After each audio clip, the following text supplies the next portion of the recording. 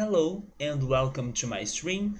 Tonight we play more of Digimon World, and last Sunday all that I think we have done was pretty much to register a new champion, which was Ninjamon. And today we'll be starting another cycle and we'll be going after Angemon. I cannot remember how many times we have tried to get him. Probably many times, but let's see if it's going to work tonight. I actually thought a little bit about it and I will start trying or testing something new in here because there is this one facility in File City that we have it in there and we kind of have never tried it a lot or we still need to learn it more. I'm talking about the restaurant. So I'm really thinking about testing it out more. Maybe I'm missing it out. Maybe it could be helping me a lot and I have been forgetting about it. I don't know. So I will start using the restaurant for the times when my Digimon are hungry. And I will even try to take some notes regarding the benefits of what they are giving to me, right? As I order the dishes, because there are so many dishes that I may get lost at some point. So I will try to get some notes or take some notes as well, but I will see if that's going to help me out or not. So far, most of the side quests or most of the side things in File City that were there to really help me out, they don't help me out that much, or at least not as much as what I wanted. But I will give it a shot to the restaurant since it's the last thing in there that I still haven't checked a lot. Like Dreamojimon doesn't help us too much. We were exploring the curling minigame and then it was not really worth it. The tournament gave me some important items, but then they were getting repeated, so I don't need that great amount of the same items unless I start going to other ranks of the tournament, but then that's very specific slash hard. But we'll see. So I will test the restaurant today. Hopefully it surprises us or gives us something good. And we'll see if we can get Angemon. If not, then we'll work out with the results, right? So anyway, hey Ultras, how are you, man? Hopefully you are having a great Sunday. You didn't have the right kind of bread for that grilled cheese. Oh yes, you wanted to do a grilled cheese with guava paste, right? So you made a sandwich on a bagel instead with brie, mozzarella, bacon, and guava paste. I have never tried bacon with guava paste, but I think it could work well. Because you cannot go wrong with bacon, right? And bacon or pork or other pig things, they do work well with sweet things, like sweet sauces, for example. So I can see what you're saying, even though I have never tried that. Okay, those sandwiches, they look really good. And also the potato chips right there. Were they some potato chips that you did yourself? Or were those from those brand or from that brand you were talking about yesterday? That brand that you really like. But man, those sandwiches right there, they look fantastic. That's a very beautiful picture actually. Very tasty. It was one of the best sandwiches you have ever had. There we go, man. I'm so happy that you were able to find and to get the guava paste, and then now you are loving it. Man, I don't know. I think that you guys were really missing it out. So thank goodness it is possible for people to find it elsewhere other than in Brazil. And I'm very happy that everybody has been super satisfied or super surprised with the results of the guava paste. But I will also ask you to try it with waffles and pancakes because those options are kind of rare in here, like they are not common. So I wonder if it's also going to work really great or if they are better with other things. I'm still positive they will work great with waffles, especially because now you just said that it combined really well with bacon. So you can have like a bacon guava paste waffle or something. So I can see it working, even though I don't have it in here. I could make some pancakes, but I don't even know if my pancakes would be even close to other countries' pancakes, quality wise, right? Probably my pancakes would be worse. as I don't have a tradition of making pancakes or something. But I'm really happy that you have been enjoying the guava paste a lot. You wish you made both bagels that way instead of one being BLT. So you were using the Vicky's jalapeno potato chips? Yes, I wondered if you were getting the ones you were talking about yesterday. And then you were having a basic spaghetti today. I had it yesterday, but today I'm feeling a bit tired and I decided to not cook. So I ordered some food and then I went for rice, black beans. I also ordered some farofa, some fried eggs and fried or grilled, right? Grilled sausage. And also that salad that I mentioned once, and then some people were like, I have never heard of it. A mayonnaise salad, which is basically mayo with some vegetables in there, like carrots, potatoes. Sometimes it can have peas or raisins. It can even have some quail eggs as well. So I also had a mayo salad.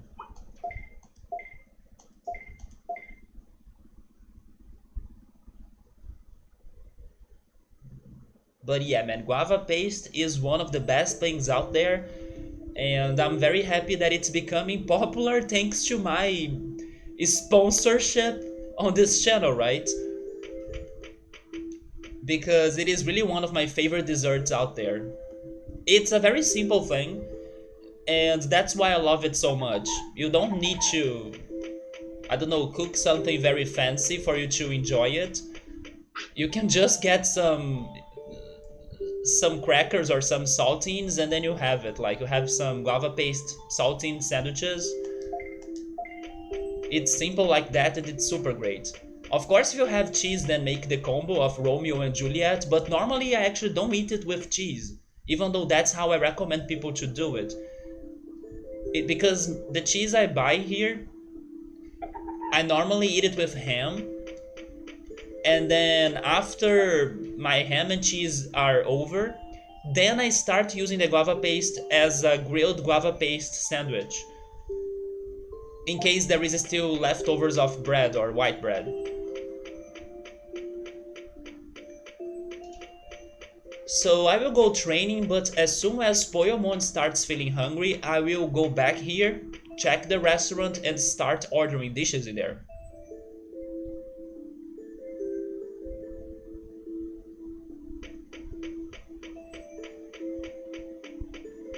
What was the sauce of your spaghetti? You're saying it's a basic spaghetti, but is it like only with garlic and oil? The basic one here is garlic and oil. Yeah.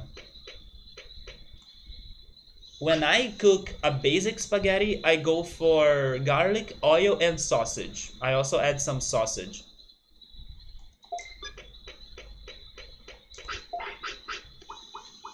I honestly don't have many strategies for this attempt because I kind of feel like I have tried everything for Poyomon. So I will try going all around.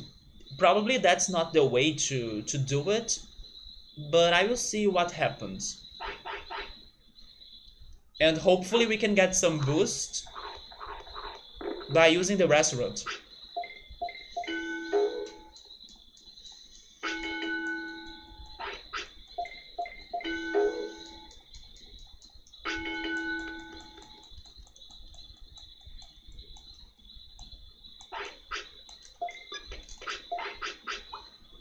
To save on some time, I will be using the potties as well.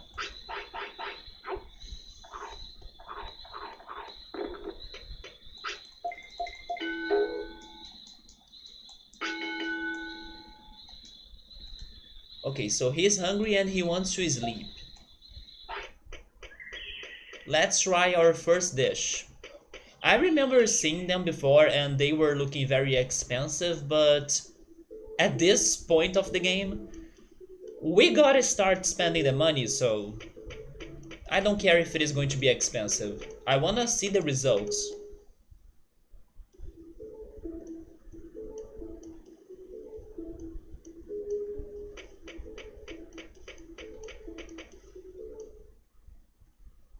Also because we are not getting many of those stat boosting chips. So hopefully this can be an answer for that.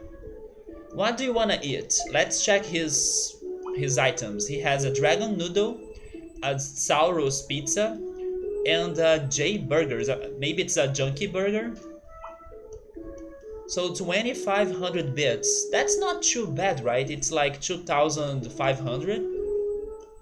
That's not too bad. I remember seeing one of those dishes being so expensive. I will try the junkie burger. So let me prepare myself to take a note in here.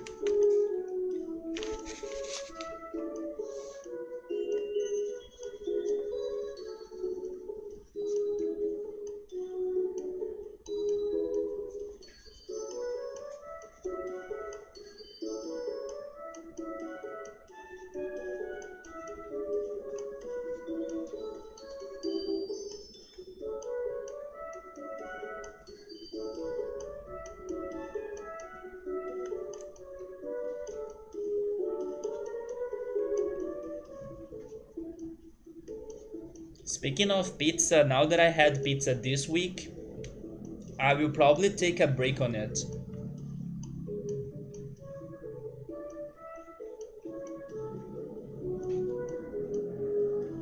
I ate pizza for like 3 days in a row. Okay, so if I get the junkie burger, what happens? Oh, it's a Jurassic burger. My defense went up by 5. That's not too much. Speed went up by 3.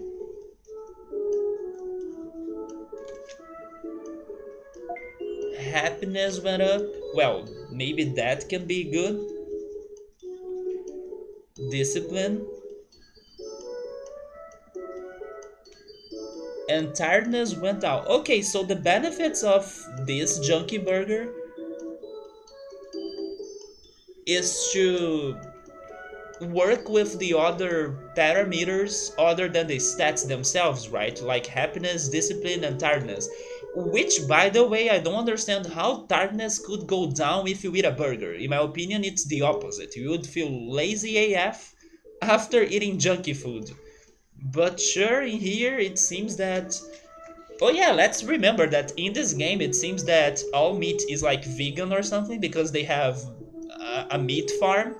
So maybe you should not expect meat to work the same ways as it work.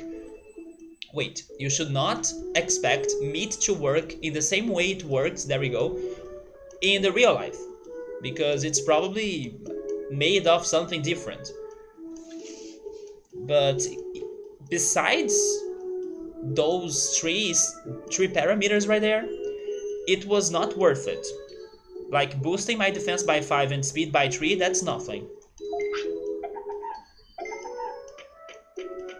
And honestly, Poyomon's happiness and discipline, they still look kinda bad. But sure, we'll keep on testing it. You had like a boring spaghetti. I will check the picture soon.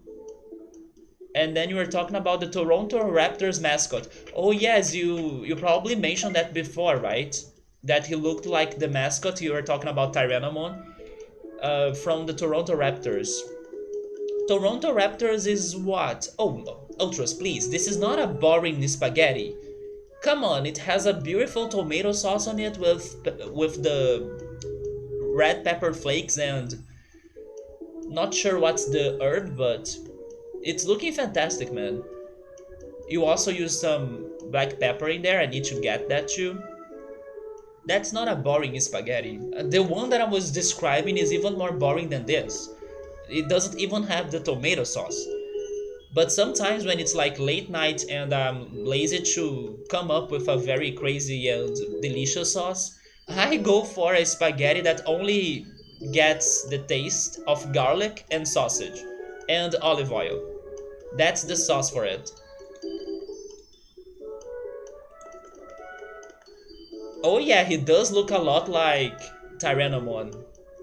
But I was thinking that the Toronto Raptors were I don't know, a hockey team? No, they are basketball then. Speaking on meat, let me get meat in here. Not only that, I also want to buy some carrots. Oh, I got it already? Okay, so give me carrots.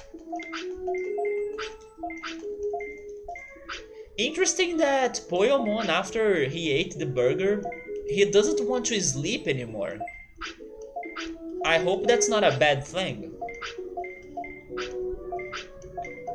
I know they told me that his tiredness went down, but in my opinion, tiredness and sleepiness are different things in this game, aren't they?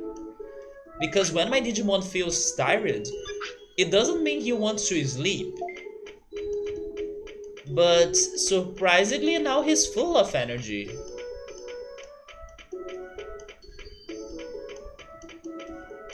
I'm not sure if I got that, but sure. I'll use this extra time to train.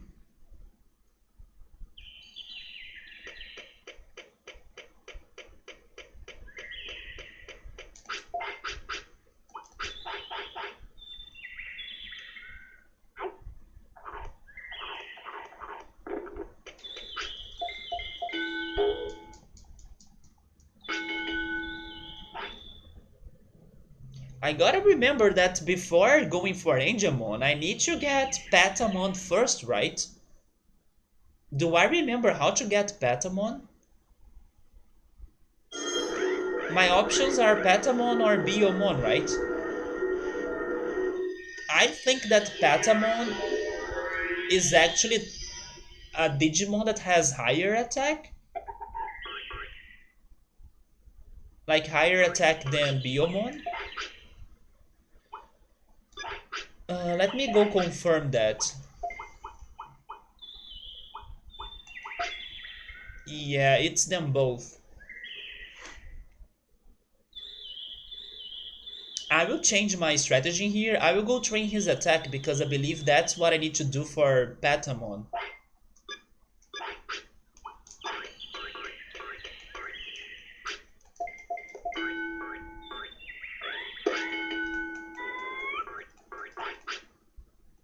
But he's hungry again. Let's go to the restaurant.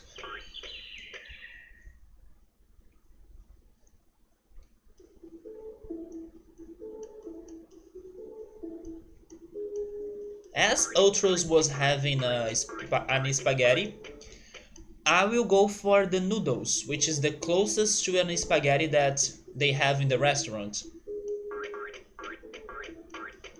It is the cheapest dish, but hopefully it has some good benefits.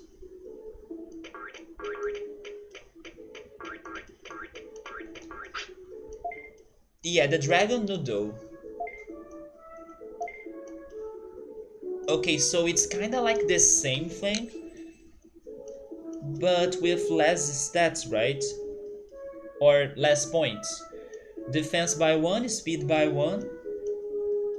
Maybe that's how this works. Each Digimon that's taking care of the restaurant will focus on different stats, and then all of the dishes will only change the amount of points you are getting from those same stats. Maybe that's how it works. Although this is not giving me more discipline.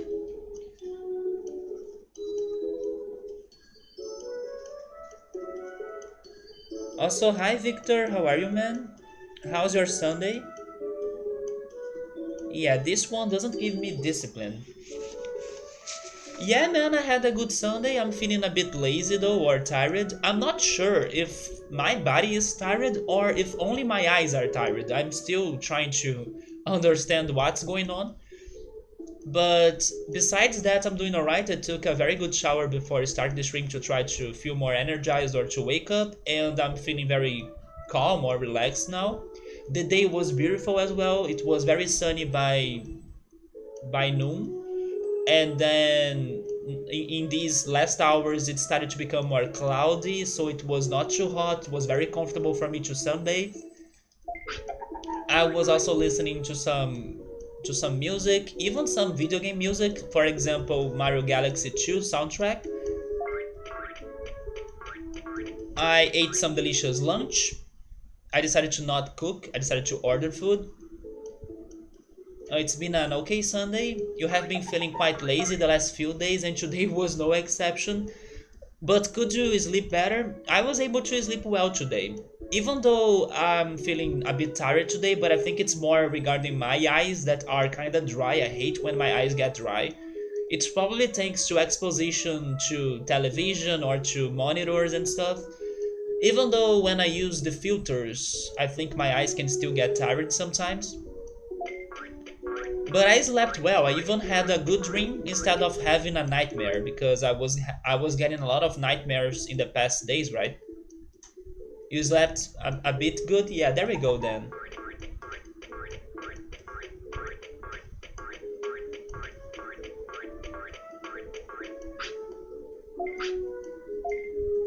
Exposure? Oh, I said exposition, right? That's true, exposure. It's because I was thinking like in Portuguese. In Portuguese, that word is exposição, so it sounds closer to exposition on my mind. It is exposure, that's true.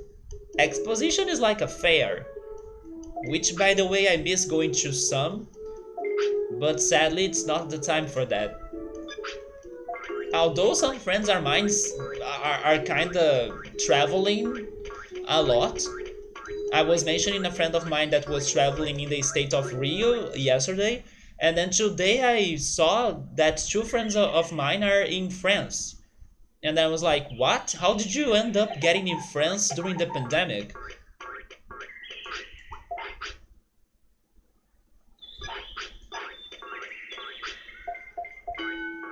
But I do hope they are doing alright and taking care of themselves.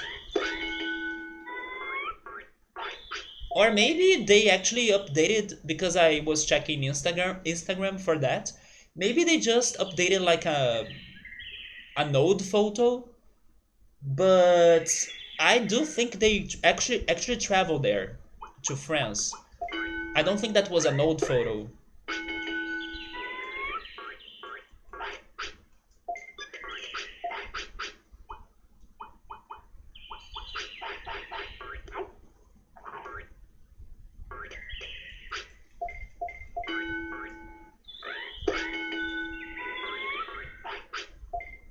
Well, let's go to the restaurant again and then we are getting the last meal, which is going to be the pizza.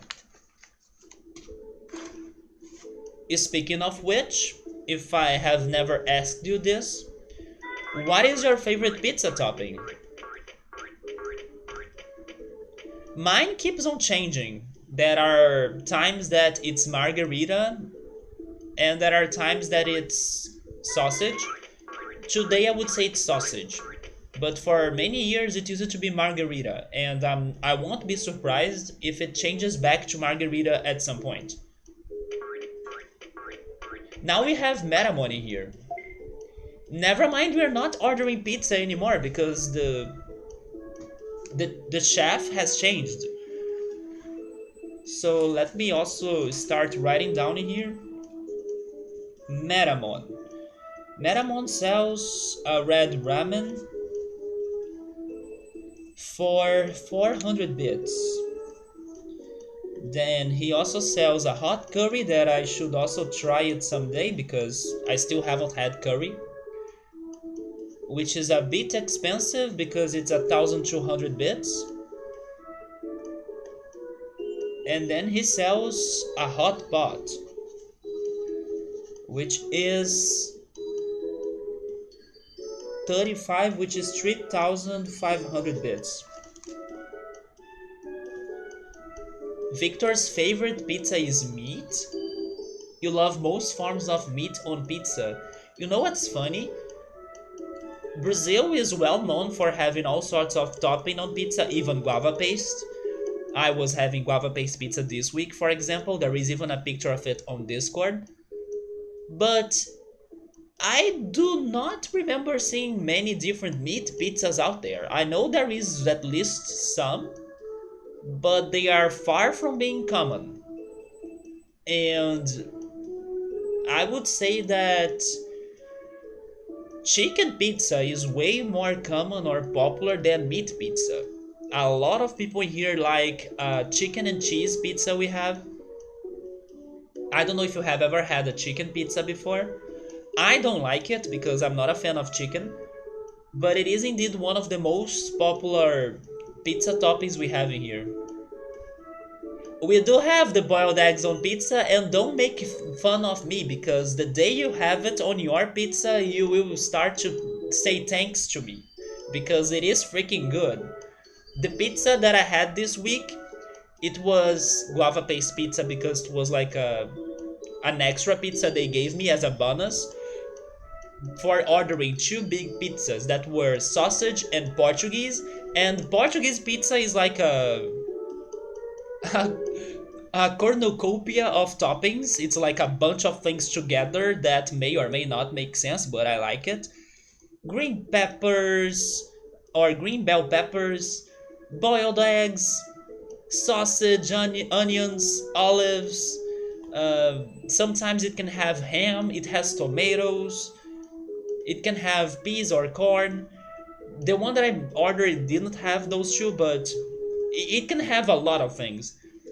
And it is really good, the Portuguese pizza, especially if you add some olive oil on top of it.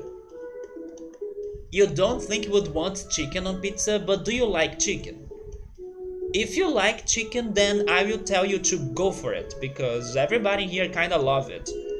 I don't like chicken, so I avoid it with all of my energy. So let me try the hot pot. You doubt it? Eggs can be delicious in some cases, but you don't think you'd like it with pizza. You are missing it out, man. That's all I'm saying. Do you at least like pineapple pizza? So Maramon is about offense and brains. Okay, so offense is up by 5 and brains is also up by 3. My discipline went down, really? So there are consequences of eating this.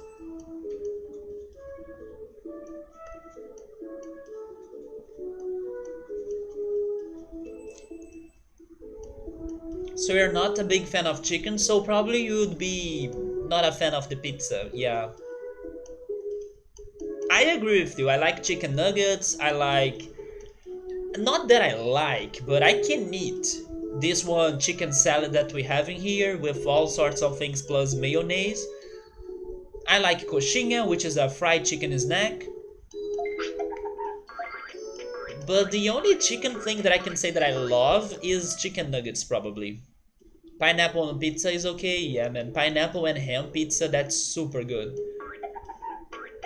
Yeah, it is tasty. Pineapple and ham, pineapple and turkey. But then for pineapple and turkey, I would go, or I would rather go for a crepe. Yeah, pineapple turkey crepe is so good.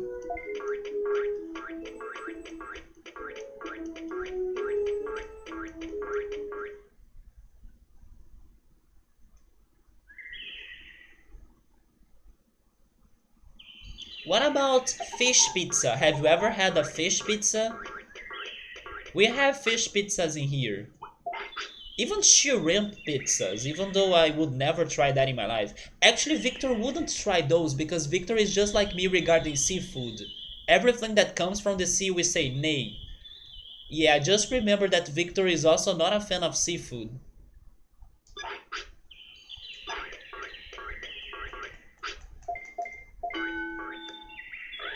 Yeah, I would agree with you because if pineapple and ham on pizza were my favorite, I would totally be ordering it every time, right?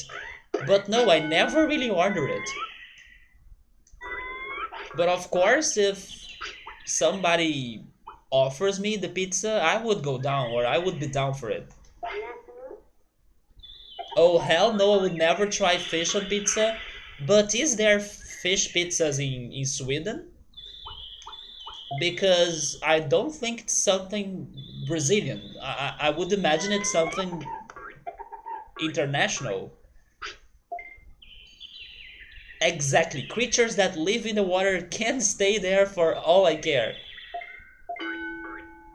Ultras worked in a place that had shrimp on a pizza, but it's super uncommon. Yeah, I wouldn't say it's very common here either, but I have heard of it.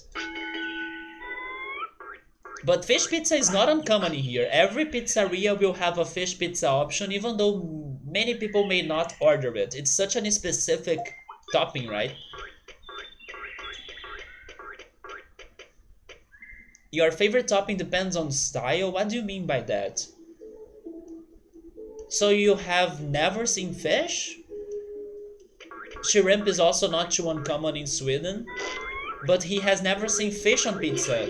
Is it a Brazilian thing then? I could swear the opposite would happen, like shrimp on pizza would be uncommon while fish on pizza would be common. In here, fish pizza is not rare, it's quite common actually. Oh, you're not hungry? Let's go back to the training. On somewhere else you work, we did lobster on pizza. Now that's very fancy, but I won't say that I have never heard of it. I totally have heard about it before. Depending the style of pizza is the topping you choose. Yeah, but that's what I'm asking. Like, what do you mean by the style of pizza? Do you mean the texture of the dough? If it is a pan pizza, if it is a thin pizza, is that what you're talking about? Also, do you guys have the... And then I have no idea how am I going to describe this correctly, but some pizzerias in here, they kind of customize the border of your pizza. Like the dough gets a special treatment if you tell them to do it. And most of times that special treatment is regarding adding cheese together with the dough or inside the dough. Does that sound any common to you, or have you heard of such a thing? Because in here you can customize the border of your pizza. I kind of never go for that because it's extra money for you to get it.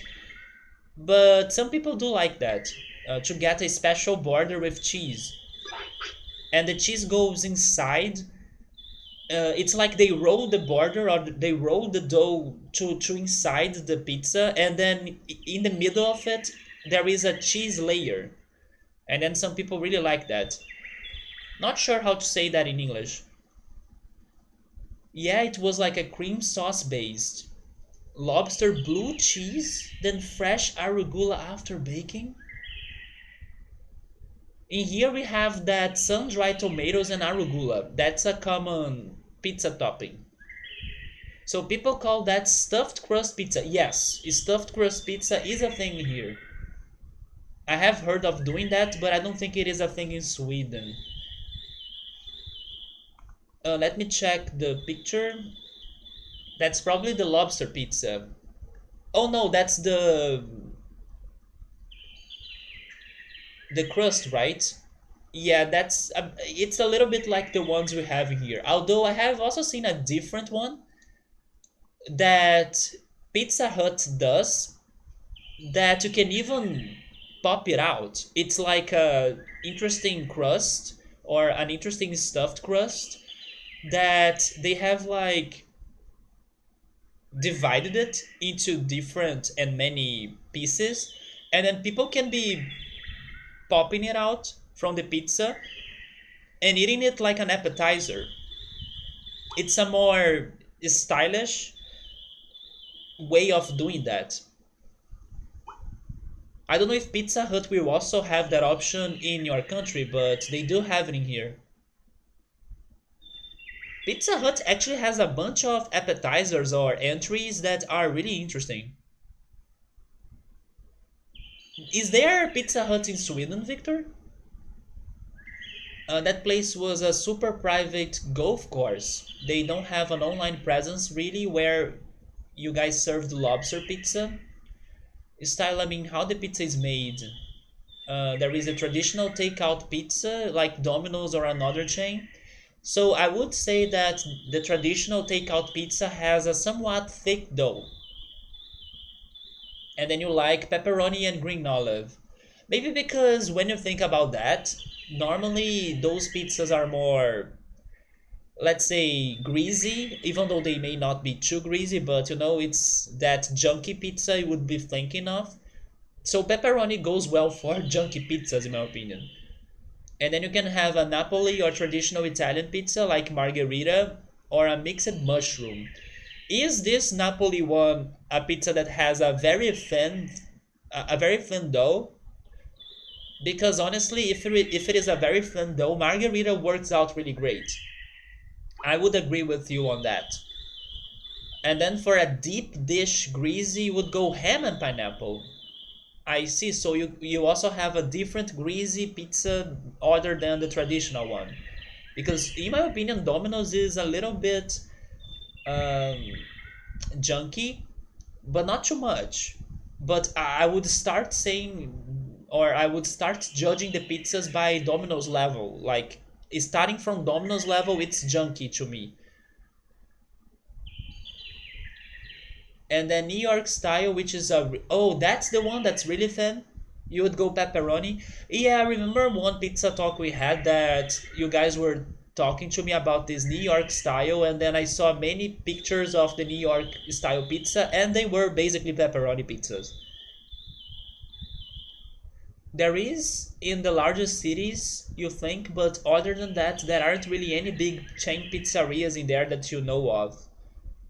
Not even Domino's. In here in Brazil, we have a lot of Domino's.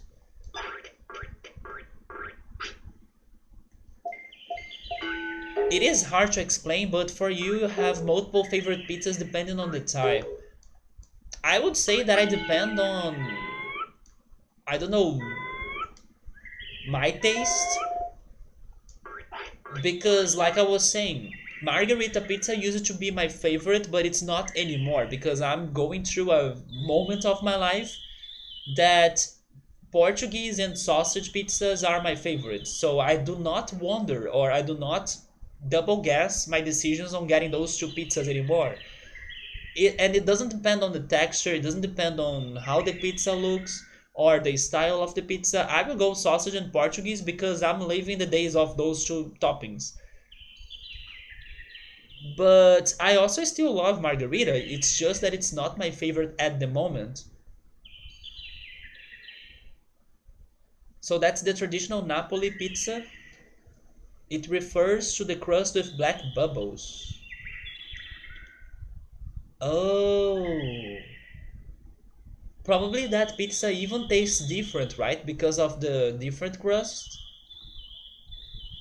or different dough. Again, probably in huge cities, but those kind of chains never got hold of the pizza marketing there. This is a slice of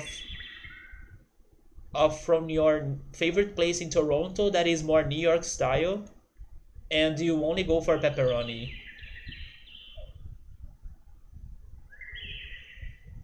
Yeah, pepperoni is also another topping that I haven't ordered in a long time. But it's mostly because pepperoni is more expensive in here than a sausage pizza. Is there a big difference on the prices in there if you order a sausage or a pepperoni pizza? In here, there is a difference.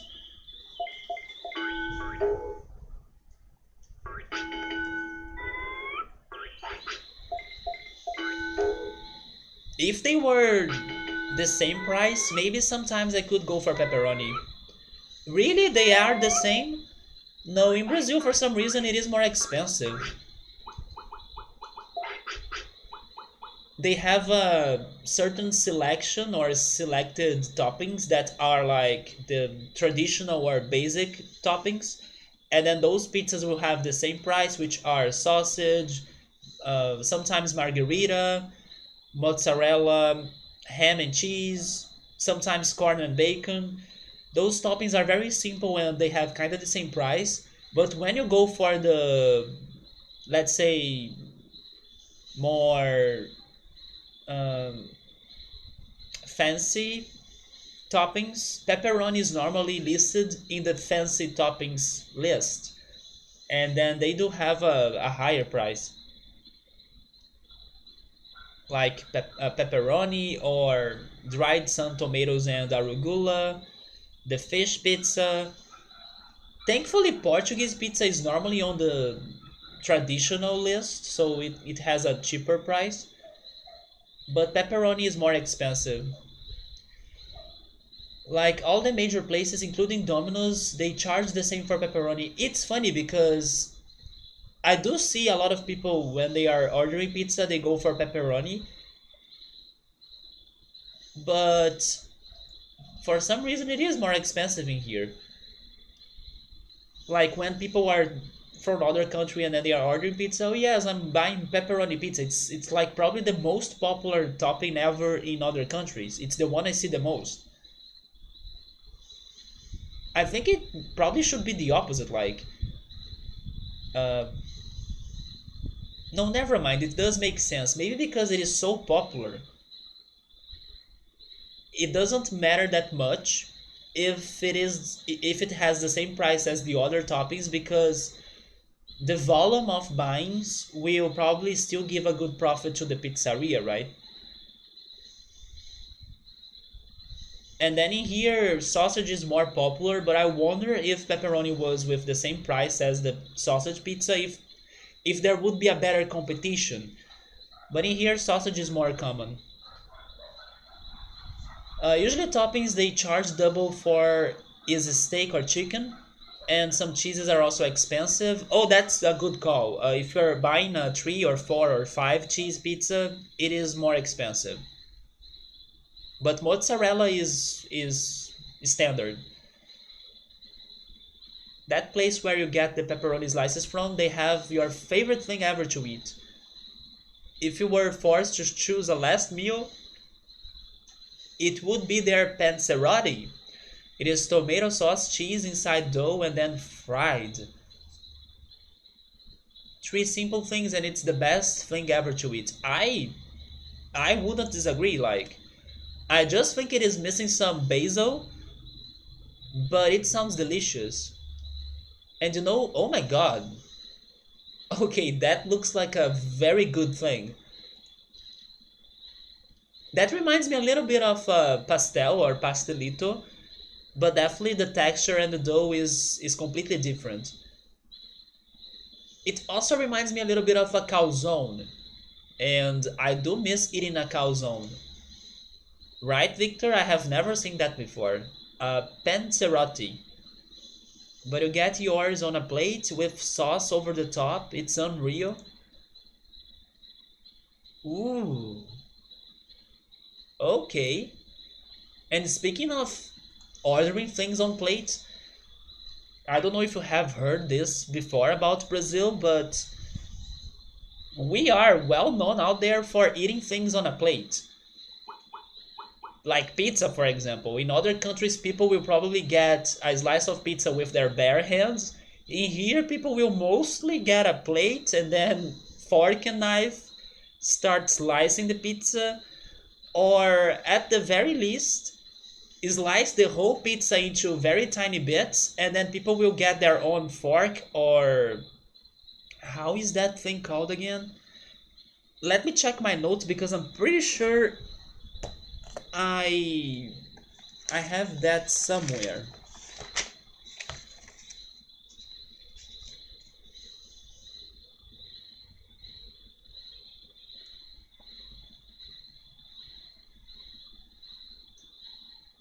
I found it. A toothpick. Yeah, people will get like a toothpick and then eat their bits of pizza by their own, but putting the pizza on their hands, it's not very common here. Hi Sabru, how are you, man? We are trying to get Angel on and I'm testing the restaurant of this game, hoping for a different result or for some improvement. So he's hungry, let's go back there. I'm doing alright, man. I was a bit tired, but after taking a shower and talking to Otros and Victor, I'm feeling better. It has so much cheese that sometimes it is hard to swallow. Like you have to stop and cough to get the cheese either down or back up because it's clogging your throat. Here's a... Oh, by the way, frame drops. Okay, is the stream okay? I just got some frame drops. Please don't disconnect. Fun fact about me, my throat, and soda. Every freaking time I'm taking the first gulp on soda, I cough. Today we have Yukidarumon or Frigimon. He sells desserts, right? Ice cream and all sorts of things.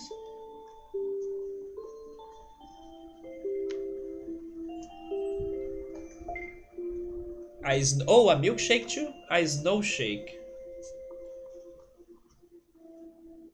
That's 300 bits. An ice cream. 700 bits. Or a snow cone. 1600 bits. You like that? It seems a bit more civilized to you and not nearly as messy. Yeah, here we kind of have a lot of hygiene things, you know. It's kind of funny actually, but we take lots of showers during the day, like 2 to 3 showers a day, and then we eat most things on dishes or napkins. Oh yeah, napkins. We have napkins for everything. Some people even start thinking of like, what do I do with this? And then, oh yeah, it's a napkin. We gotta use it. You know, it's kind of crazy how we were educated that way here. I'm not saying that you won't find people that will eat some things with their own bare hands, but most of times we are, let's say, polite when eating things. Not sure where did that started. It's in a pizza place that looks the exact same. It has since like the 60s, just built into a house just in downtown Toronto. It's called the Bitono's Pizzeria.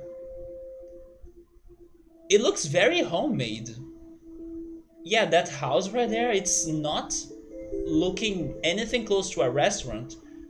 It's just like that they started a business in their old house pretty much.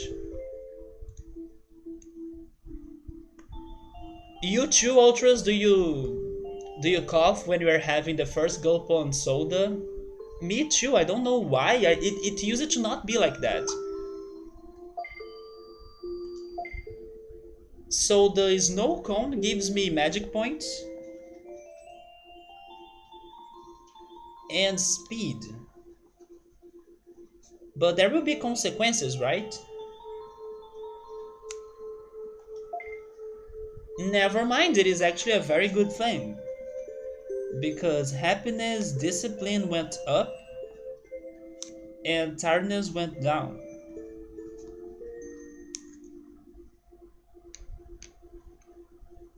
Hello, amigo, welcome. Okay, Victor.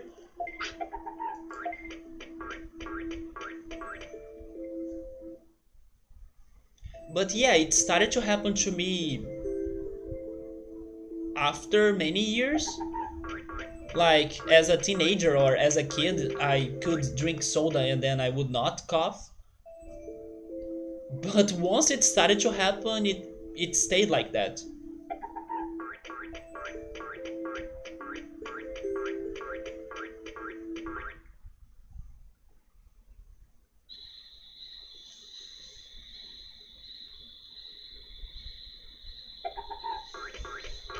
So all of those dishes are supposedly raising my happiness, but honestly, I'm not seeing Tokomon being very happy, you know? Like we gave him 4 dishes already or something and he's not super happy. Like, is it even worth?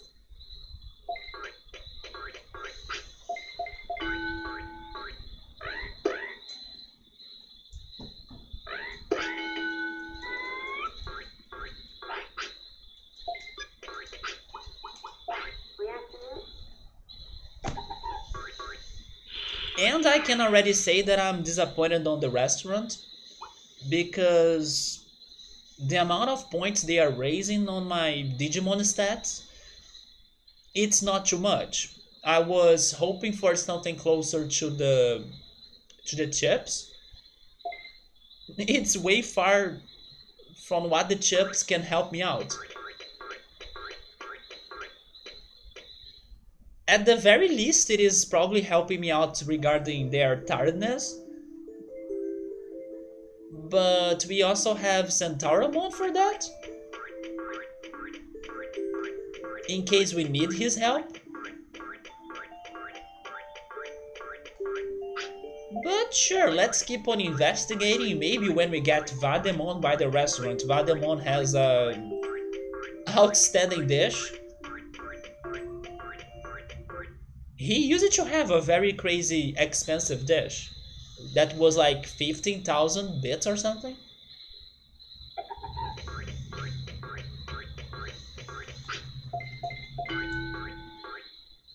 Can't say that I remember ever trying it.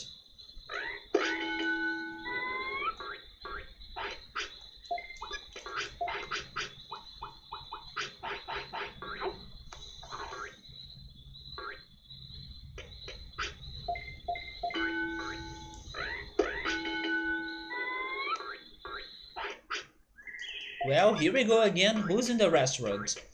We are still missing Vademon and we are missing Garurumon.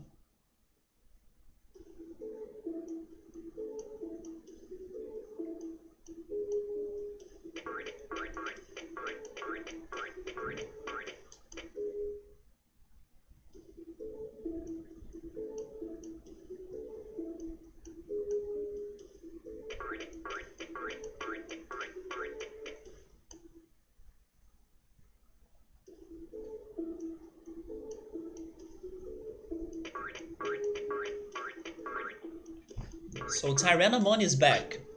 The Toronto Raptors mascot. I was missing testing his Soros pizza, so I will go for that. Yeah, today's episode has been the Digimon MasterChef. Which, by the way, after all of the crazy things that happened regarding the judges of MasterChef Brazil, we will need to see what they're going to do for the next season, right? I have no idea. And Netflix, if you are listening to my voice right now somehow, please release more seasons of Top Chef because I do wanna watch it past season 4. Because after all of those 4 seasons, I did like Top Chef a lot. It started very bad, but it really got much better as you keep on watching it. Not only that, Netflix, if you're also listening to me, I want more seasons of Property Brothers too because I want to watch those renovation shows that are most of times targeted for old people, but I'm old people already. So give me those very chill shows that people are just renovating their houses because they make me relaxed. So Property Brothers, I need more seasons of that too.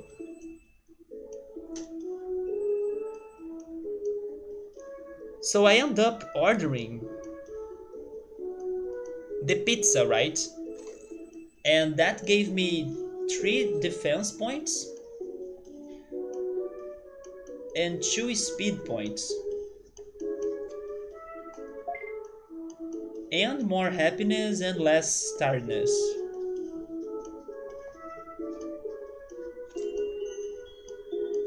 Okay, Ultras.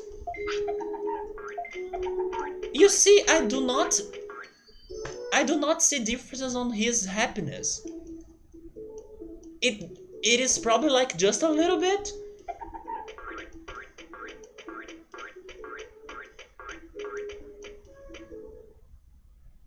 But I could swear Tokomon's happiness was like that before even getting the dish. This is not a glitch, right?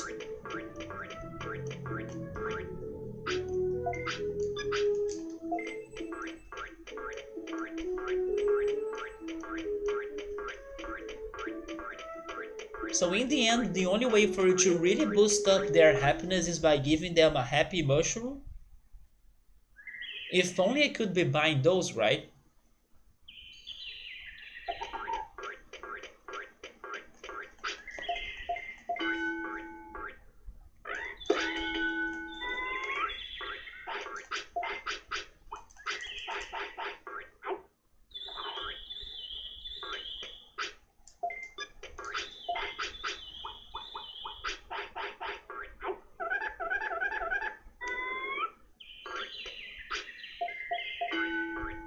I'm awesome. I'm not awesome, but thanks for that.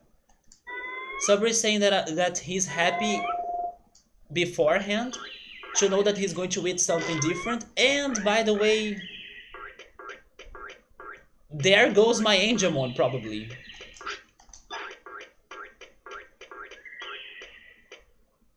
Well, remember when I was saying that we were not getting any boost on our happiness? I now could see a big decrease on my happiness after pooping on the land. But sure, let's see if we can recover now, right game? You gotta show the boost of happiness, or otherwise this restaurant in here is useless. Just like Dreamojamon's treasure hunting, that's useless as well. Oh, we have Vademon. Maybe we can finally see some results. Oh, it was 9,000 bits. Okay. That's the most expensive dish of this game. And we are going to have it. So Vademon has the space salad. That's like 1,500. He has the UFO soup.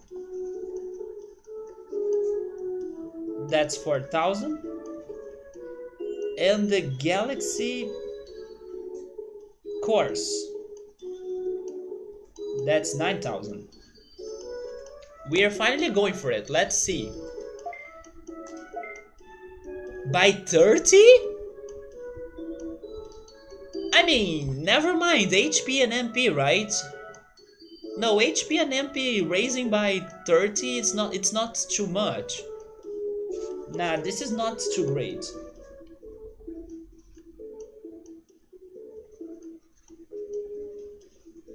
And then offense up by 3. Defense as well. Speed and brains.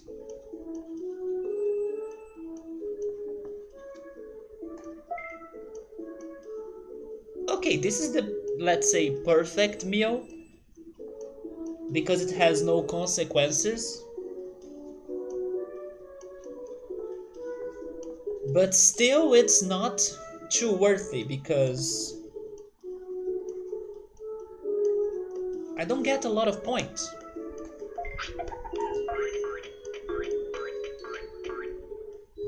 Okay, maybe now I could see a little bit of an increase on my happiness, but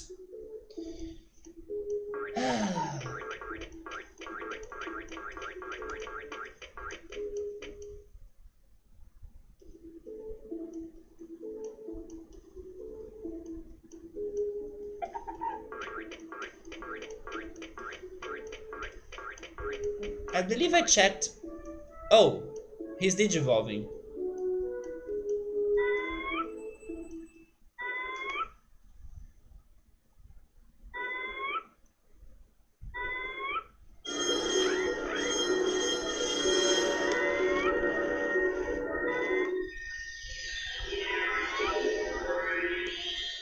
Okay, so I was right.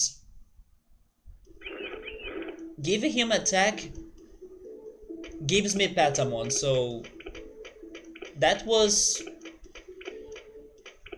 our first goal over here. Now comes the real challenge.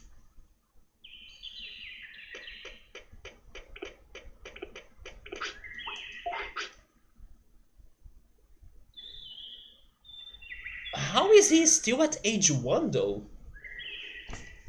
That's good.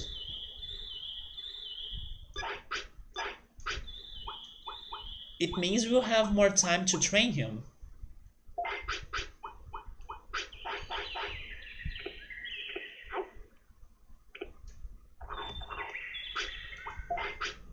So I will try giving him 300 of everything. So let's finish the offense training.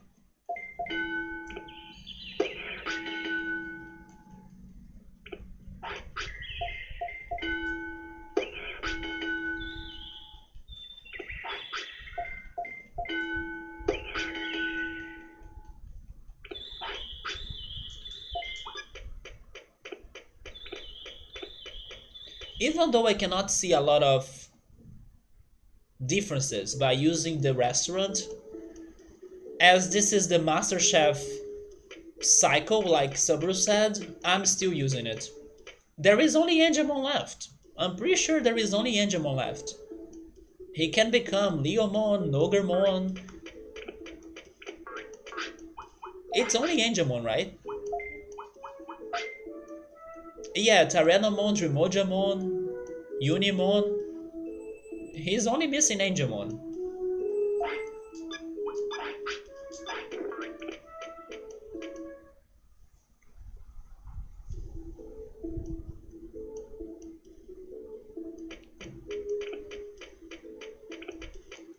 So Meramon is back. Meramon has dishes that are going to raise our offense and brains. I tried the hot pot.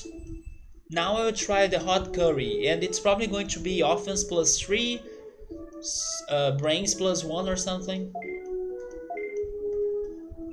Oh, brains plus 2.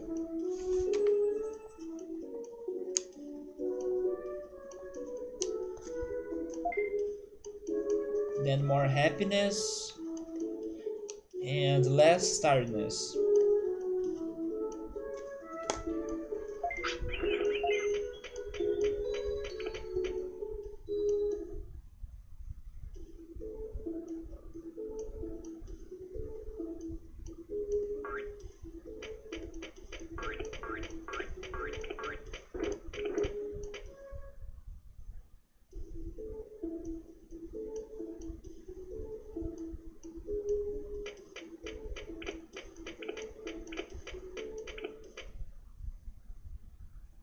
The problem, Subaru, is that I feel like I have already tried all of the courses for Patamon regarding, oh, let's focus on defense, let's focus on offense, let's focus on speed. I'm pretty sure I tried all of those for him, and nothing really gave me Angemon. So I'm trying to go all the way around, even though that may not be it.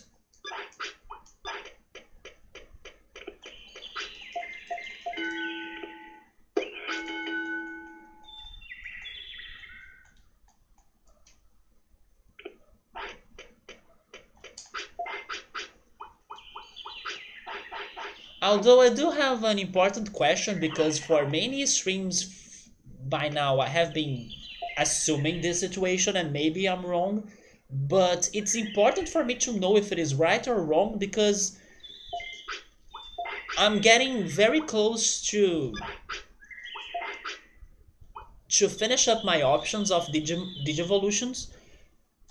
And the more we get them, of course, the harder it gets for me to reach new ones. And as I'm not really changing my strategy on this thing, maybe it's important for me to make this question.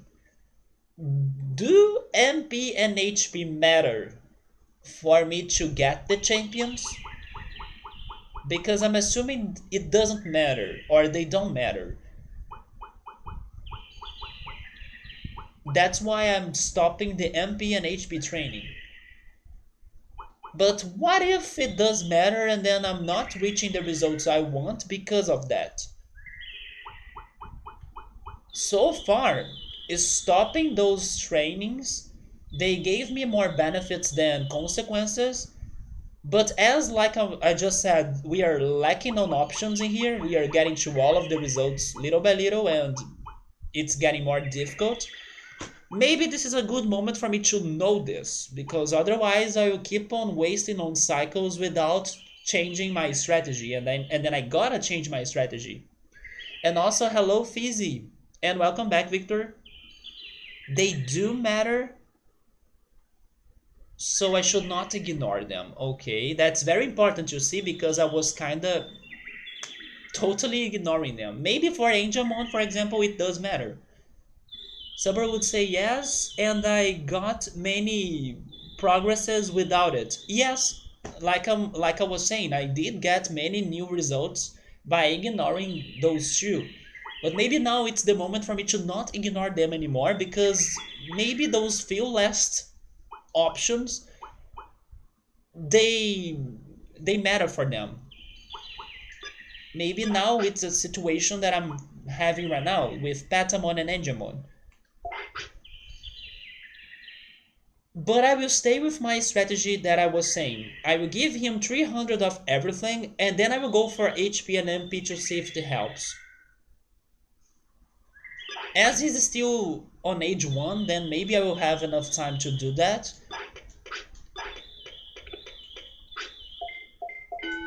So let's see how it goes. And we'll keep on eating from the restaurant.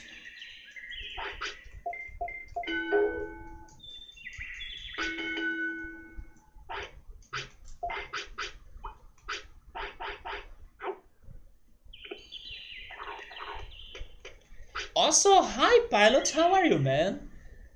Digimon is going on much longer than expected. It is, man. It is crazy long. It's probably the second longest game so far, only losing to Roller Coaster Tycoon for sure.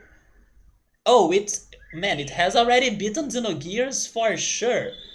Xenogears, do you want me to check? I can check that information if you want. Give me a second. I have my.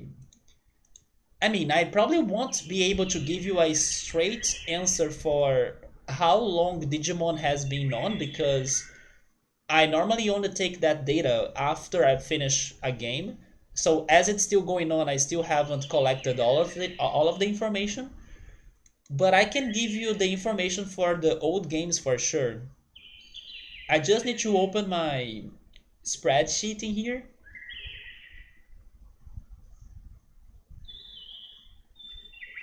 But even Final Fantasy was longer than Xenogears. If I'm not mistaken, both Final Fantasy 8 and 9.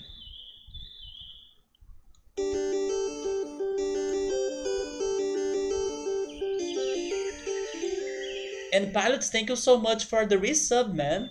Here's to 39 more months of Digimon. Dude, don't worry though, because even though we are still missing out some side quests or extra things I'm working on this game, I don't know if you have seen, but I'm back to Roller Coaster Tycoon, that game that I know you also love, especially to criticize my strategies by dealing with the stuff of it. But yes, I decided to bring back Roller Coaster Tycoon on Saturdays, and then now Digimon is only happening on Sundays. Okay, I got my. Oh, never mind, this is the wrong one. Wait, give me a second. It's this one, right?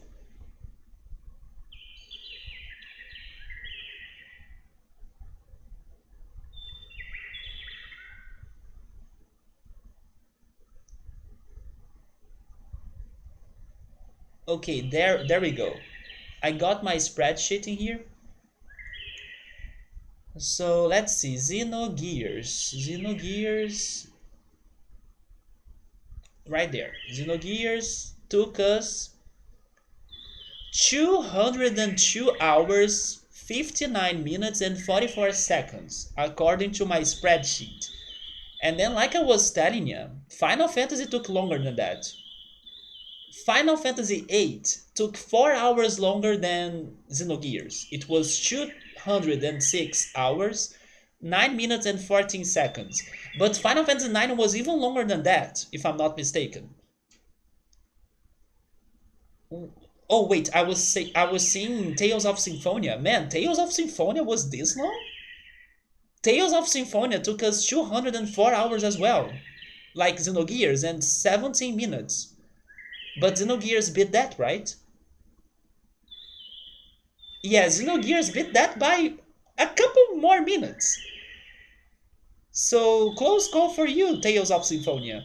But yes, Final Fantasy IX had 31 streams, and it took us 225 hours, 50 minutes. Yesterday I was talking to Victor and Notros about Poly Bridge. The amount of hours we had on Poly Bridge was 155 hours, 46 minutes, and 6 seconds. So it was indeed a very long run, but not as long as Xenogears, Final Fantasy, or Tales of Symphonia. And then Digimon World, it's pretty much more than that because let me go back to the chat.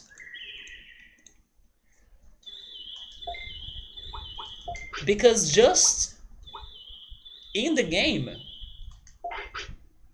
we have 206 hours, as you can see right there. But that's ignoring all of the times that I was pausing the game and chatting and I don't know, going to the bathroom to wash my face. So just in game we have more than Xenogears because Xenogears was 204. Add the chatting part to it, which is pretty much the triple, right? We chatting here and then we play the game. So that with the chatting, it's 400 hours. Who knows? I will only know when I'm done with this game because that's when I organize all of the minutes and hours and everything. The same regarding Roller Coaster Tycoon, but I still think that Roller Coaster Tycoon is still longer than Digimon. Subru is saying that spreadsheet doesn't sound well. Well, it's because it's the proximity on pronunciation of sheet and shit. So yes, when you are saying that, you gotta make a very long e, like sheet, instead of shit, right? So don't worry, Subaru. Maybe it sounds bad to us, but for the others, for the fluent native speakers, they can see the difference. But yes, I always be careful to not say shit. It's sheet. It's one of those words that you gotta practice it forever, and then you feel safe about it. Cheap drinks, expensive washrooms. I love how you use the word washrooms and not bathrooms. Victory for capitalism. Final Fantasy 8 and 9 were pretty amazing. They were, man. I just wish that Final Fantasy 9 had the soundtrack of 8 and Final Fantasy 8 had the side questing of 9 and maybe even the storytelling as well. Then I would probably have a very fantastic and complete Final Fantasy game to clash with my favorite so far, which was Final Fantasy 7. But they were both great games. I was also surprised to see that Tales of Symphonia took us almost longer than Xenogears. You did hear that right, Victor. It took us 200 hours and 4. Or 204 hours. Wait, you got a capture card, man? And you can finally get some things hooked up to stream properly? Nice. Weren't you dealing with your computer or something? Like you had a Mac and then some softwares were not compatible to what you were trying to do? Are you also looking good on that? And you're looking at the best way to stream Super Mario RPG, man. Be sure to tell me to message me or something when you are doing that. Because I will be honest, I haven't been too active on Twitch. The only day that I really, and not every week, but the only day that I try to stop for longer and then check on my friends' streams is Wednesdays. It's when Draco and Scaplooni are streaming. I even met Victor and Ultros in there on Scaplooni's Wednesday stream. That was very nice. But I haven't been too active, so maybe if you start streaming right off nowhere, I probably will miss that. Unless you let me know you're doing it. Also, Pilot, yesterday I was talking to Ultras about this one video I watched regarding Canada and how mind blown I was to learn that Halifax is not where I thought it was. I learned yesterday that Halifax is actually located on the east side of Canada, When I was thinking that Halifax was more to the central Canada, more to the west Canada, close to, I don't know, Ontario or something. Halifax is on the freaking complete opposite place that I ever imagined. So I even wondered for some minutes if I were living on an alternate reality because I was like, are you freaking kidding me? This is not where I thought this was. And then I had to reorganize my geography knowledge after realizing that. Not to mention that I was also very surprised to learn about the northwestern territories of Canada. Like they were not creative on giving it a new name. They ended up calling it the Northwestern Territories. It's a good name, right? Maybe I don't know. They were not uh, too worried about that place or something, but it deserved better treatment. It deserved a better name. But the one that got a very good name was Saskatchewan. That took me the whole stream yesterday to learn how to pronounce that freaking name of that province. And then I could get it, and now I remember it. Saskatchewan, because it's such a funny name. And then I also used my strategies of combining its name to Saralalala from A Link to the Past, that character from A Link to the Past, Saralalala, and Obi-Wan Kenobi. So if you combine those two things and they breed, the result is Saskatchewan. And then now I love that word. So yes, yesterday I was mind blown by Canadian geography because the place where you live is completely opposite of where I thought you were. And you are now close to New Brunswick, right? Which is funny because one of my first ever Canadian friends, Gabe, and then Victor is a friend of his as well. He's from New Brunswick, but I never thought you were close to him. The computer was having issues with emulation, but now that I have the capture card, it's much easier to just use the. Oh, you can use the consoles? So you're using the Switch, I'm guessing, for Mario RPG? Or wait a minute, never mind, it's not on Switch, right? Wait, is it on Switch? Is it on the Nintendo online service? I can't tell. But you know what? This month's Nintendo service games, or like the Super Nintendo or NES games, they surprised me because they decided to add Prehistoric Man. Probably nobody knows about that Super Nintendo game, but Prehistoric Man was a game I played a lot as a kid. And it's a very fun platformer game. It's hard, and someday I hope I can go back to it to beat it because I could never do it. Probably I'll need to use some save stating, but it is what it is. We'll see how that goes. But it is a very good game, so if you have the Nintendo Switch online service, give that game a try. It's a very fun game. I would have thought that you played Symphonia for like 120 or 150 hours. What could have been the reason of why it took us that long? I remember some side questing in there. Oh, maybe it was the Wonder Chef. Like I was looking for the Wonder Chef everywhere on Tales of Symphonia.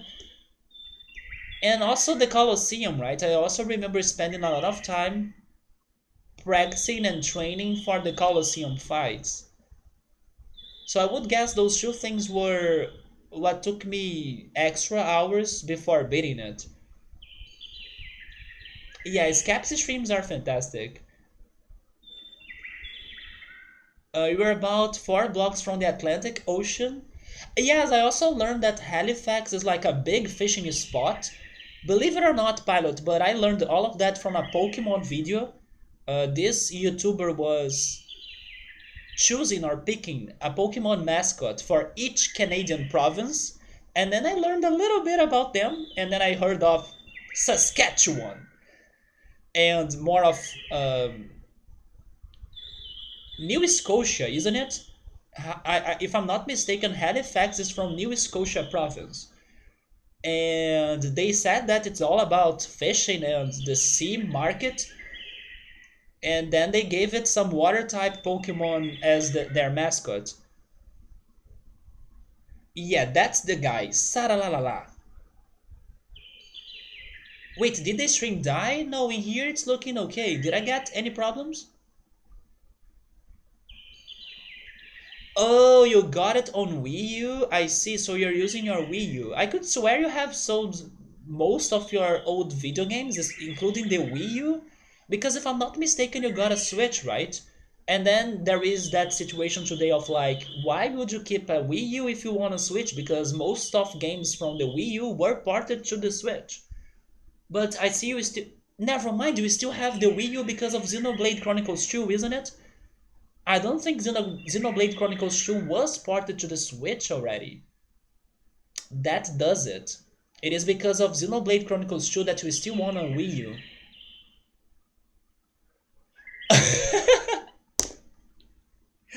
Saburo brought up a very good reasoning of why I took forever on Tales of Symphonia. It's because Genius spent a lot of time stuck inside the. Uh, how is that called in English? A changing. A changing booth? Hopefully that's how it's called. A changing booth in the beach with a woman, right? Remember that, Victor? That moment was priceless. Nova Scotia. Oh, it's not New Scotia, it's Nova Scotia, which translates to New Scotland. Yeah, and then you also have the crazy name for Newfoundland. It's such a good name as well, so uncreative. By the way, Automod, Nintendo 64 Ga. Oh my god, I see why you are. Oh my god, Automod. I see why you took that message, but come on, Nintendo 64 Ga is okay. Yeah, that moment getting stuck inside a changing booth was like the price I pay for side questing and exploring. We were looking for what again? I remember that I was looking for something really important, but I couldn't anymore because remember, was it called Palma Costa or something? There was a place that you could stay in the hotel and then it changes from day to night, and then you could go to the casino. Hopefully, it was Altamira. Maybe it's Altamira actually, the name of the city. And then I remember that I was going after something, some items or collectibles, but all of my effort was lost because I lost my chance in the casino and in Altamira to get that one thing. And then after that, I decided to kind of stop my side questing. But I really forgot what I was looking for. Were they some sort of. Uh, oh, I remember now. I was looking for the cursed weapons. Yes, I was looking for the cursed weapons. And then I lost one in the casino, and that was like the end of it. Oh, it's not Xenoblade Chronicles 2. When I said Xenoblade Chronicles 2, I was thinking on Xenoblade Chronicles X. Yes, I got the name wrong. But you also still have it because of its huge catalog of NES, Super Nintendo, and Nintendo 64 games. That's not a lie. That's true. Although Pilot, if you still want to get more of those games, I would recommend you getting them like soon because little by little Nintendo has been stopping their services to their old consoles, especially the Wii U. So like if you still need to buy something from their Wii shop or eShop, you should do that soon. So Palma Costa was the similar city in Silverant. I'm surprised I got those two names from my mind. Especially Altamira. Altamira is not a name that sounds too familiar, but I still could remember it.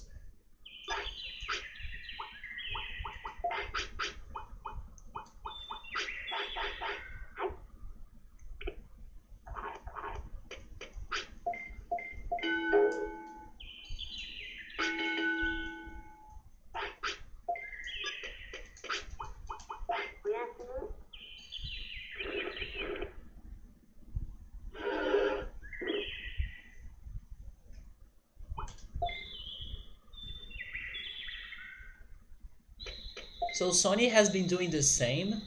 You think that the PS3 is unsupported now for the PlayStation Network, and you expect your Vita to lose support soon. So wait a minute, which consoles did you sell if you still own a Vita?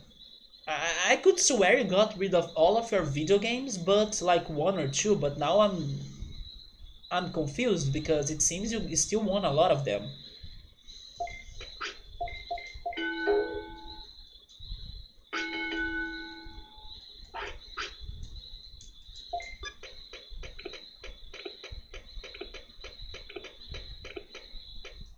Victor, are you any excited for Tales of Arise?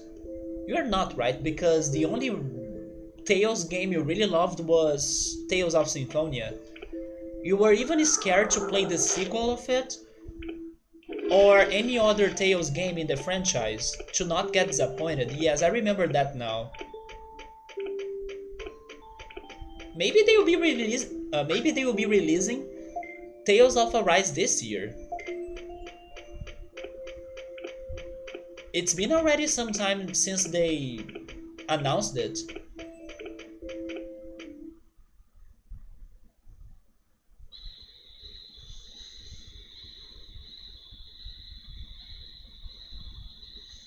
But Pilot, why do you still own your Vita? Are there any good Vita games you have?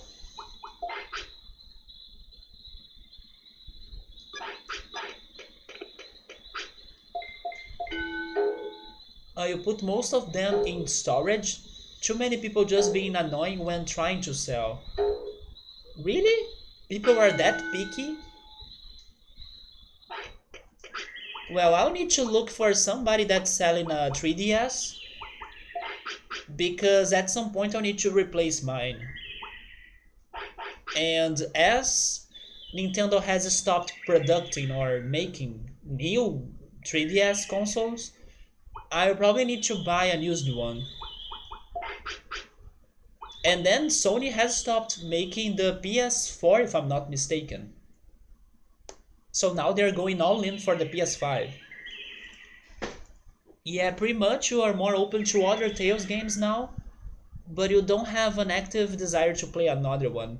Have you finished your Super Mario 64 replay? Were you able to get all of the stars?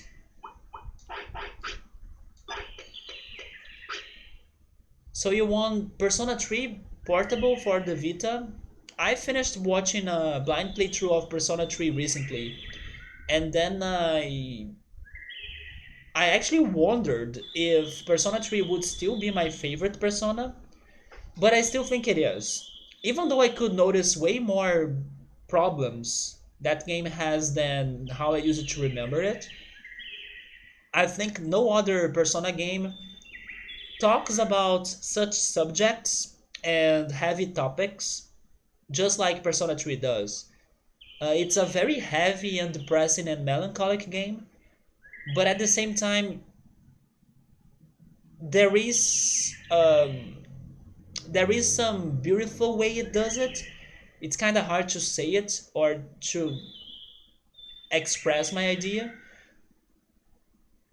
but yeah, Persona 3 is really something else. It is very heavy, but at the same time, there is some beauty on it, and that kind of really got to me.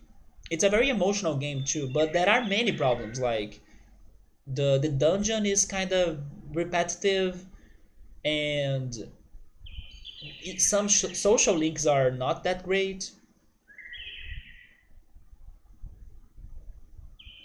Then he also has Persona 4 Golden and Last of Heroes. I still gotta play Last of Heroes, but at the moment the RPG franchise that I wanna try first is Dragon Quest.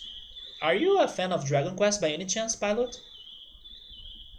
I kinda got your Tales dust for the year when Drew was playing it on his stream.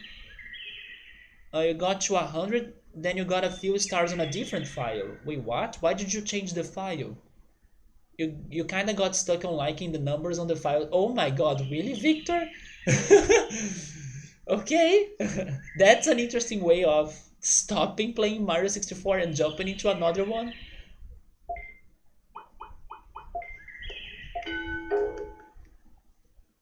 You could just copy it, right? You could copy the file and then continue it. You don't need to start it over.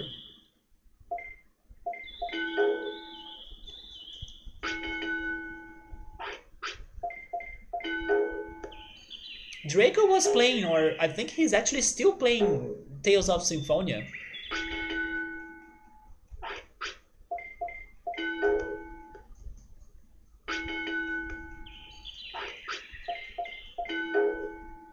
So now they are all even and pretty now. Oh, so you copied it to all of them?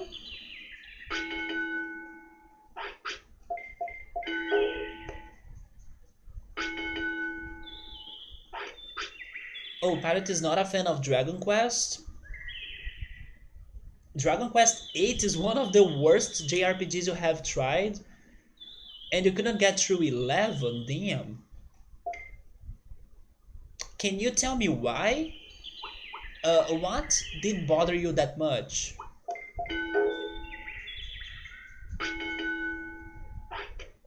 Because I have been watching, or actually maybe I should say kinda rewatching, the remake of the Dragon Quest anime, which is called The Adventures of Dai, and I'm liking it a lot, and it really making me want to try playing a Dragon Quest game at some point.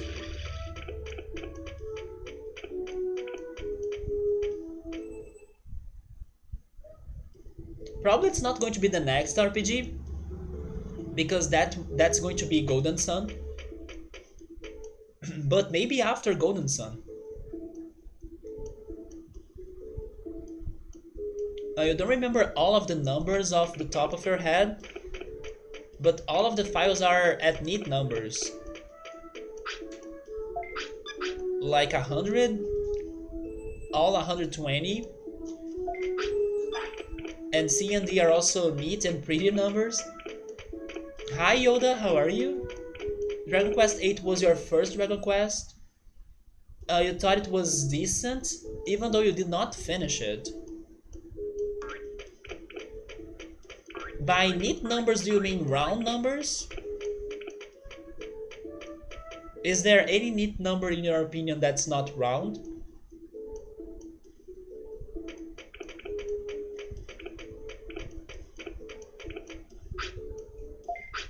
The characters were one-dimensional and annoying, and the story felt like simplistic cliché. It is very funny you are saying that, because of course I haven't played Dragon Quest or the Last of Heroes franchise, but what I expect, or from my impressions, or from even what I hear people saying, they say that the Last of Heroes games are very simplistic, like it looks like, I don't know, they copied another game, but you seem to really like them, as you have many of those games for your Vita.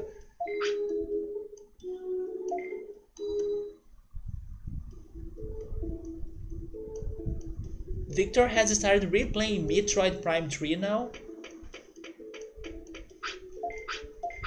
and he has been thinking of doing it since he first finished it in like 2013. I kinda spend so many days or so many streams by playing new games that I can't even think on spending time on replaying games. The last game I was replaying was Pokemon Crystal on my 3DS, but even that I have stopped already.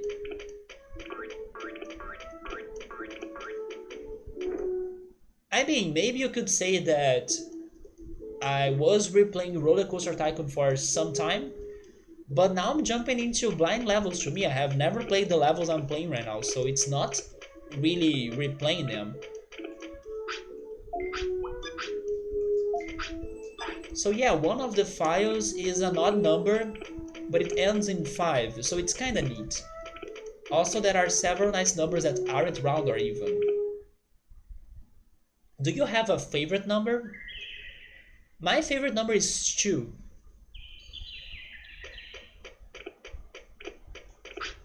Which is kinda like easy to. Oh my god, he's at weight 1? Why?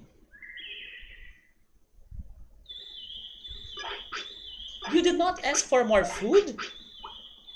I was even bringing you to the restaurant so you could have a delicious meal in there. There goes my Angemon dream again, right? Because suddenly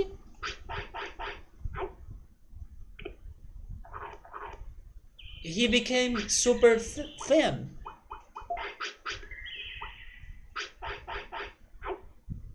The beginning part of Dragon Quest VIII reminded you of World of Warcraft, so you felt kinda good about it for that one part. Really? That's kinda like an interesting comparison. Dragon Quest and World of Warcraft. Sabri is saying that he ate a lot of diet food. You know what? Maybe those dishes in the restaurant they were not really for raising his weight, right? I was not checking that. I should have. Victor is giving us the pie. Did you Google that or do you remember that from your memory? I can only remember the four first numbers, right? 14, 15.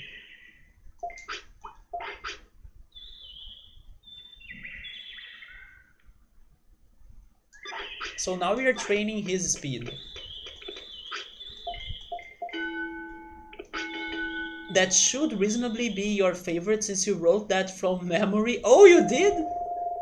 And used to know about 60 digits of pi at one point. Other than that, you like 64. 64 is a beautiful number indeed.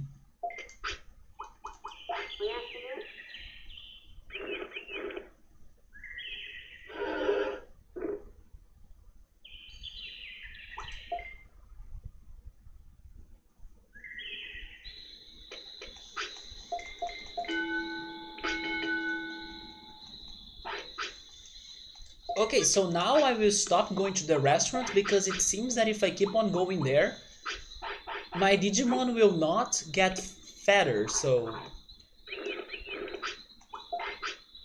hopefully we can still save Patamon. You just ordered a new console, man? The PlayStation TV? What the heck is that?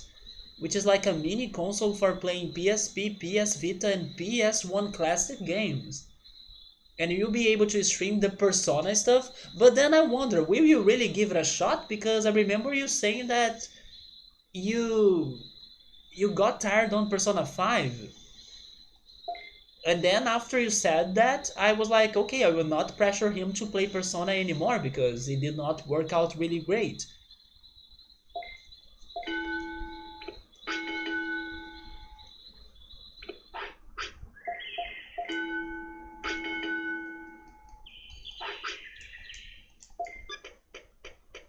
You like the messy neatness of certain computer numbers like that. You like how it keeps doubling. Does it? Oh, you were playing Persona 3 too?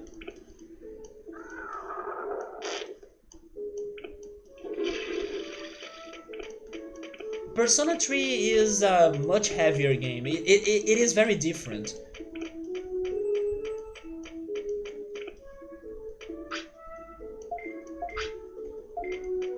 So you tried 3, 5, but not 4?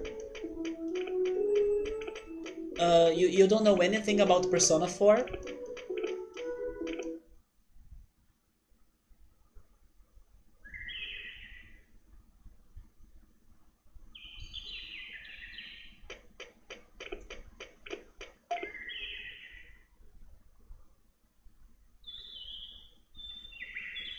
Oh, I see. That's where you got the 64.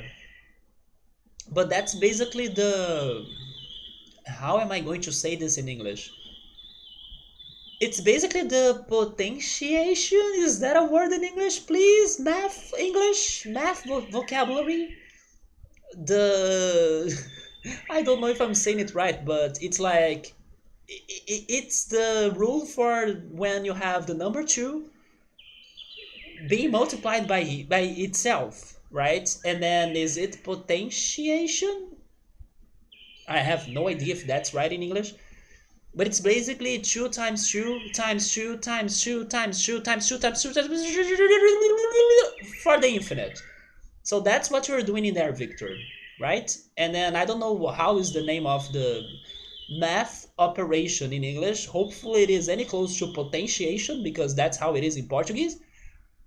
And that's what you're doing in there. It's 2 times 2 times 2 times 2 times 2, and then it keeps on going.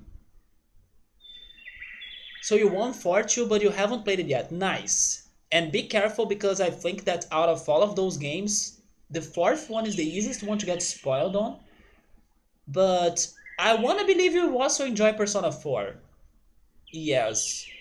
Because maybe Persona 4 is closer to 5 than 3, but it's still not the same. Persona 5 has another take, Persona 4 has a different take. So I do believe you may enjoy Persona 4. When you were working with MIDI, it tops out at 255. That's a number that I see on Pokemon. Because when you are training the EV or... Yeah, it's the EV points of a Pokemon. The max is 255 if I'm not mistaken. Like the effort values. And then in computer fashion, it's 256, different values starting at 0. Wait, you meant 127 instead of 128?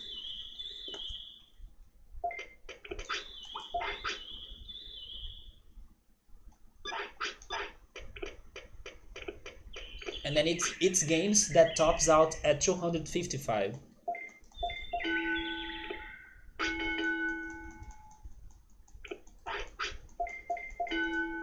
By the way, Pilot,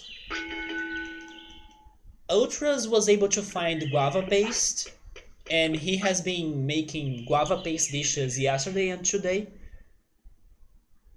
So now it's confirmed you can find guava paste in Canada. He found it in an Asian Chinese grocery store. So please go after that, because I want you to also join the club of guava paste. Joe Dancing was another person that was able to find it, and she became addicted to it. So here's my call of hope for you to also look for it in Canada. And then Victor, I have no idea if you can find that in Sweden, but who knows, right? Maybe you can. There was one character in Persona 5 that kind of caused you to really start detaching from the narrative. I remember that. No, you don't need to throw that character in here because I kind of remember the old conversation we had when you told me who was the character. Although honestly, I don't understand why you hated that character that much. But I remember you were not enjoying that part. Yeah. Nah, it was not the cat.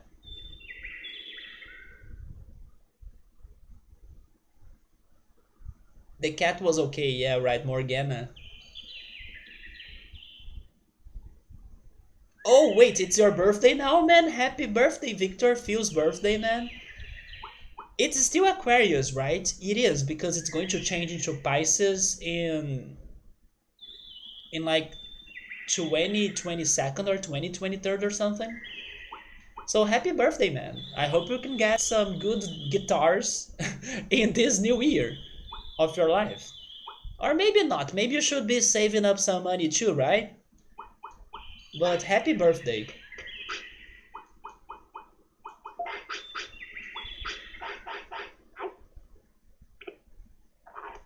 So that means we are...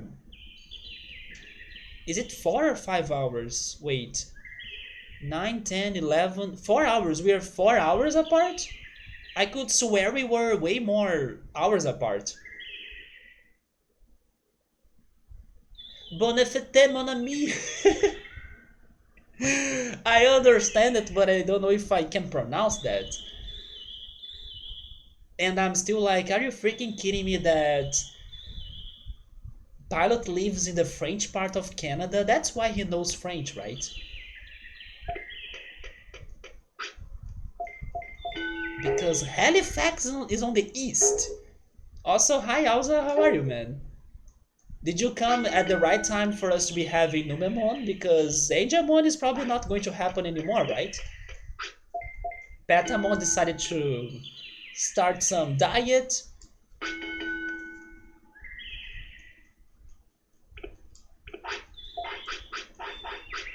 If we can get Ogremon, I would be down for that. Because I think we still have some ultimate options after Ogremon, right? Right now it is 4 hours because it is 8 p.m. at my place.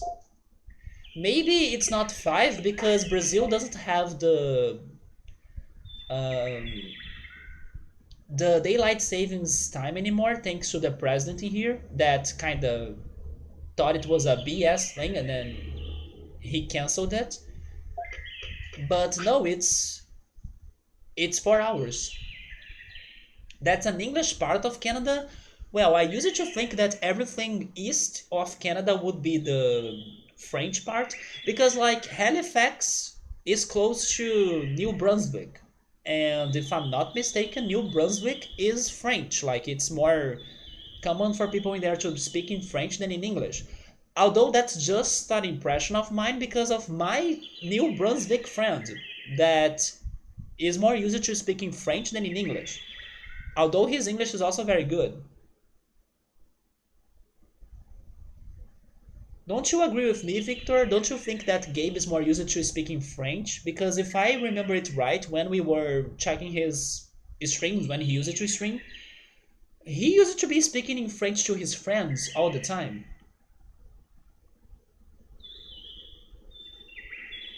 Oh yeah, the daylight savings, it's over here because of the president. I kind of wish the daylight savings was still happening, but yeah, it's not a thing in here for this time.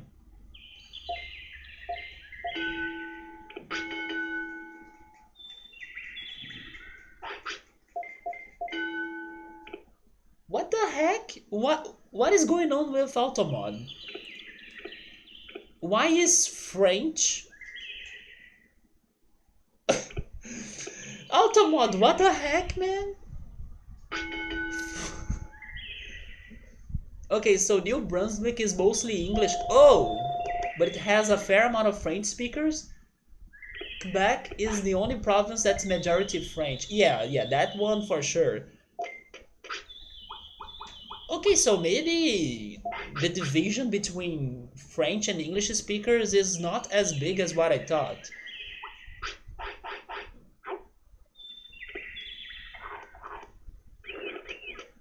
Yeah, right, I also think so.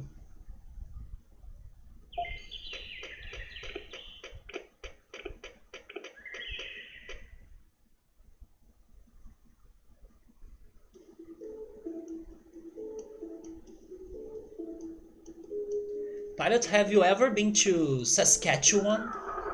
Because now maybe that's my favorite province in Canada. Just because after it's just like Final Fantasy VI and Sabin. At first, we fought each other, we went through some trouble, we raged a lot, we struggled like crazy, but in the end, he became my favorite. Now this Saskatchewan, the more I say it, the more I like it. Have you ever been there?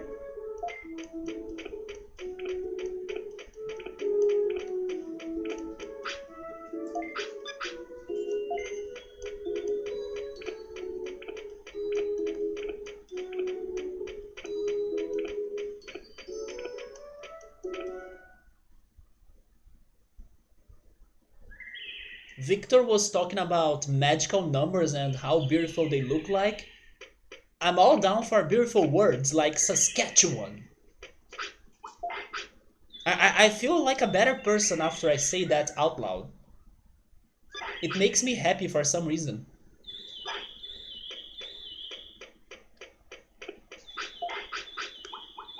Another example is Although, no, no, no, never mind. I will not say this one because it's kind of in Portuguese. You won't have the first part of that word in English. You have the second, though, which is Kellogg's, like the cereal. But in Portuguese, we have another word which is called sucrilhos. When I say sucrilhos Kellogg's, I also feel like a better person afterwards. But I'm pretty sure in other countries you don't have that word sucrilhos. You have, I don't know, cornflakes Kellogg's. Oh, you have been there many times? Used to go party in the city of wait, Saskatoon? You see, even the name of this city is a good city. Or it's a good name, Saskatoon. Yeah, right? It's a it's so fitting. It's a city in Saskatchewan. What is the capital of Saskatchewan, by the way? You think it's wonderfully Canadian? No, I cannot see the Canadian in there though. I like how it sounds silly. It sounds like tune, right? It reminds Fizzy of Sasquatch. What is that again? Isn't that a dish or something? I can be wrong though.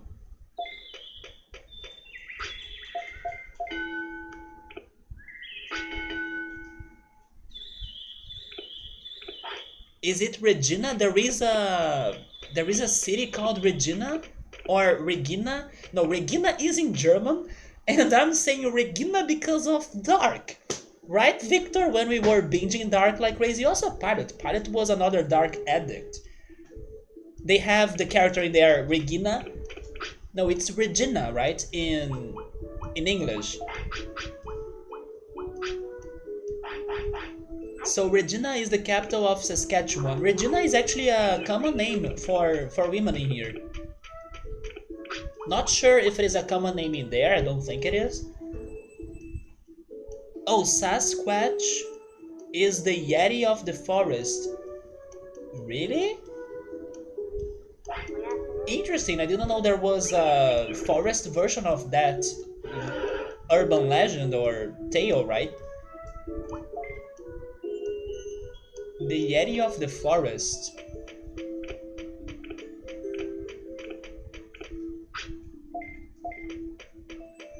Maybe I thought it was a dish because it reminded me of a squash.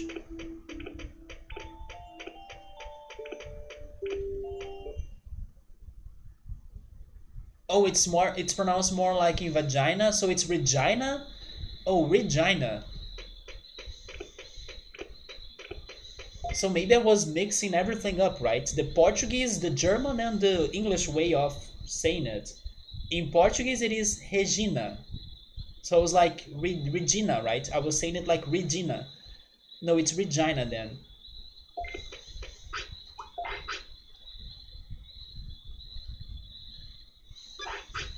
Okay, there we go.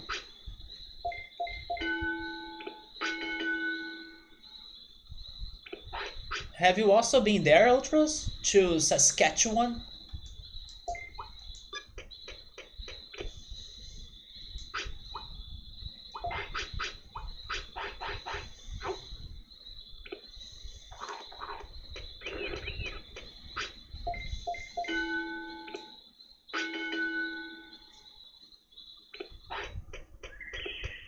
Saskatchewan.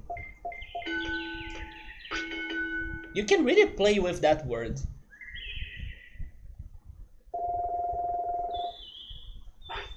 That's one province you have not visited.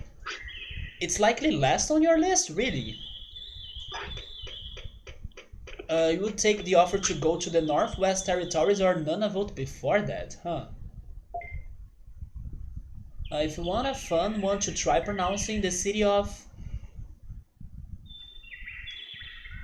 That sounds German because it has Wassen in the end.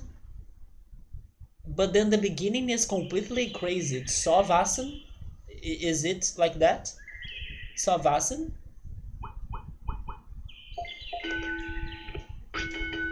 Or is it like Wassen? Maybe there is no German on it and then it's Wassen like in English. But I will believe it's like in German. So, Wassen.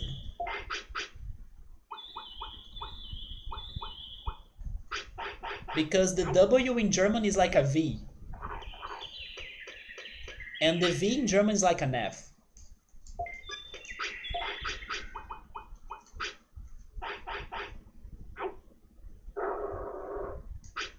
That's not a sound that I would expect from Patamon.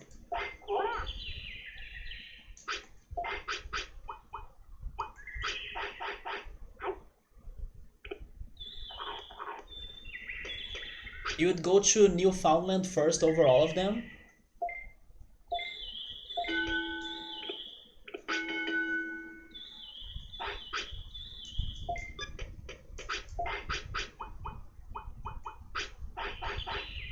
It is a First Nations word and the name of the tribe who occupied that region. Did I get it right? So it's not in German then, it's probably Tsawasan?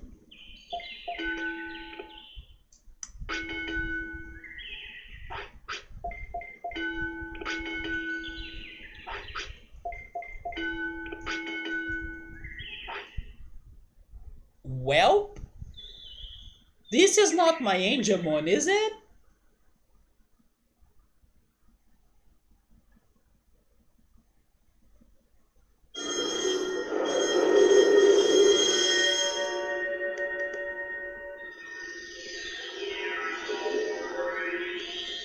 No, it's Leomon. What did I do wrong in here?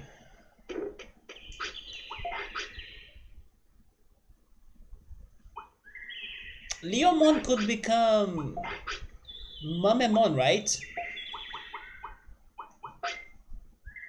Oh, Andromon actually. And then somebody else that I don't know who.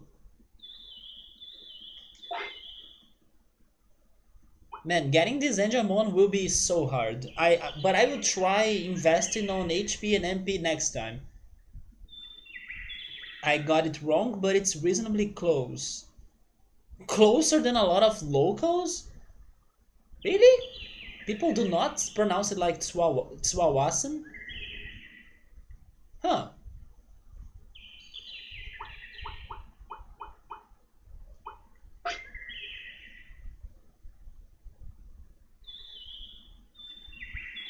So in here, if we get Andromon, that's okay because we still gotta learn some mech attacks.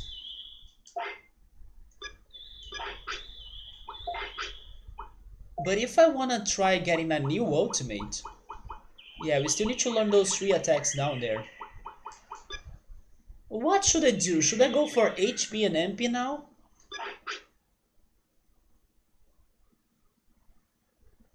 You think that the other ultimate is one of the easiest ones? That's promising. Even though for some reason I was still not lucky to get him. That's the most remote town you have ever been to? Yes, pilot, I'm trying to complete that chart. Oh my god. Man, what the heck? That mountain is like Canadian Mount Fuji. I would love to, I don't know, spend the whole day just looking at it. I can't complain that much because I also love the mountains of Rio. They are everywhere for you to be looking at them, but they are not as amazing, I would say, like this one.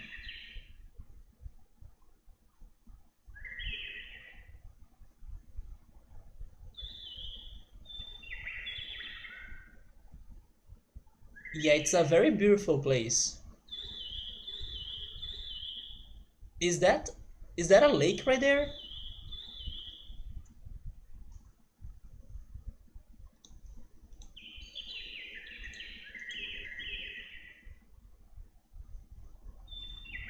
This second picture is also interesting because it has the sand.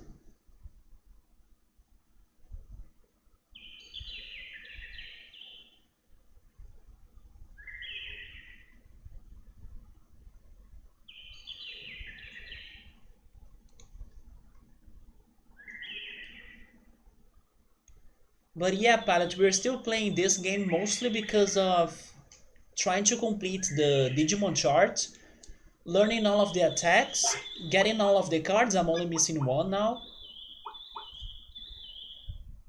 and trying to complete the File City development as well. We are at 90% or something. That's in Yukon. It has a population around 290 and about 90% of drunk people. That was actually a desert, I see.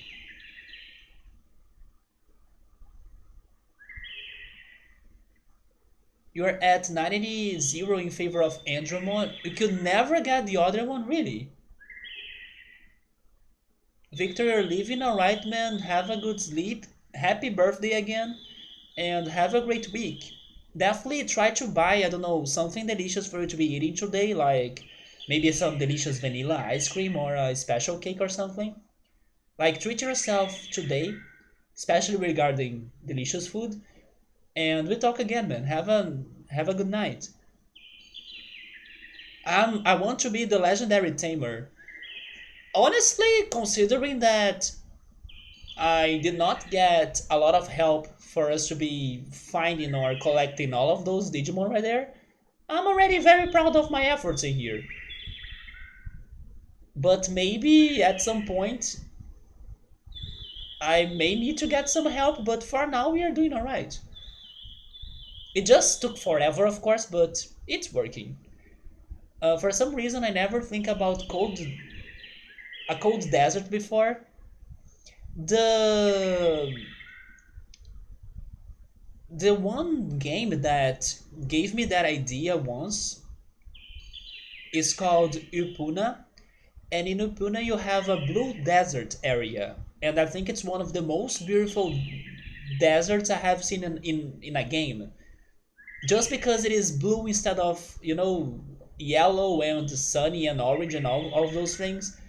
So the idea of a cold desert is appealing to me. But there is also in the most recent Paper Mario game, Paper Mario and the Origami King, they have a night desert in there too, and because it's during the nighttime, it's probably cold too.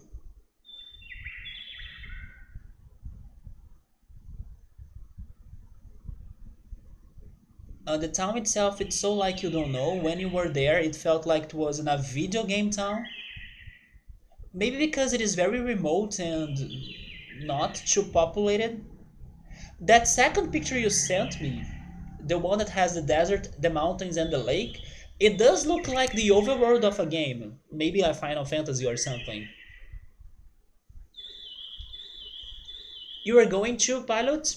Since it's Valentine's, oh yeah, that's true, right? It is Valentine's Day for the entire world, but not in Brazil. In Brazil, it's only like later in the year, around June or July. Because in here it's carnival time right now, right? Even though, thank goodness, not many people are going outside. But it is carnival in here. I should probably spend some more time with the fiance. Have a great stream. Thank you so much, man, for stopping by. It's always great to talk to you. And definitely let me know in case you are starting Mario RPG because that game rocks. So take care. Have a great Valentine's Day, a great night too, and a great week as well. So goodbye, pilot. So we're saying that the desert is hot during the day and cold during the night. That's also true. And most of times we only see deserts being represented or shown in media during the day, right? It is a cold desert. Having said that, deserts are cold at night. Yeah, as well, since sand does not insulate the heat. It gotta be rough for you to live in a desert. So those freaking, I don't know how to say them in English, but you know those beetles that they kinda make some shit balls and then they keep on rolling that shit everywhere. Those beetles deserve more love because they live in a desert. There is no cactus at this desert, just Christmas trees. That's funny you were saying that because I recently finished watching an anime called Erased.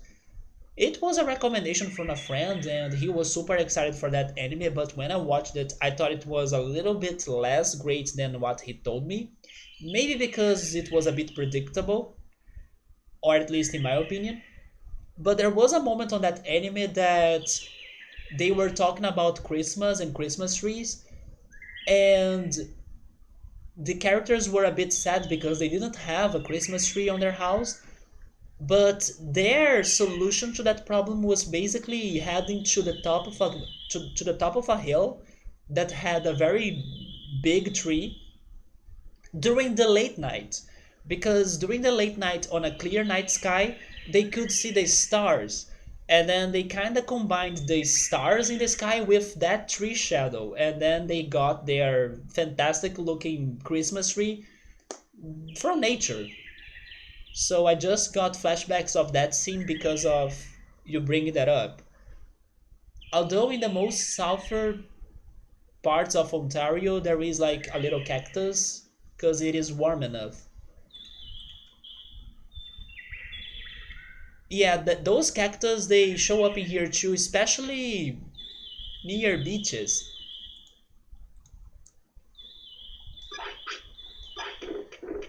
I will change the planning here a little bit.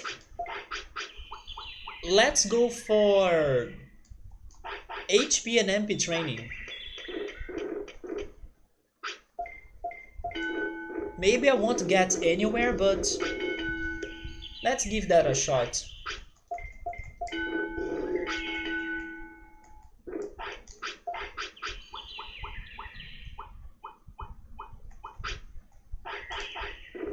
Let's get to 5,000. Canada has so much different like topography and geography. I agree. Thanks to you all, I learned about Canada that, or I learned more about Canada than what I got from the television, or like, you guys helped me to change my impressions of Canada. I thought it was like only lakes and mountains, but now I learned there is a desert, there are beautiful beaches.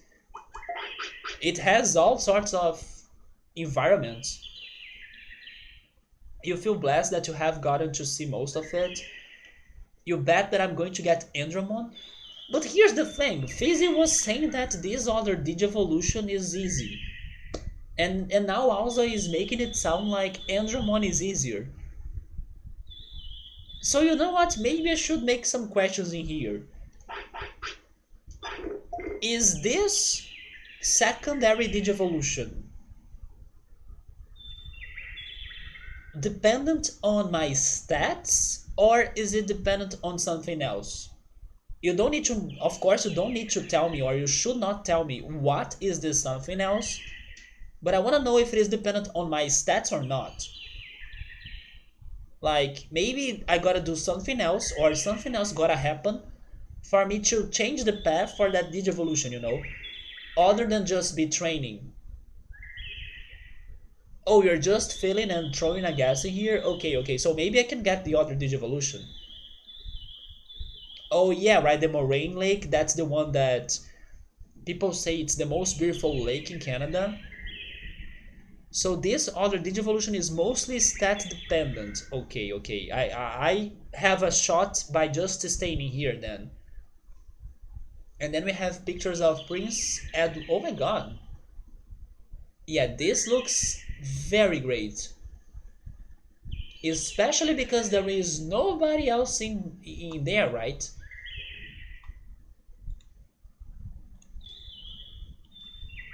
And then you have Moraine Lake.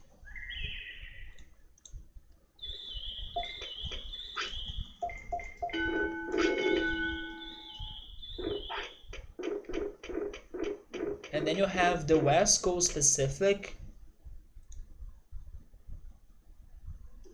This one picture reminds me a little bit of Rio. Not much, but a little bit.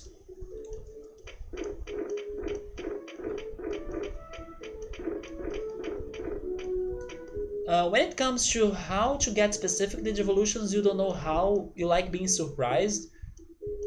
Yeah, but I'm concerned of like not getting some Digimon because I'm just training.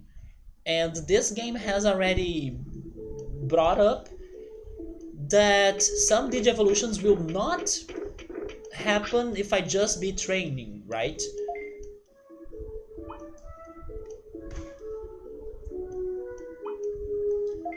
So that's why I get worried about it.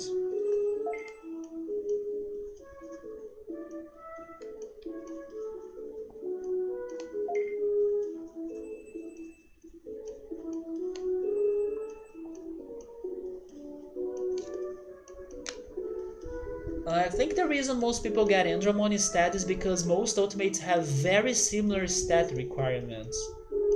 Yeah, from what I could feel so far, Andromon is a somewhat common Ultimate. Even though it got some time for us to get him, we got him many times after the first time. You got to hike through stuff like this to a camp spot. It felt like you were in a Metroid area or something. You and Victor are under some very heavy Metroid mood. Oh my god.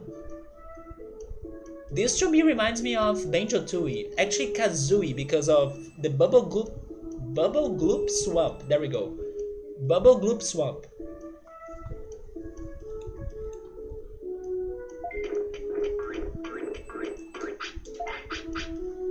How are you still hungry if you just ate a red ramen?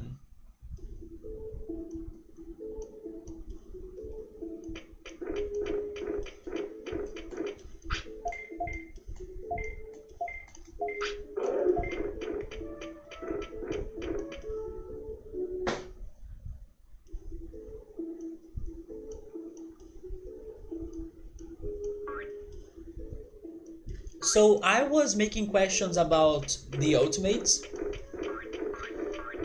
but what about Angemon? Like, is Angemon really this hard for you to get him?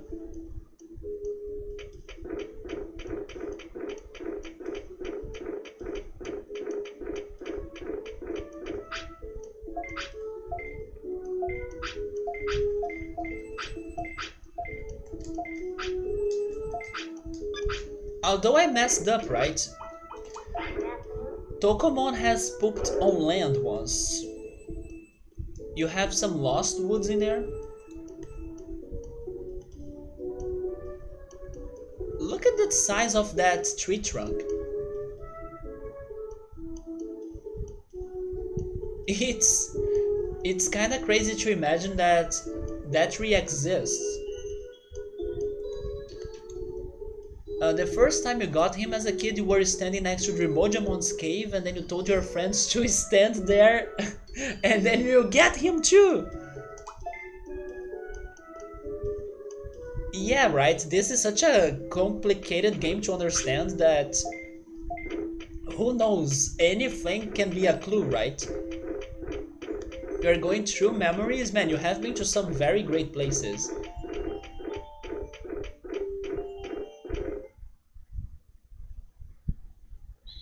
Even Mr. Streamer will think, or will still be thinking, how to get the UFO is to buy from not Frigimon, from Mojamon, right? Yeah, I was buying from Mojamon with a Mojamon myself, and then suddenly Vademon. That's true. I was very confused on that day.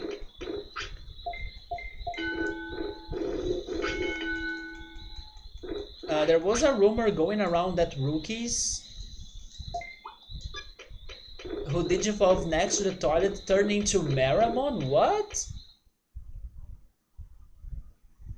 And to be fair, there is an area on this game where digivolution happens. Like you have Kunemon's bed for you to get Kunemon, so you are not that far from the idea because this game has been doing it. So why not do it for other options, right? It's not a very stretched idea. It is possible as it happens.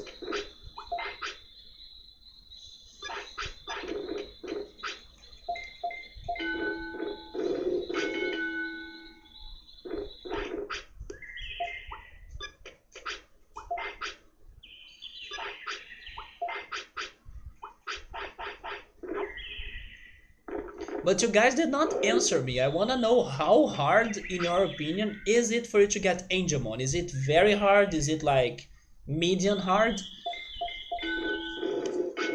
Or is it easy but I'm not getting lucky? Kids will believe anything on the internet in the early 2000s. But thank goodness I do not think there were many, I don't know, fake information or fake news back in the day, right? Not like today. So, in my opinion, most things were somewhat correct.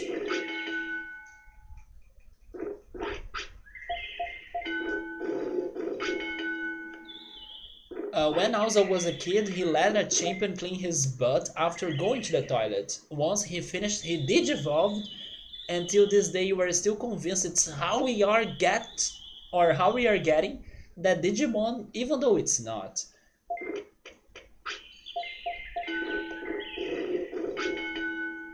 I have been to a very silent place. It was an island in Rio, so that would be my pick.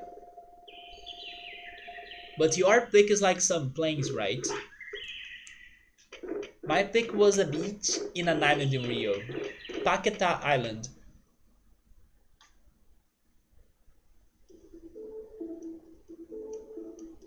I could not even hear my body like you're saying. I could only hear maybe a little bit of wind. Yeah, I think the wind was the only thing I could hear. Also, hi Marmo, how are you? I mean, telling me if it is hard or easy is not a spoiler.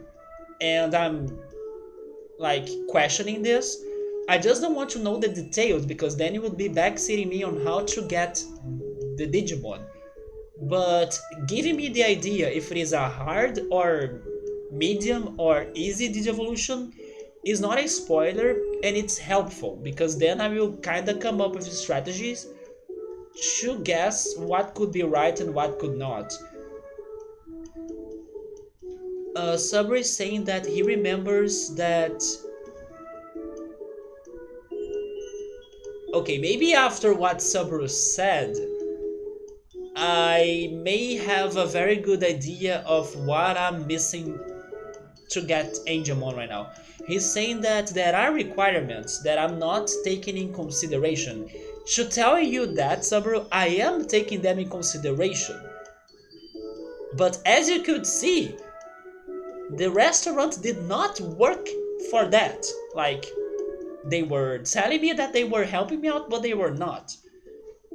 And then he was saying that Angemon was one of the Digimon that would need that. I know what you're talking about, although the restaurant did not help me out. But Fizzy is saying that Angemon requirements are easy. Okay, so I know what I'm getting wrong now. Yep. Marmo had a theory as a kid that if you scream at Palmon, after she poops on the floor, she will become Nanimon. One of the first theories I had was that if Palmon was pooping, she would evolve into Mojamon. Remember that? Yes, I remember the first time Palmon evolved into Mojamon, it was after she pooped. But you guys are saying it like I forgot about those requirements or I forgot about those things. I did not. It's just that I was hoping for this game's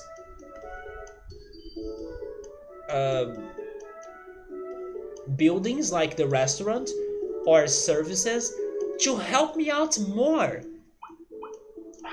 Like, oh yes, let's eat a dish in here, and then they say happiness went up, discipline went up. It did not went up, or it did not go up. You can see it right now. Look at my happiness. You see? Let's eat a meal. Let's go for the Jurassic burger. My happiness is almost the same. Even the dirty, raw, happy mushroom boosts my boosts my happiness more than that. So it's not that I forgot about that or that I'm not working on it. It's just that I cannot help it because the game is not helping me out. You ask a question. If you have the stat requirements for multiple champions, which one do you think you will get? Good question. I was not thinking about that. Is it randomized? Maybe it's not randomized. Maybe it is about the other levels, like happiness, discipline, and virus.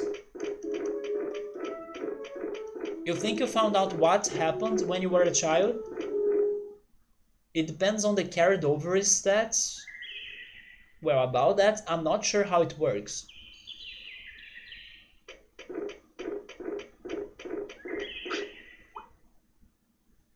Yeah, one thing is for sure, it is complicated. If there is an adjective for this game, complicated. That's a very good one. That's also why it's so special and good. Maybe you don't need to explain it on details, but I wanted to know if it is randomized or if I can have some sort of control over it. If it is randomized, then I can't do anything about it, right?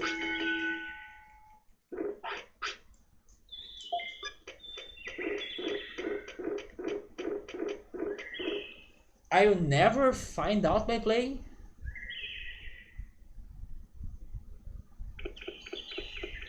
But do you think that after you tell me what's going on, is it going to help me out to get other Digimon? Then I think I should not know that then.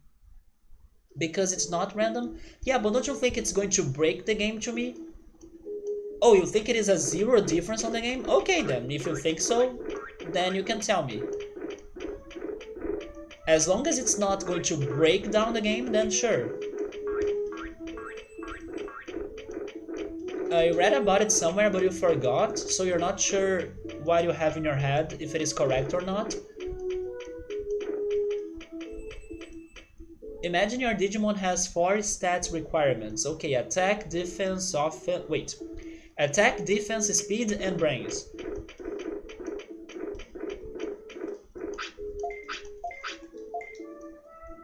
And you have them all on 100. Yep. Maybe you have one that's like extra. It's higher than the others.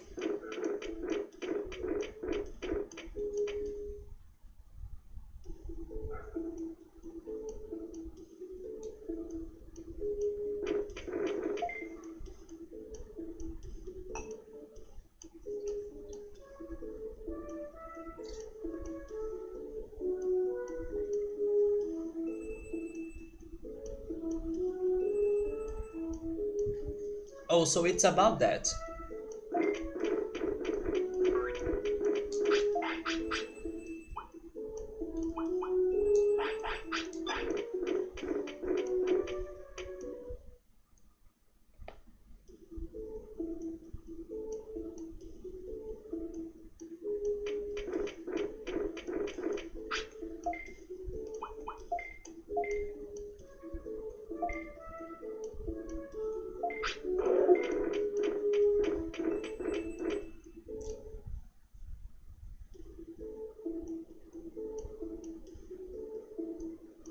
So what happens, like?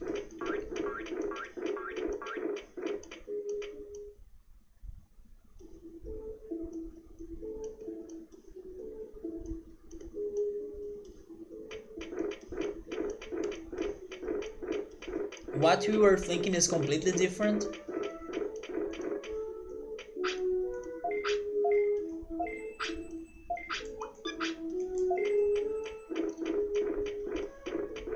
So 150 divided by 1 is higher than 112, so you're going to get that Digivolution, right? Okay, I see.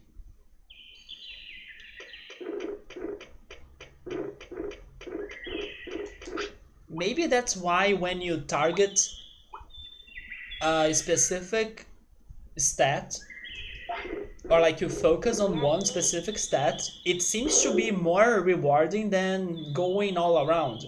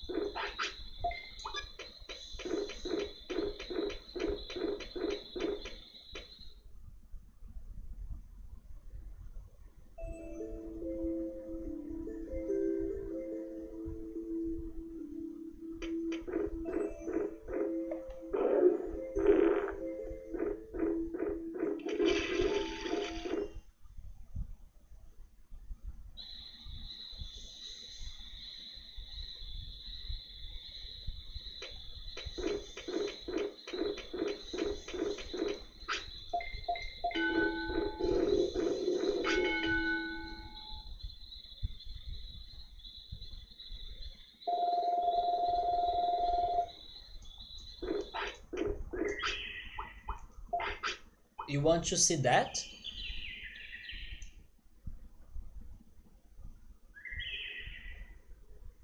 So you want to be weaker to get the rarer evolution. To be honest, sometimes yeah. Like, people have said that once you get to some crazy tamer level ranks or something, like you start getting to some more frequent results on your Digivolution that may not be the ones that I'm looking for. Okay, forget this stuff about the Palmon. Yeah, because I still have a mysterious Digivolution in here. Maybe your story is about that one, right? I'm still very curious to know who is that. I'm also very curious to know who's the last one right here. Like, who is alone on the last row, right? It isn't? Okay.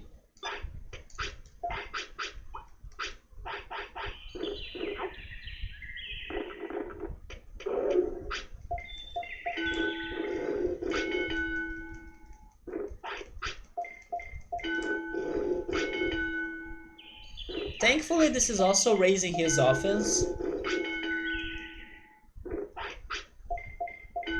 So after this, I can go to another stat.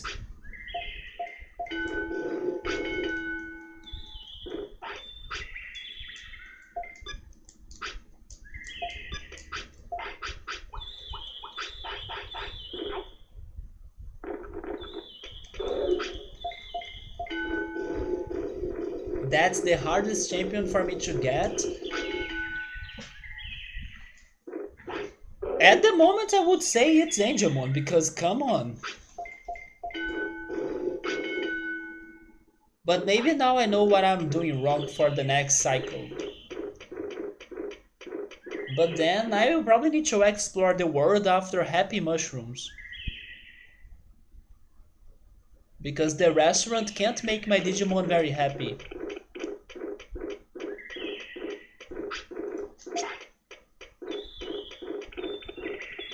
In Friesland, you could not get Happy Mushrooms, right? You could trade your Happy Mushrooms into some items, but not the opposite. There is no way for you to get Happy Mushrooms. You gotta find them around. Have you learned about the 3 out of 4 requirements? No, I did not learn about that. It's fine if I don't know about that.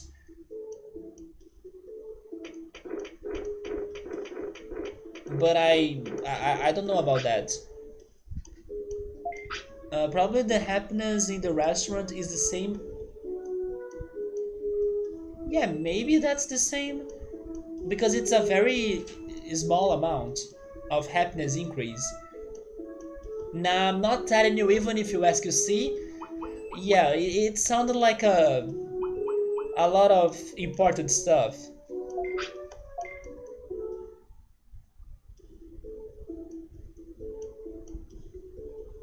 But honestly, the most mysterious Digivolution so far was Vademon. Who knows what happened in that day for that to happen? It's just like what it what it seems that it's his thing. Like he's an alien, so as an alien, he likes to abduct people. That's how it felt. It felt like I was living a normal life, a normal day, and then suddenly I got abducted. And then I was there on television saying that Vademon got to me, got us, and did experiments on us. That's exactly how it felt.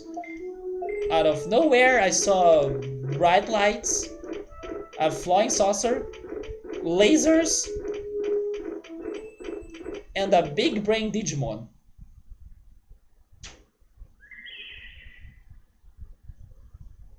Just Trademark?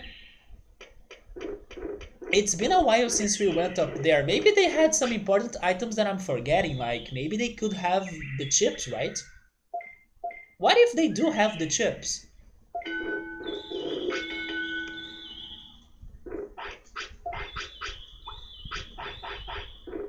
He's really nasty, he makes the worst sound ever. I don't know, I think Koalamon's sound was worse to me.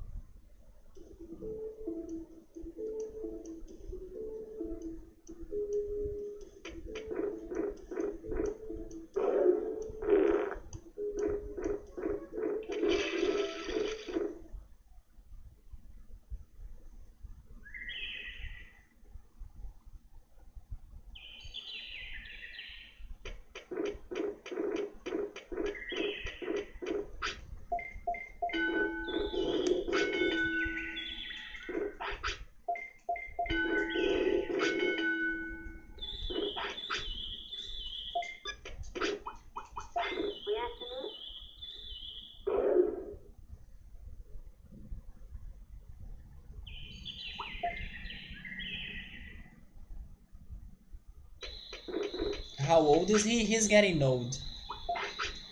7 years old already. I think I'm not going to get a good ultimate.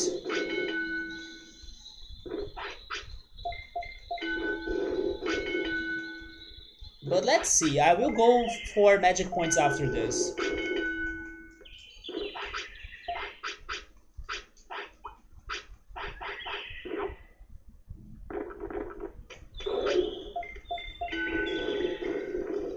No, I'm still missing the second.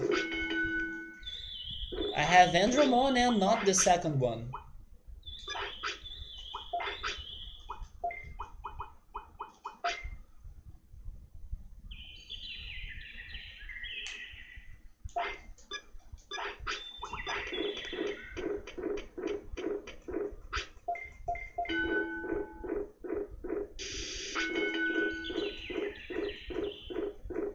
You think so? I love how everybody says a different thing. Fizzy said it's easy, you're saying it's really hard. Alza is agreeing.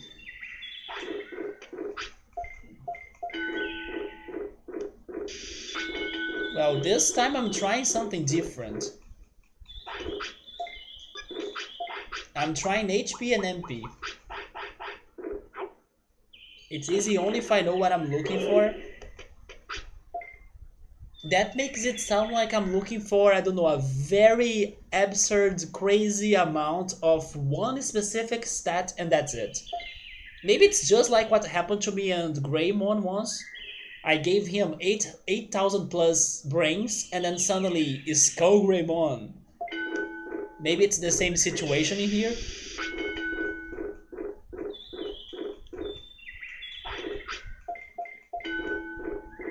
But now you guys are saying it's not about the stats.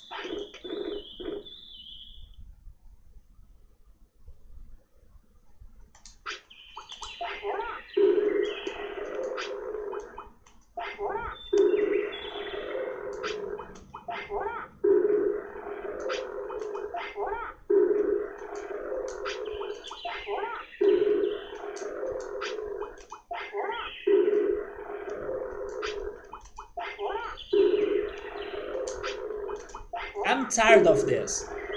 You did not want to become Angemon, so I'm going to fight you until the end of the days.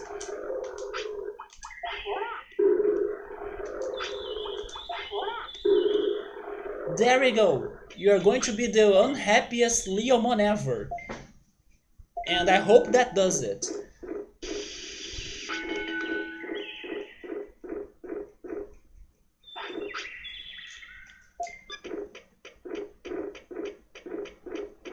Poor Thundercat. Thundercat. I will be playing more with those things then. You guys are saying they matter.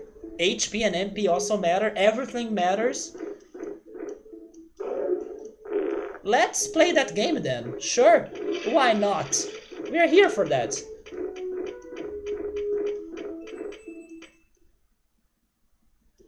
He does have lightning attacks. You may be right about that.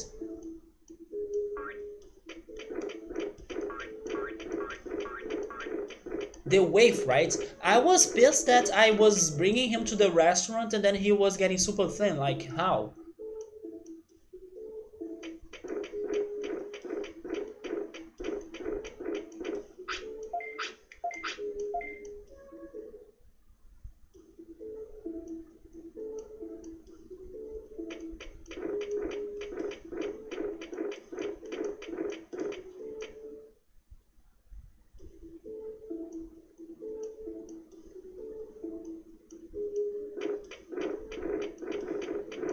Oh, remember the butterflies? It's been forever since we have seen the butterflies.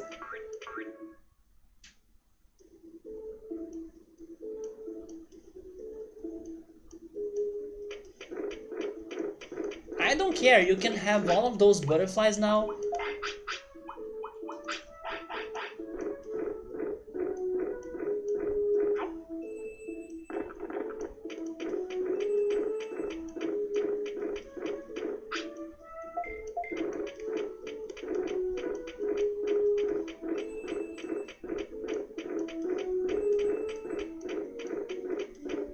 Rip all of the training, I don't care. It's not like I was getting anywhere anyway. But I forgot about that, right? Oh yes, I forgot that the butterfly takes my training points. You guys are not wrong about that. That's true, I cannot have the butterfly.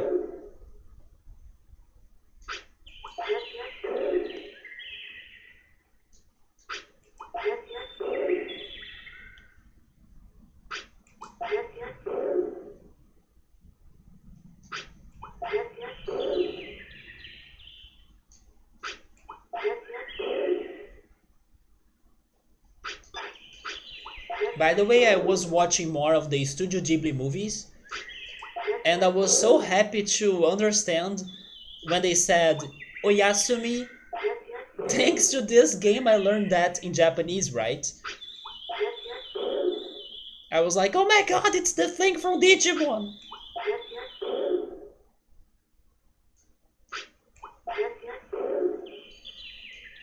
I forgot about that. It's been forever since we had an unhappy Digimon because everybody here has the good training and is a happy Digimon.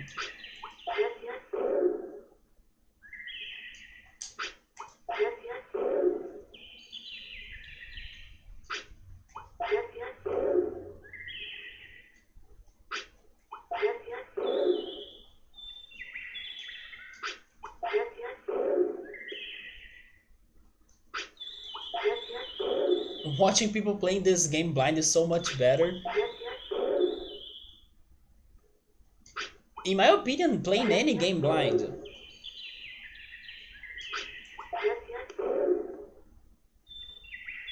There we go.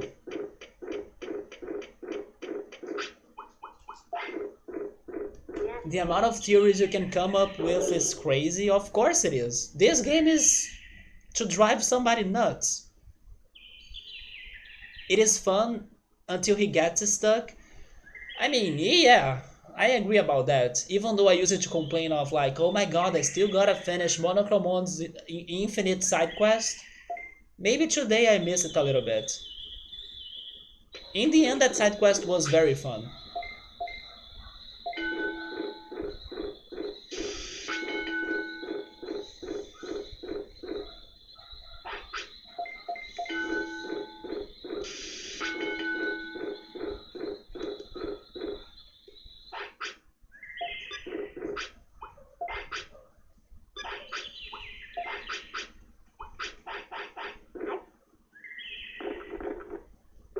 So now he has no discipline. Maybe that's it. He's probably going to have a lot of defense, offense, HP, and MP. I don't know if I'll be able to train anything else other than those four.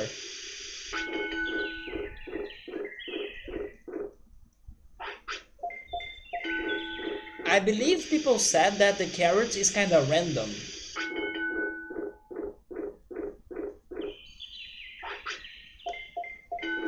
But I'm not training brains right now.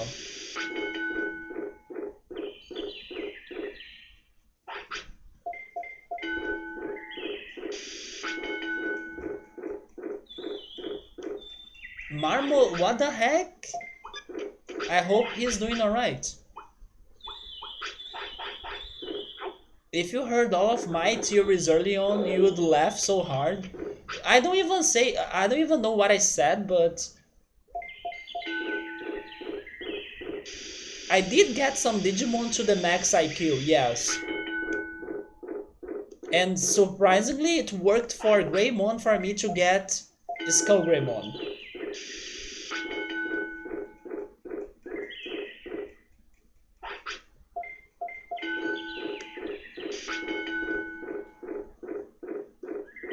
You guys took notes? I have a lot of notes too, right? I'm not using the notes anymore, although I was taking some notes today for the restaurant, but they did not really help me out that much, unfortunately. The restaurant dishes are not that great. Not even Vademon's special universe dish.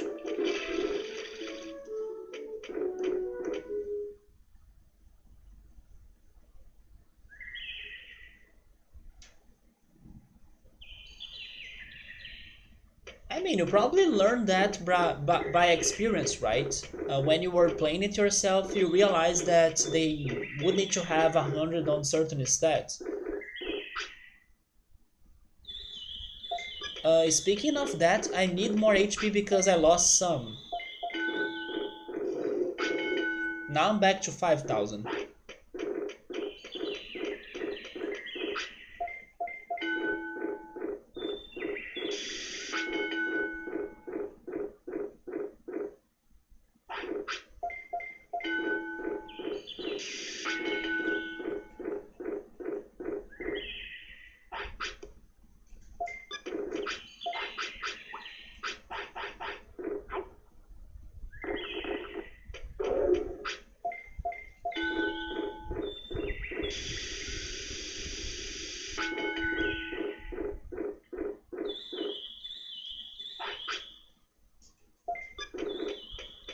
Yeah, that sounds a lot like experimentation.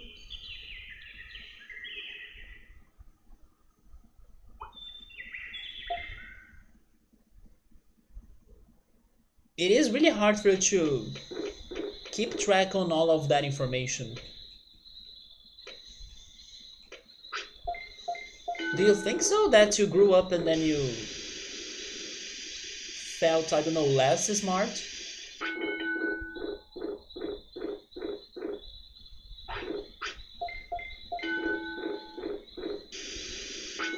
Because you drink too much?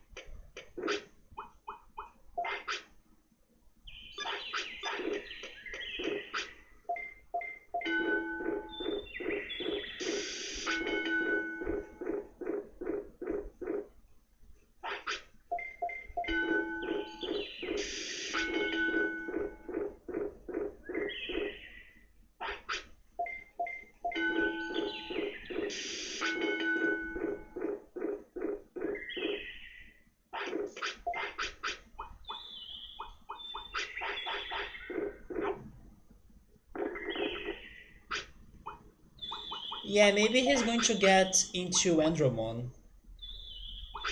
Which is okay because I still have business to do with him. But I'm not sure. This is a different take on his training for sure. Although now he's going to commit a mistake. Maybe that can ruin it.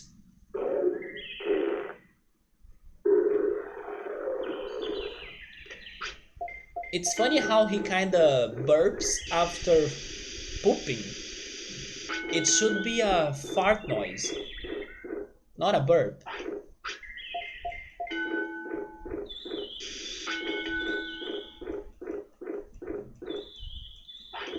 Okay, so we were able to get to both HP and MP to 5000.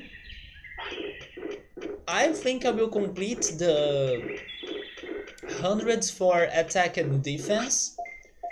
And then maybe I will go for speed? Yeah, speed is also high, so sure.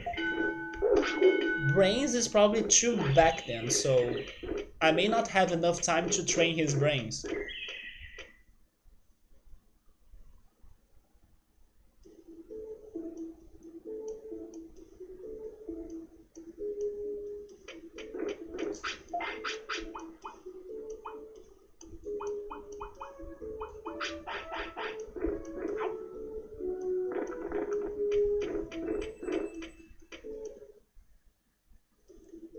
But in the end, this was a very unsuccessful run or cycle.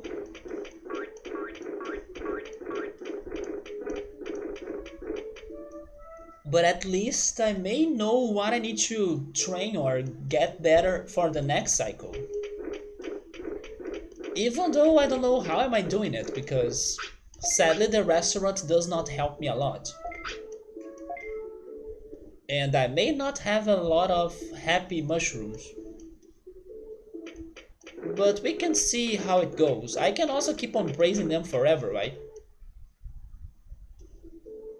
Also, how are you still tired? But I'm going to put you to sleep.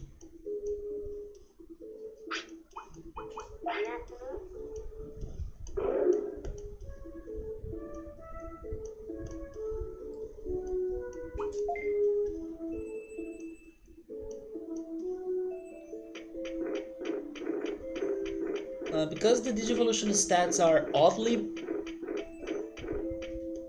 specific, right? Oddly specific, that chart is really impressive. I appreciate that, Fizzy, because it is hard to complete that for sure. That's why I'm saying that I may need some help at some point, like more specific help. But I'm still trying to work on possibilities. Like I was not focusing on HP and MP or happiness, discipline and stuff. Maybe now I'll be paying more attention to those things again. But thankfully, by just ignoring all of that and focusing on the other 4 stats, I could get to some very good results. I was going to train attack and defense, right? Yes.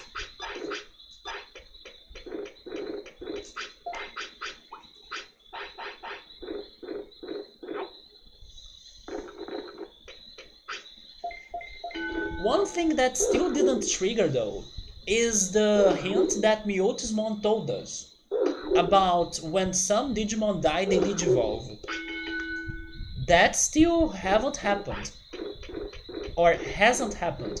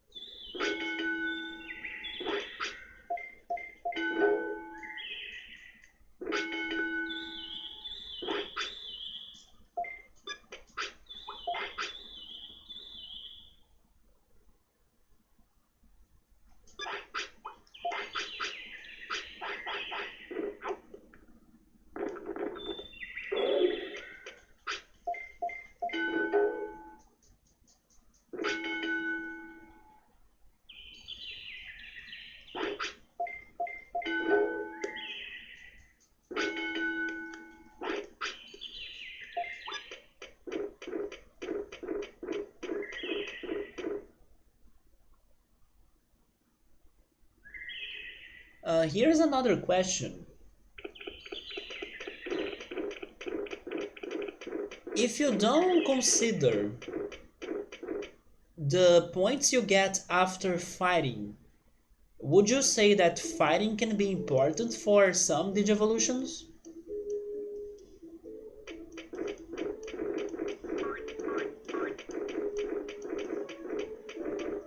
Because one of my theories was that sometimes a Digimon that's fighting a lot could Digivolve thanks to that.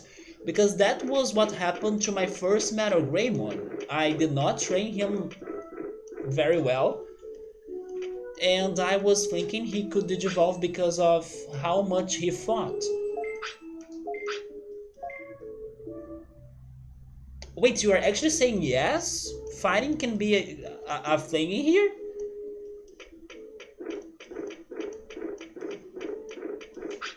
So maybe my Metal Greymon theory was right.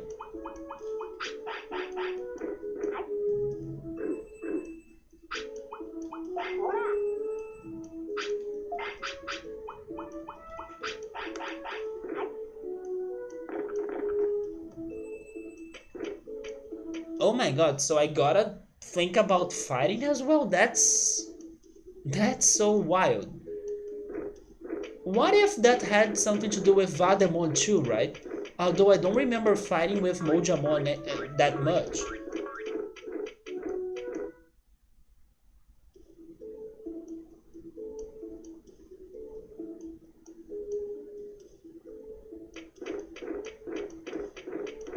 So looking at my chart, would you say that fighting could be a thing for champions, ultimates, or both? Maybe I could get the Digimon that fighting was important, and then maybe I don't need to keep on fighting anymore, like Metal Greymon in my opinion. But maybe there are still some other options that require fighting that I still don't have. If so, I would like to know if it is in here or in there.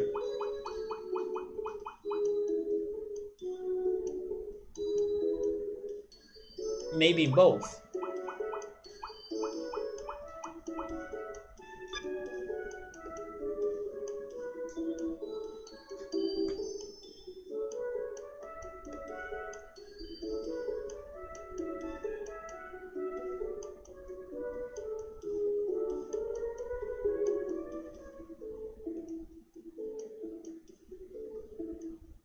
So it's not a specific requirement, but it can help some. Not because of the stats, right? It's just because of winning and losing. Because if you're talking about the happiness boost, then yeah, because I noticed that if I run away from a fight, they get sad, but if they win some fights, they can get happier. It's also not regarding that, is it? Is it just because of like having a fight or not? Even if it is not like the most important thing for it to trigger a Digivolution, it's like fighting can be another stat evaluation that's like an invisible one. It can be part of the criteria, so it is a stat of some sort.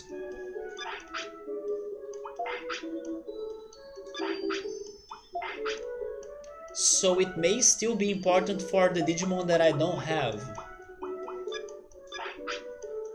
I will need to test that out at some point. Maybe not on this run anymore because I think it's kind of ruined. But I will need to think about that. But how am I going to have the time to train and to fight?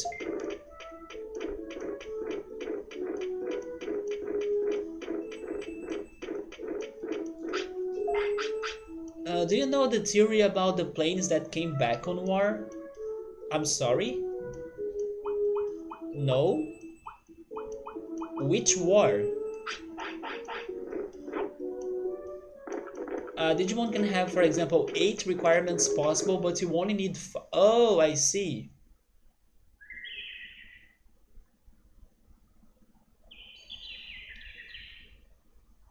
That's how complicated this is. Instead of reinforcing the parts that were shot on the planes that came back, you reinforce the parts that didn't. So basically, the planes that returned, you kind of ignore them.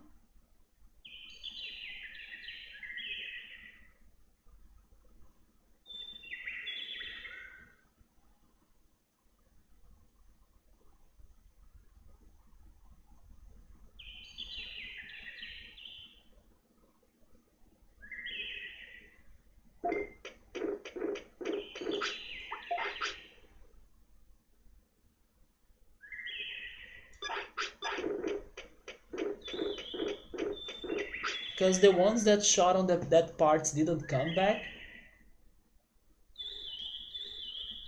I'm not sure if I got the message in there.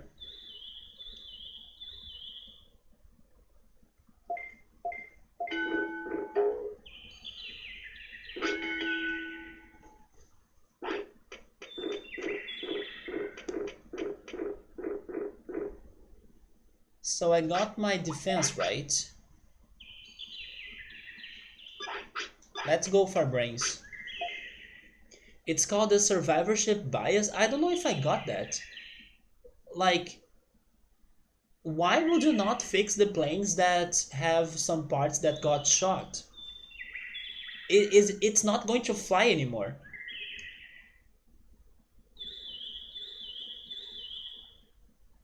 If you don't reinforce or fix the shot parts, how is it going to fly? It's not fixing, it's reinforcing. Welcome back, Coach Russ. But then it does not make sense to me.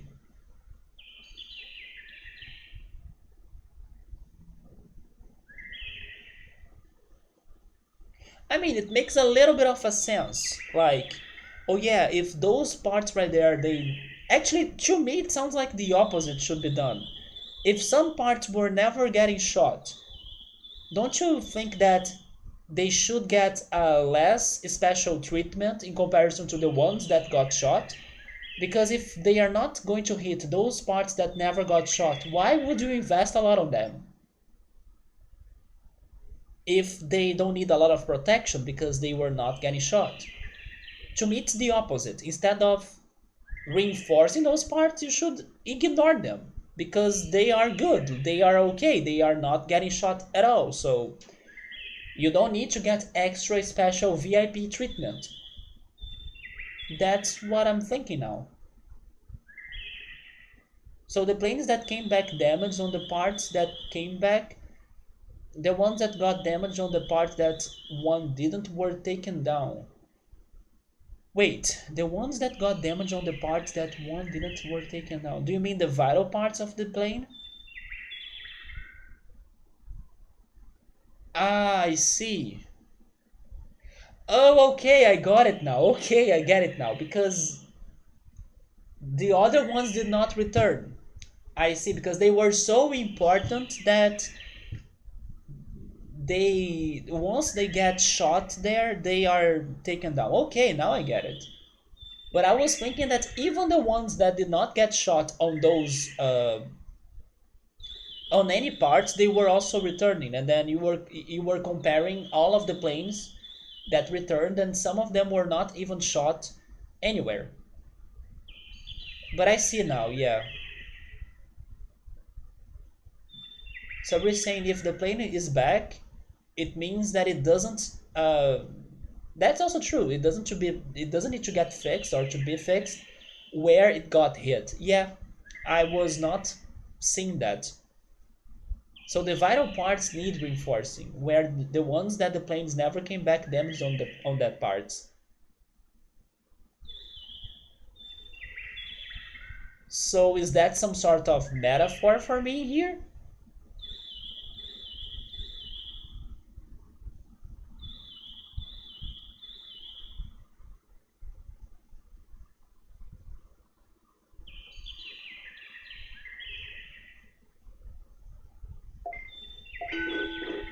Is saying, I have no idea.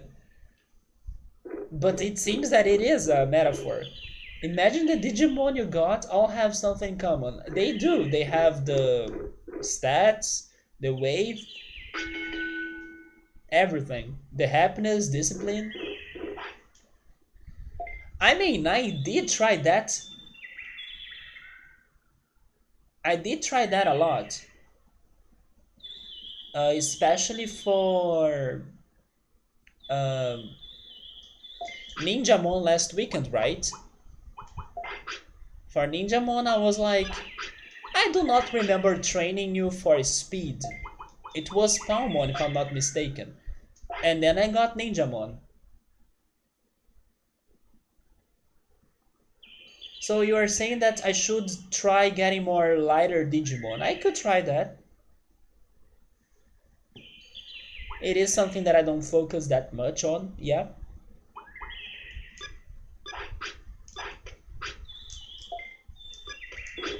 But most of times it is a disaster.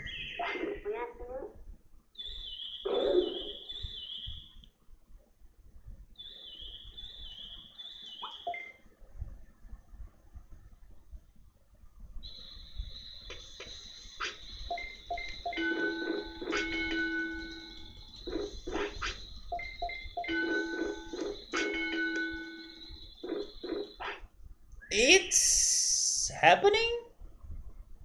It is happening.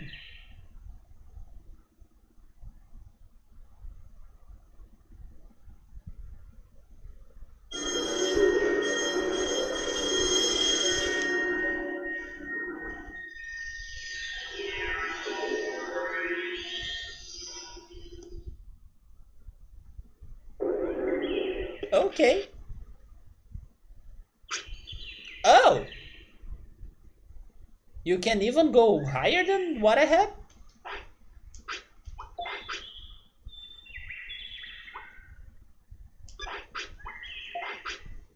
Now we're at level 9. I don't feel like a genius, but thank you. But don't worry, we still have things to do with Andromon, so this is okay. Because this time, Andromon, you are going to learn those attacks, right? This is like the third time we are trying this. Finally, I appreciate that. Do you want to learn more? Can you do better than Sukamon that learned everything? Never mind, it was Numemon. Can you do better than Numemon that learned everything at once? It was like 4 attacks in one cycle.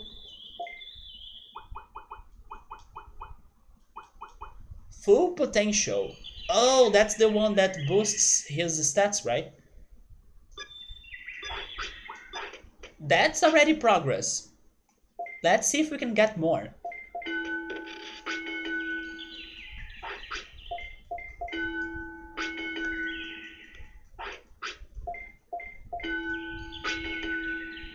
No, those are techniques.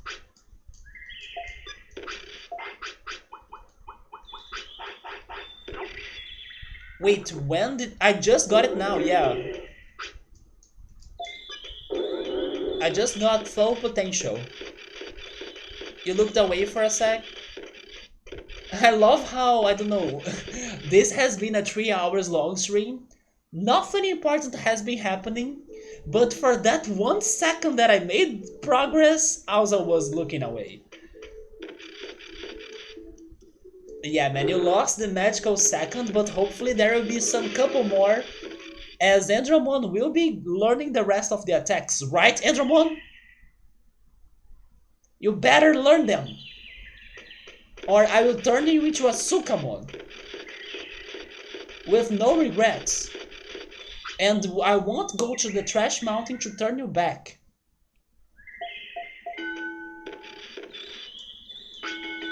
Or you can do that, right? Keep looking away and then I will learn the rest. That's true as well.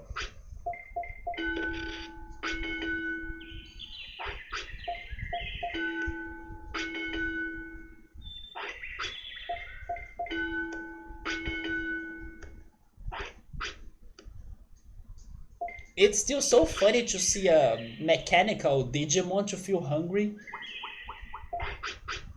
What do you want to eat today? Some batteries?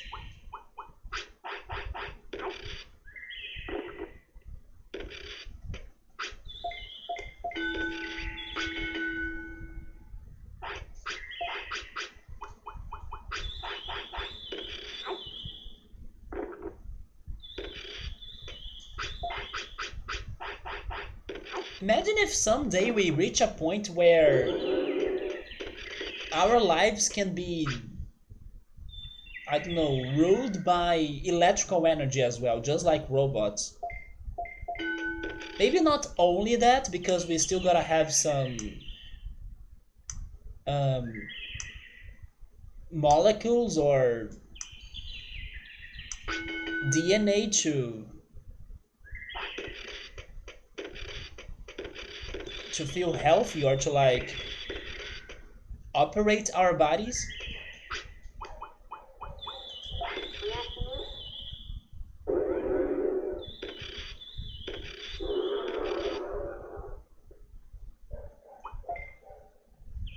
So we're saying a teacup of oil, please. Do you want sugar on it?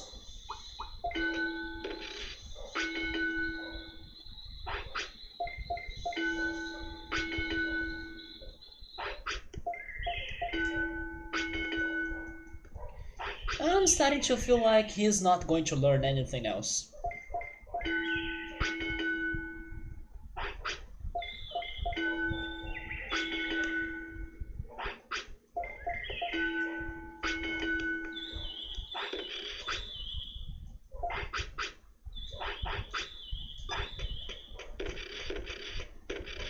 Should we go to the tournaments again? He has a lot of HP, MP, defense, and offense. So maybe some people are boosted by ethanol or alcohol. I agree.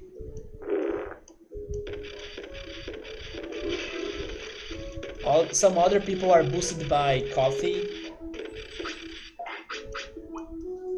Some other people are boosted by coke.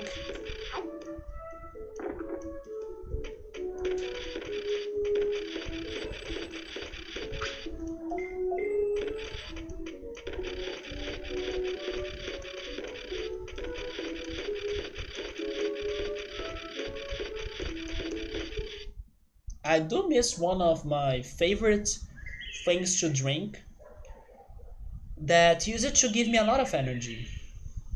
I'm talking about acai or acai.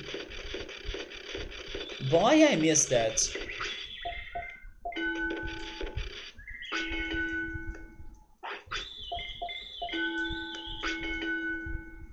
Why does it need to be so expensive though?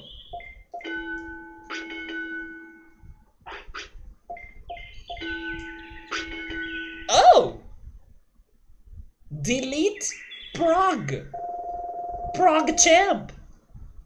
Let's go!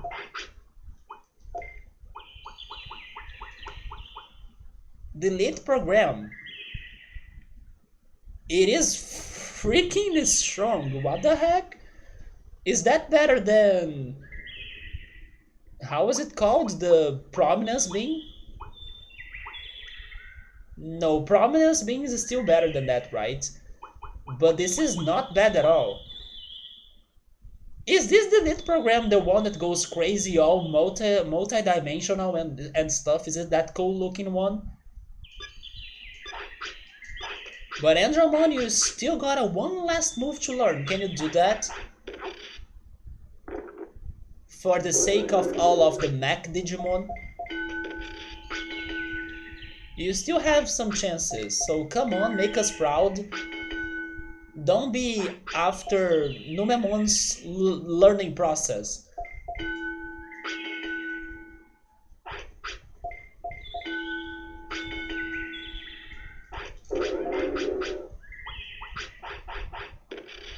Andromon coming in clutch! I think that's the attack that the small ultimate with the saw used on me. Probably that's the multi-dimensional attack, isn't it?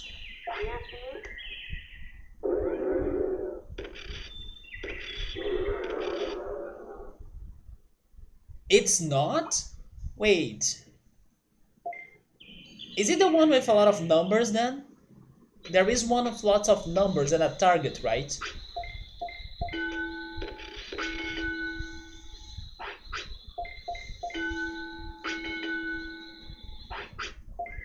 That's the one, I remember it.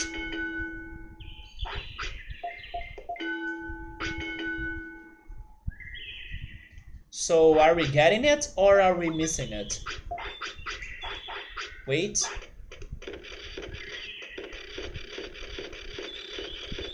In case we can get this one last attack, it means that the last set of moves that we are going to complete will be the earth attacks, surprisingly.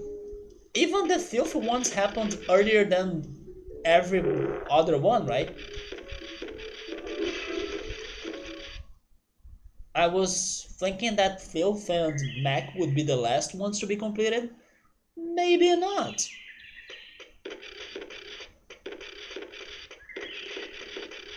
Let's see if he can really do it. Maybe now?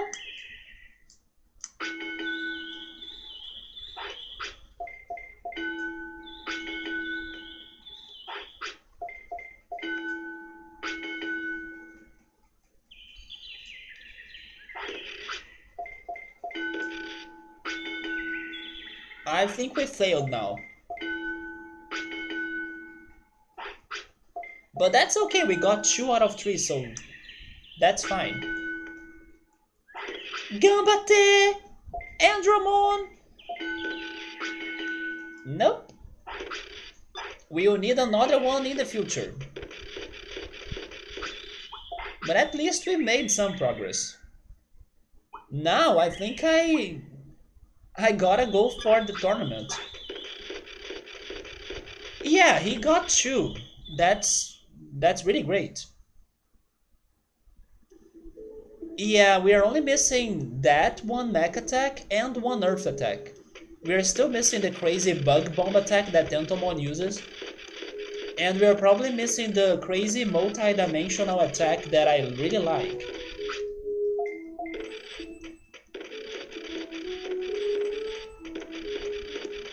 I can show that to you. Yeah, we're missing that and this. Man, this chart really looks beautiful once you see all of the icons with something on it. It feels satisfying to see that, you know, everything with its animation.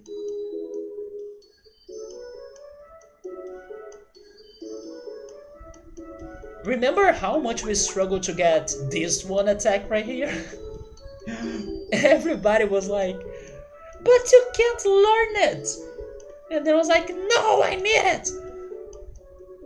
And then in the end we got it. And thank goodness I was learning about the brain training process for you to learn new skills, because it was around that time, right, that I was like, he can learn a physical attack, let's go fight physical Digimon. And then everybody was like, you'll never learn it. Yeah, this one had some trouble in the past. Because nobody used that against me, right? It was like the secret move that is part of the Fight Club that nobody talks about that attack.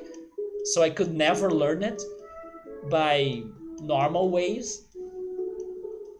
Thankfully, we studied until learning it ourselves.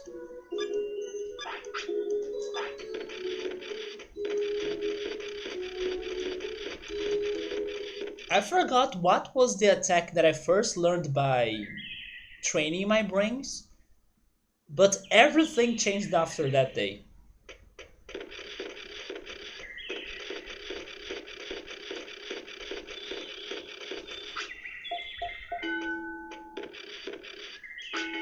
Why am I still doing this though? No, let's go check the arena. What a waste of time now. I mean, maybe they will have a rank as fighting there. I don't know if I can win that, but I can try. I doubt it, but who knows? But hopefully they have a different option, like the King of Mech Pokemon, right? We are playing Pokemon right now. The King of Mech Digimon.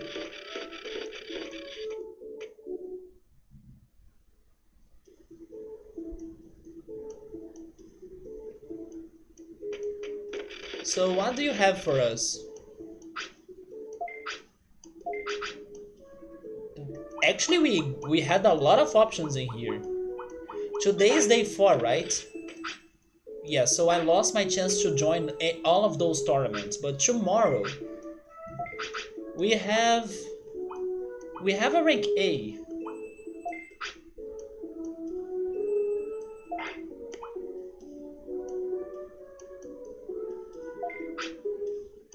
which is for ultimates. Let's go for that. Oh no, don't have the butterfly.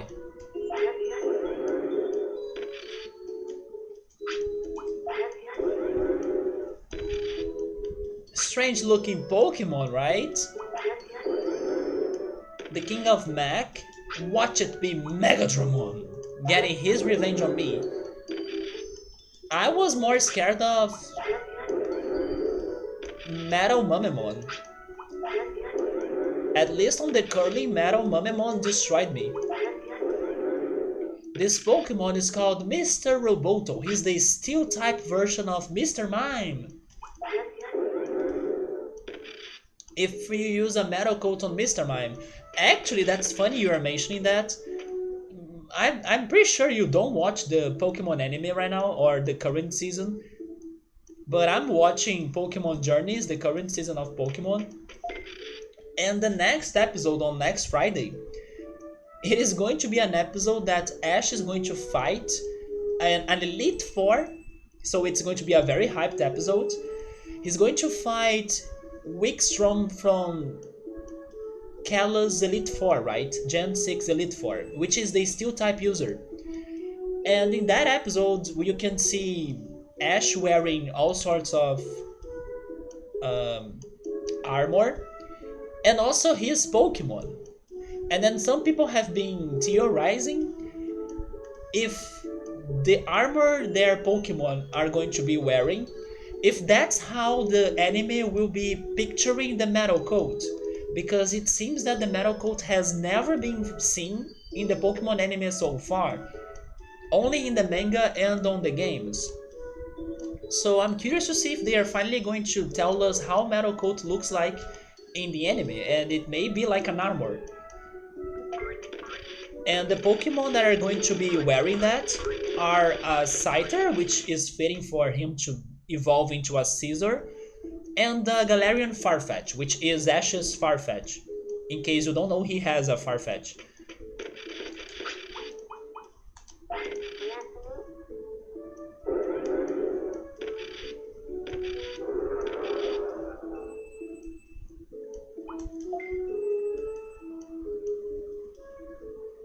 Good call!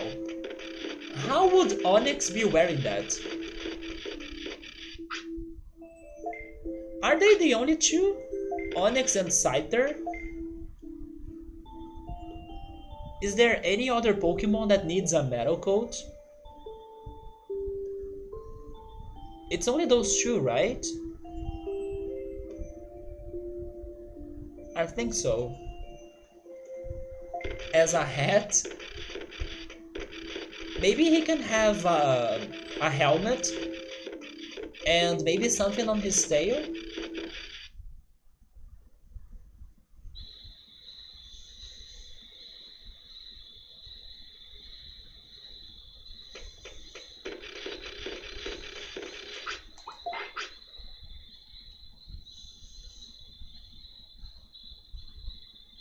Honestly, I think that this Andromon is looking very good. So I will train his HP.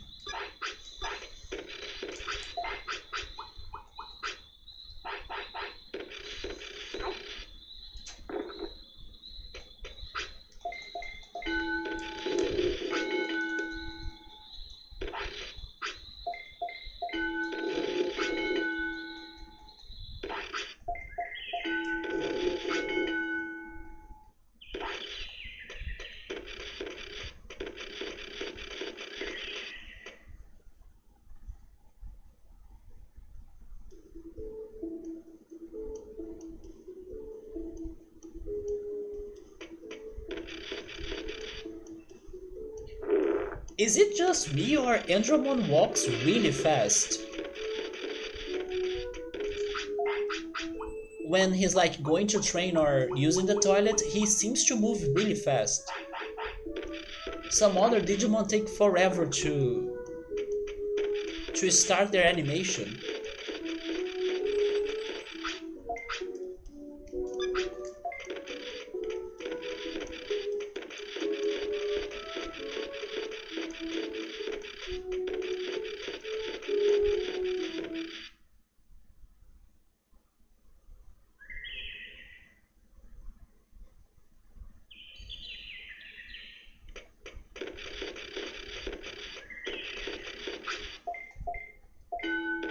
You see, he's super fast.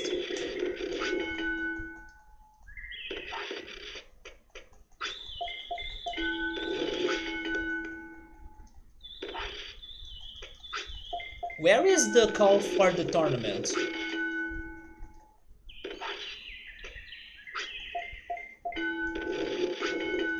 Maybe now? There we go. I'm feeling very confident about this. The only thing that can destroy us is if we get poisoned.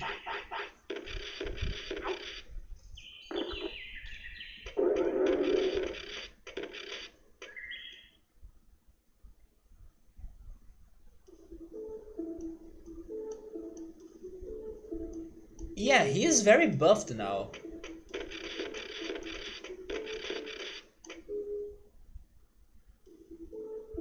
Although sadly, our reward will be a flaming mane.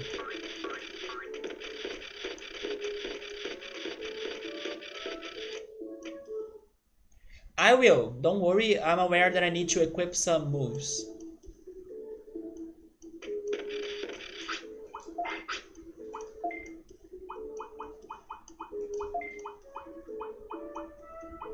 He can get the Megalo Spark.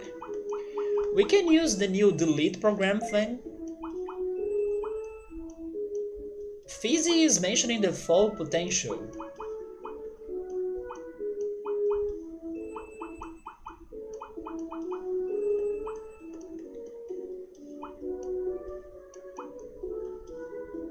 Oh, the pulse laser is good too, right?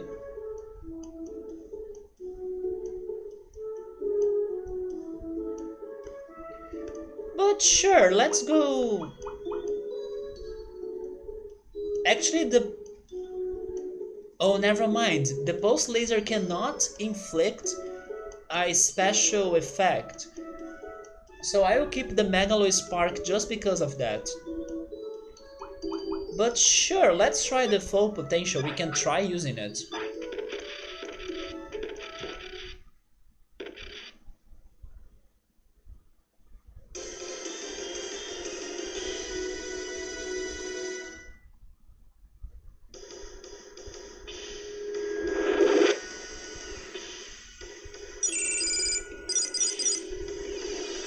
Andromon got this. By the way, is that a Kunemon? They have a Kunemon against a... Kunemon, what are you doing on this tournament? It's like, it's time for the Pokemon Championship. Go Kakuna! What?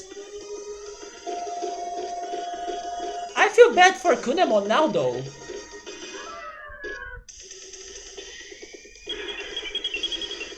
By the way, I forgot to heal. Good start.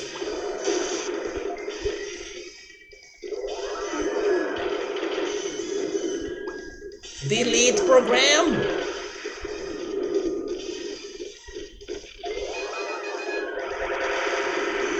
Yeah, take all of those binary numbers.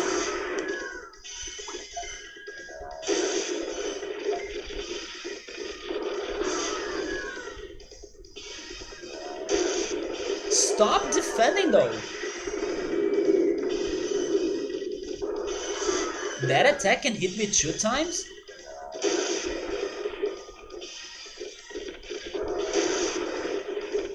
Delete program!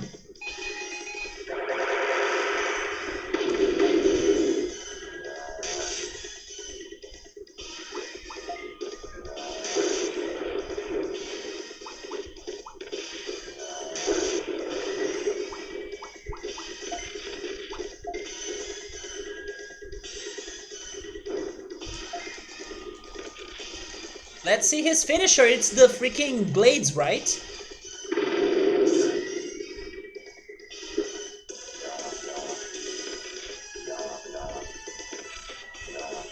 Kunemon is like YOLO. He's super YOLO. Look at him right there. You see how much Megalo hits after full potential? It was like 700 damage.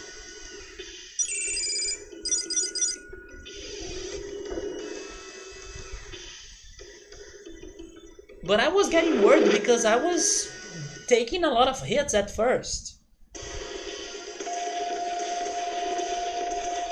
I love his brains like at max. Birdramon, we good in here, right?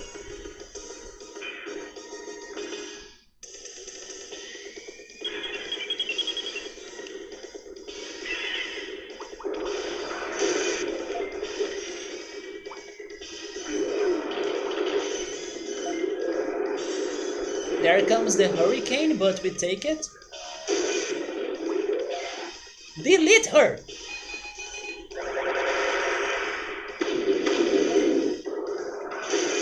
Oh my god, 800 now. Jesus! Anybody there for fried chicken? Bye bye, Birdramon!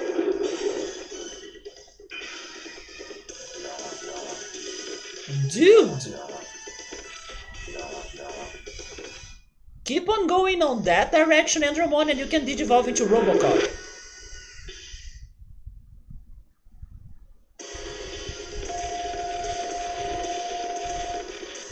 So we are fighting the Gearmon, and I can never be sure about those guys' names, but it's one of the Gearmon, right?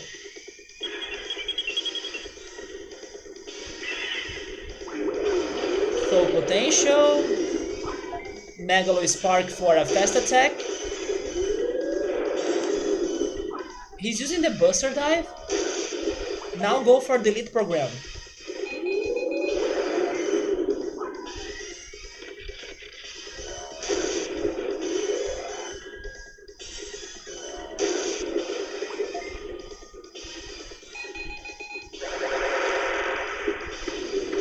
You know when people play air guitar, I love how Andromon plays or uses an air keyboard.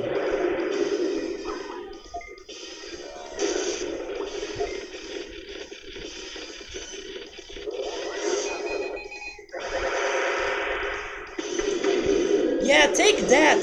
Data hurts! Internet hurts! And now Blade hurts!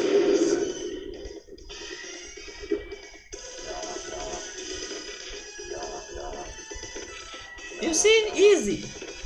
Bring us the freaking rank S tournament. And we shall be victorious.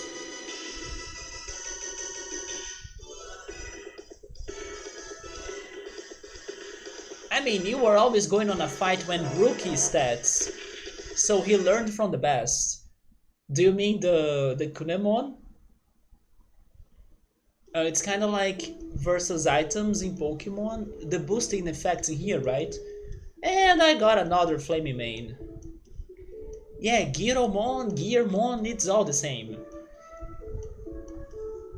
You can stack full potentials. Let's go for the rank S. Do you have a rank S tournament tomorrow? Rank C? Oh wait, we do have one. We can do that.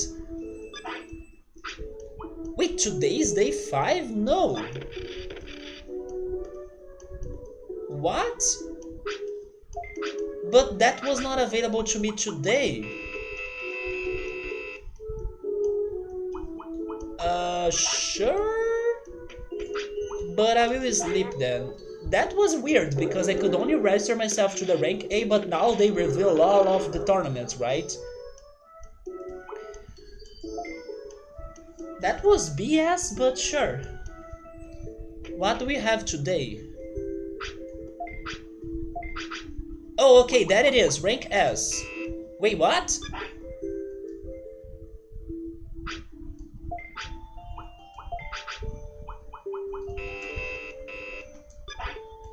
can't even see what it says?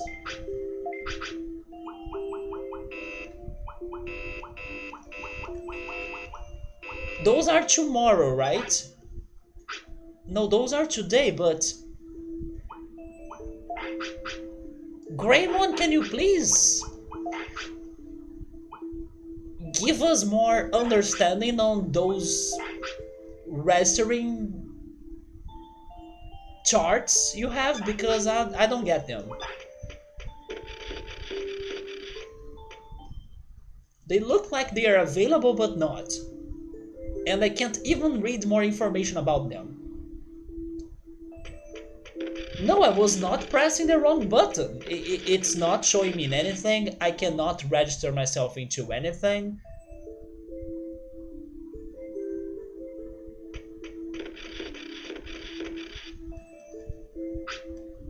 Yes, I came here to join this. I can't.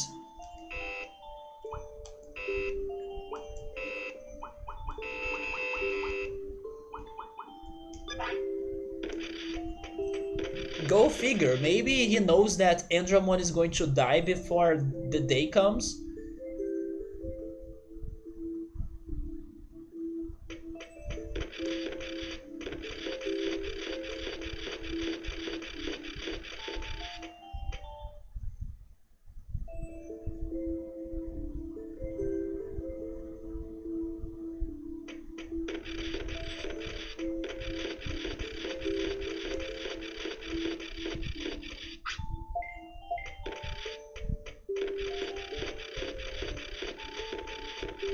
This was a very good shot for us to finally see the rewards of a rank as tournament, but as always, something happens, right? Sometimes I forget the day, or Greymon doesn't help us.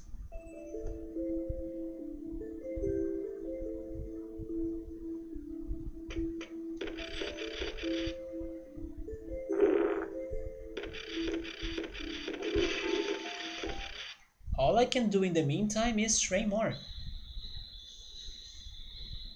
But we will be alive for the next day.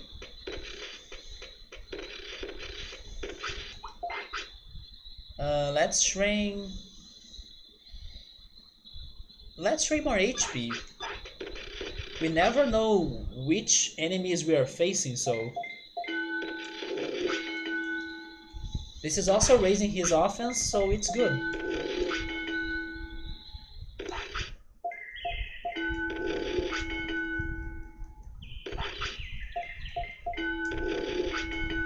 What if I can only register myself during the morning or something? I'll give it another try.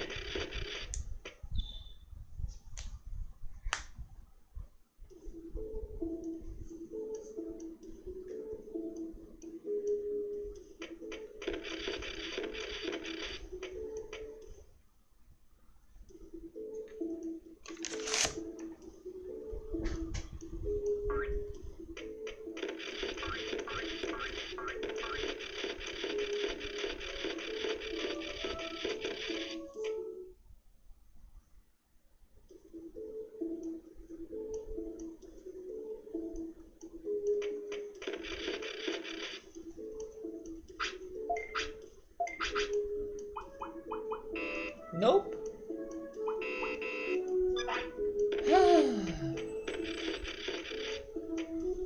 I believe everybody's scared of facing Andromon, and then that's why he's not allowed in the tournament, because everybody knows he's going to win because he's the best, beats the rest.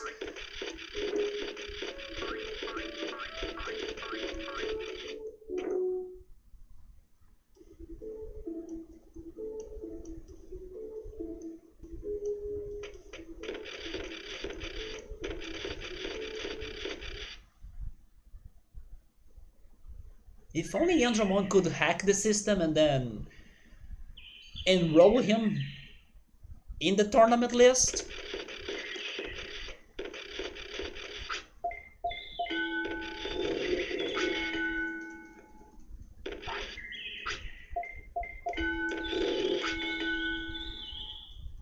But they had 4 options of tournament for the next day, so let's see if we can join any of them.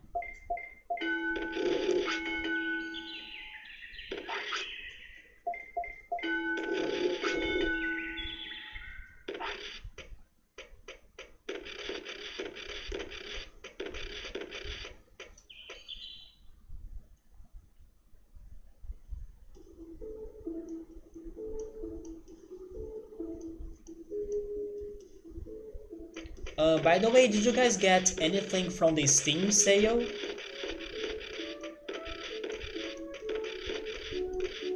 I'm not sure if I should get something or save it for another sale, right?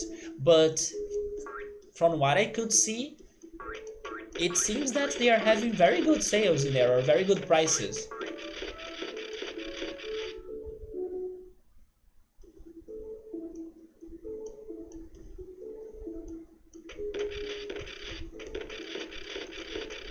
I just need to double check some prices to see if they are like the lowest prices they have ever gotten.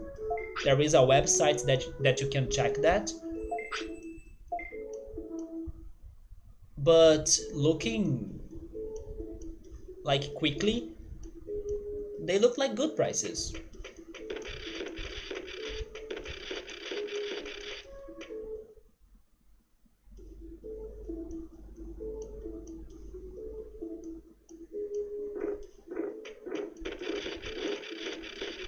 Let's try this again, right? You still have not made a Steam account? You're feeling too lazy to install and use a VPN? Is there some sort of issue for you to make a Steam account in your country? Or is it regarding the prices?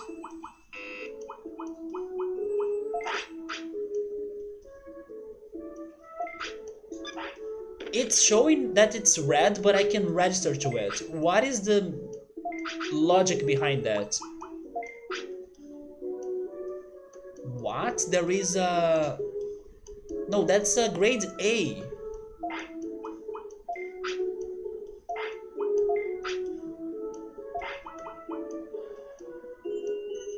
Fine.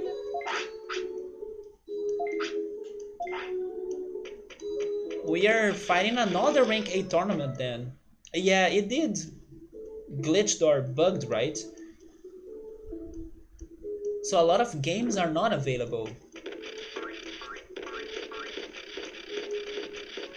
Keep scrolling.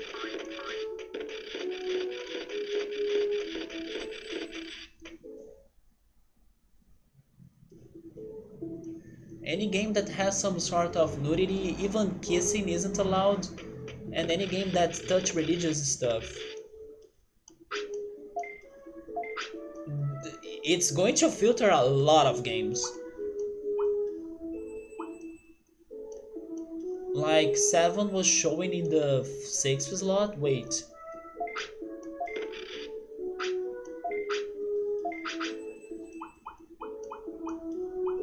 You mean that? Oh! I don't know, how did you see that? Somebody used delete program on this chart, but we could find it now. It was an Easter egg tournament. Sure. Wait. Yes. There we go. We'll have a shot. Most Final Fantasy games won't be available. GTA.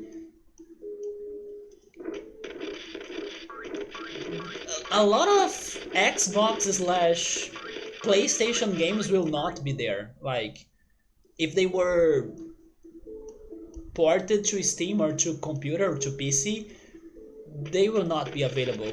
And some Nintendo RPGs as well, right?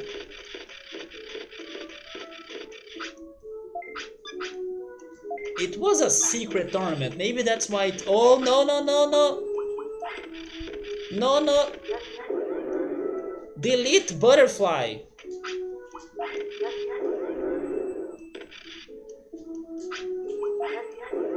Not now. After the tournament you can have... a whole insect collection, but not now.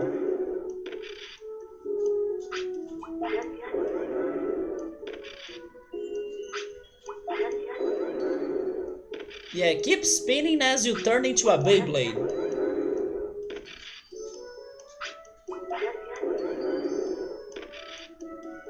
I know they're available in all countries, but in there they are not. That really sucks.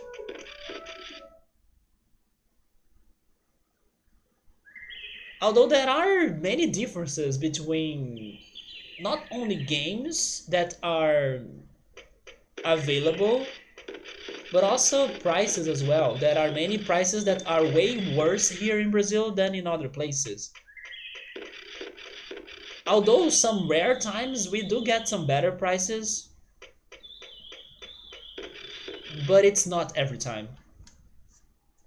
I would say yeah, probably that damaged my statuses. Or maybe not. In any case, I will get a little bit more of HP because I think I'm good about magic points. Oh, there is a move in later Digimons that is a spinning move.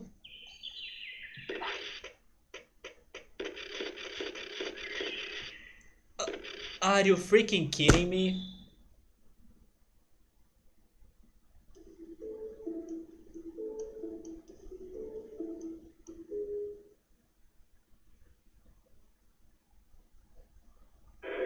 Quick, somebody use a revive! Delete death!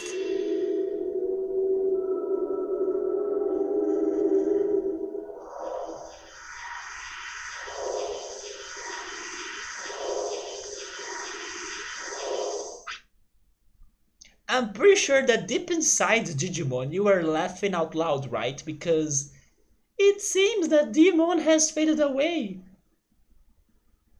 You're never playing on our side, are you, Digimon? I'm pretty sure you are like having fun with all of this suffering. Before fading away, he gave birth to a Digitama that will never get to rank S tournaments in this game, huh? He'll be reborn with his abilities, huh? Which egg do you want? Well, we're back to this. Also, hi, um ovo feliz, how are you? Yeah, right? Right in the freaking time that I had a rank S tournament ready, a very OP Digimon. Nope, not today, maybe next week. Where Phoenix down, where Phoenix summoned when we need it. Digimon saying it would be a shame if you entered a rank S tournament tomorrow. Wait, before or after? After I get my rank S tournament fight, I don't care about whatever Digimon has to tell me, but before my tournament, it sounds like he's making fun of us. But do you guys wanna pick the egg or can I go for it? I mean, we could try Patamon and Angemon again, especially because now I may have a good idea of what I should be going after, although I don't know how am I going to do that. But we still need to figure Palmon's final Digivolution, and I would be between those two eggs right there. But we could try Patamon again. Next Sunday, of course. I don't know, good call. But after we pick the egg, we can check the date. Like, getting Kunemon, it doesn't matter which one we go, right? Saber is telling me to me to decide. Let's continue this Patamon cycle then. If everything goes bad, I hope we can get another Andromon, and then we can learn the last attack he needs to learn, so let's continue with this path.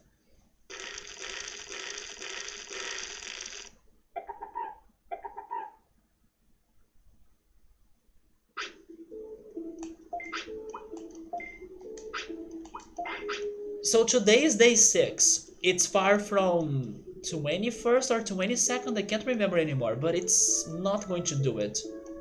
I think Kunemon is a no-go. Before I end up the stream though, I will go do some shopping because I gotta buy more portable potties. Pretty much portable potties. One tip for Angemon would be to think what he's known for. I actually tried thinking about that. There were times that I was training his magic points and defense because those are the two things that come to mind when he's an angel. He needs to protect people, so defense. He needs to be glorious, so magic points. But I swear to you, I think I tried everything for him. But now I have another hint, and it gotta be it. And I'm thinking about happiness. I need to give this Digimon all happiness I have. I just don't know how. Oh, hey, you are not here every time. By the way, eating on our restaurant got a lot of our money, right? But at least I learned about it.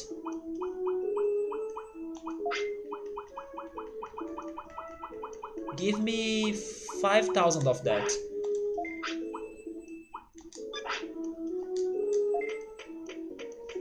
If you get to ultimate, I hope I can get to another ultimate. Shiny hunting, you mean Angemon hunting hype? The next adult form will be an Angemon? I'm trying. If it is going to be him, I don't know, but I have new ideas to try on this cycle. Especially because I have tried everything already, so I at least know what not to go after. So I'm learning from my mistakes. Although I will do this next Sunday. I don't know if I want to start this right now. But at the very least, we learned some new attacks. Thanks to Andromon's help, right?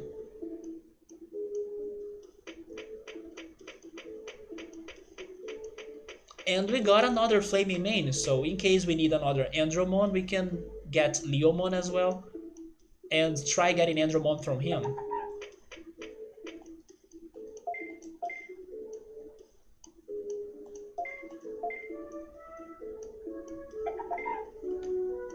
You know what? Maybe I can start this. Okay, I will start this training. But I'll probably be stopping when we get the rookie or... Yeah, the rookie. I can start this.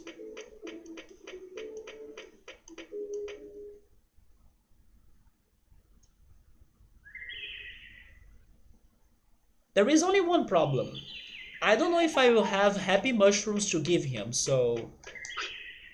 But maybe I don't need the happy mushrooms. I can make you happy by praising you. Hopefully discipline is not a thing for you, right?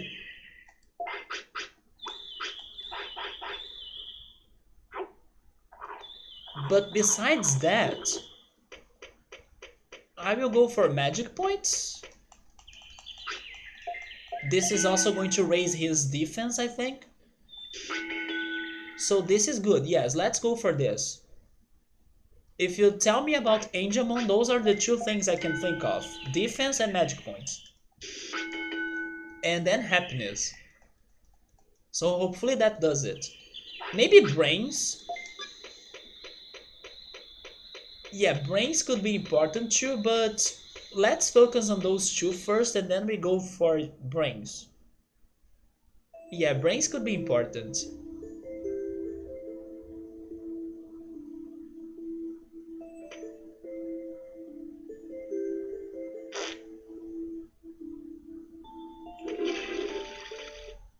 But the challenge here will be keeping that happiness high. Can't say that I'll be able to do it. I'm smart. You wish you were born with high IQ? I mean, I don't know if you are being ironic or if you're really complimenting me. I can't say.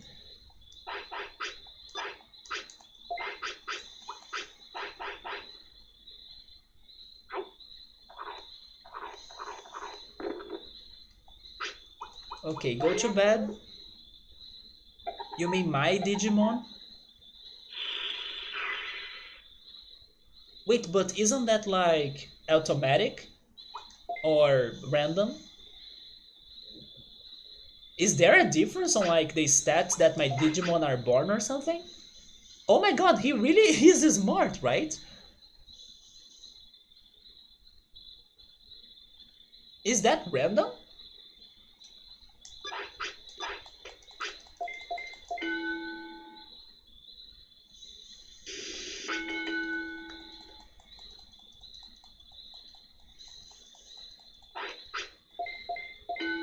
Oh, there is. Oh, okay. So there is some inheritance from my previous Digimon. That's very, very great then, because they only talk about transferring their moves, not really their stats. So you see, giving him all of the max brain training was not for for nothing. It had some uses now. It's like 9%. That's better than 0% like I was thinking. Oh yeah, the only problem about training Tokomon's magic points and defense is that maybe he will not turn into Patamon. Never mind, I gotta go back to attack training.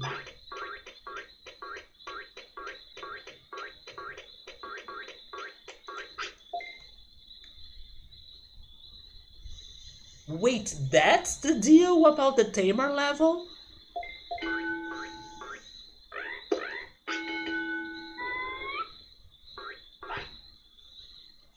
So that's actually really awesome.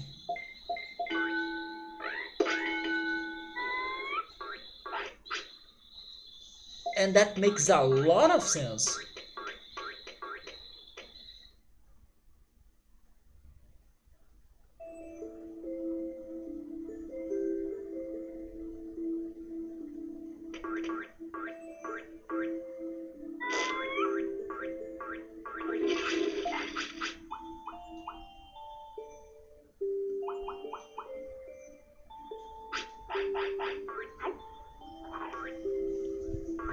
They told me that in game?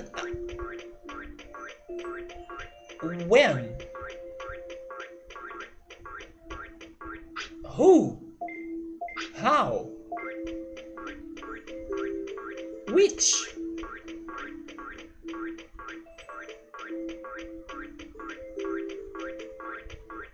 And where? They do tell me that? How did I miss that?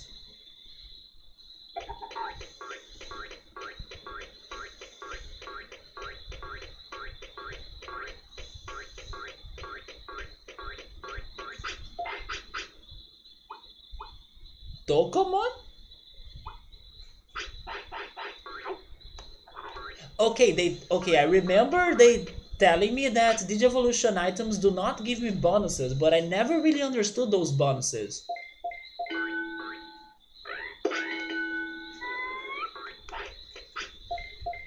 That is an information that I remember, but the one about my tamer level gives me bonuses, it's something that I could assume, but I do not remember anybody being specific about it. But yes, the thing about Digivolutionary items, I remember seeing that in the game. I think it was maybe Poyomon actually, yeah. Poyomon was the one telling me that, right?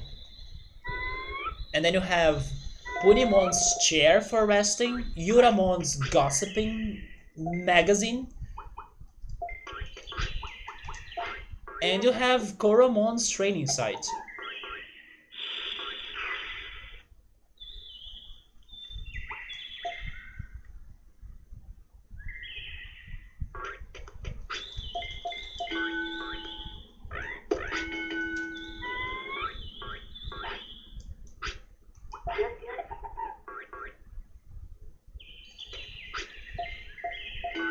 Their dialogue change or changes over progression. They do change, but I still don't remember them talking about my tamer level.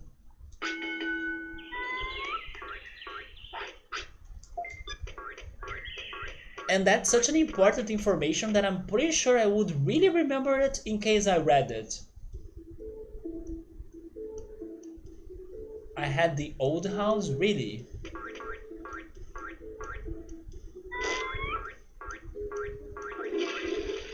There was this idea of like once you get more levels, it's going to become easier for you to digivolve or get better digivolutions, and that's something I noticed for sure. But I do not remember them being that specific, and I never really understood how's that help working out. I actually assumed that the help they were giving us was more regarding the time or the days or the age of my Digimon than his stats. And then that's why they were still kind of young when they were digivolving into stronger Digimon.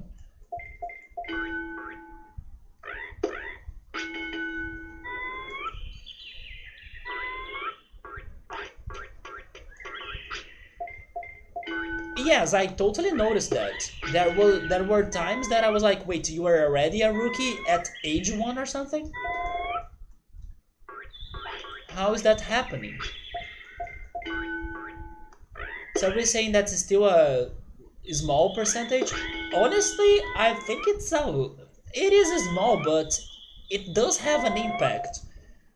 Because if you have a very buffed Digimon in the previous run, like the max brains for example, you do get a bunch of brains right away. Yeah, that's why it gets easier then. And thank goodness, because that's very rewarding.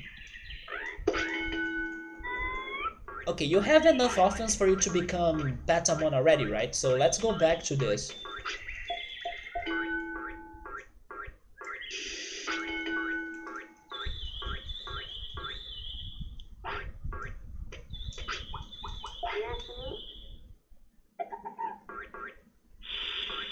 Yeah, I noticed that it saves some days of training.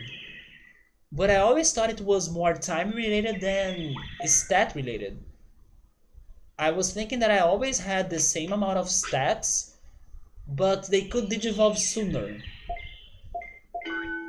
And then they had more stats on their charts because of everything else, like Piximon's training book, the carrots that I'm giving them.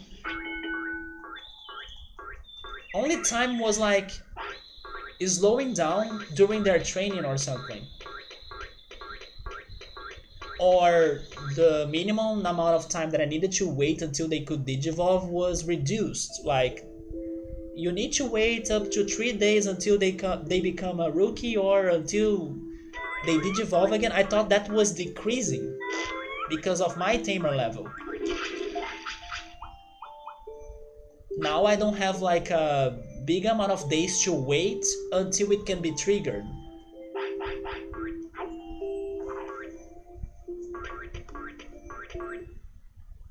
I mean, I did not manage to understand that they were passing their stats. That's something that I did not notice, but I totally noticed they were digivolving into better things faster and easier. That's something I noticed, and I was like, let's go, give me more levels or tamer levels, because we were stopping to get shitty Digimon.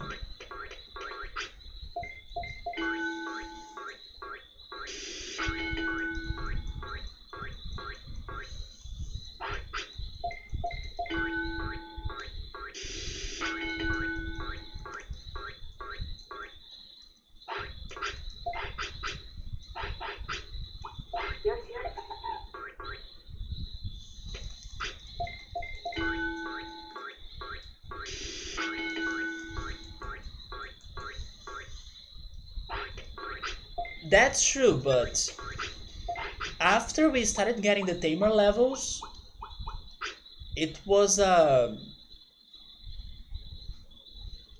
like we progressed a lot in a row. It took us long to finally get them, but after we had it, it was only uphill. Numemon took forever to return to our lives.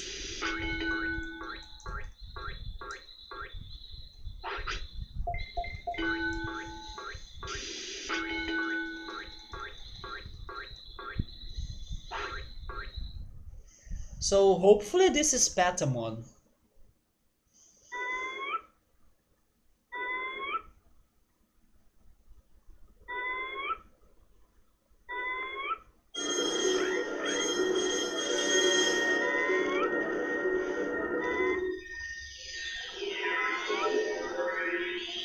There we go. My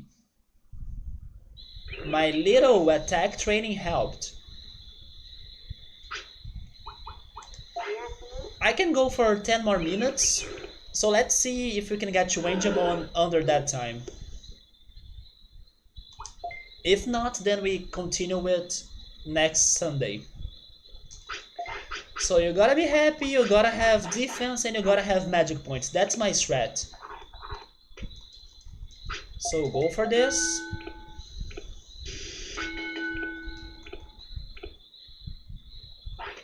I will give you 2,500.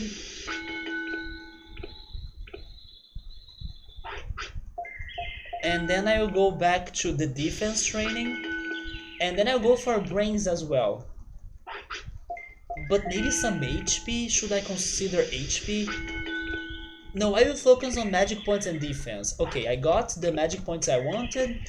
I don't have time to go to the toilet. And if I give you a potty, maybe you can feel happier. In case you negate it. So please say no. Nice! So I can scold you and you can be happier. There we go, and now you can take my body, right?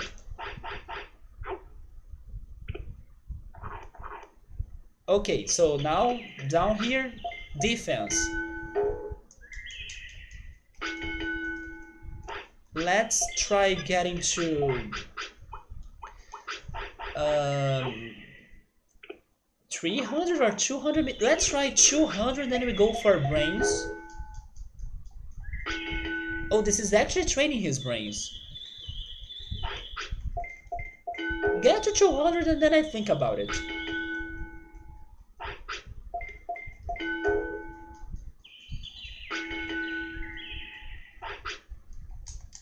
Let's do that again. If you say no, it's better for me. He said yes. But I can also praise you. Okay.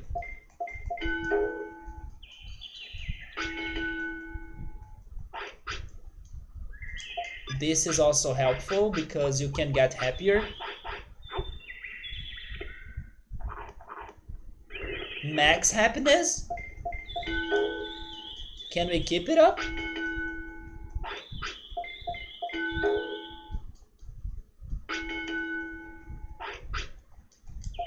Of course not.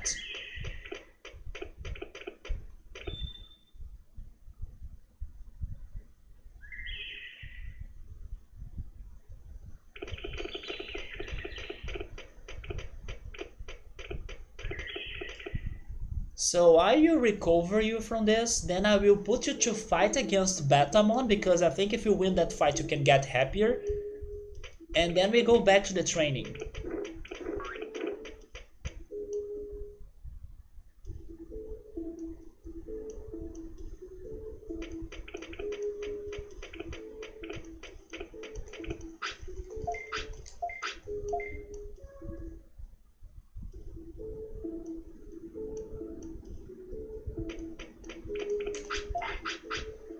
That's why I bought so many potties.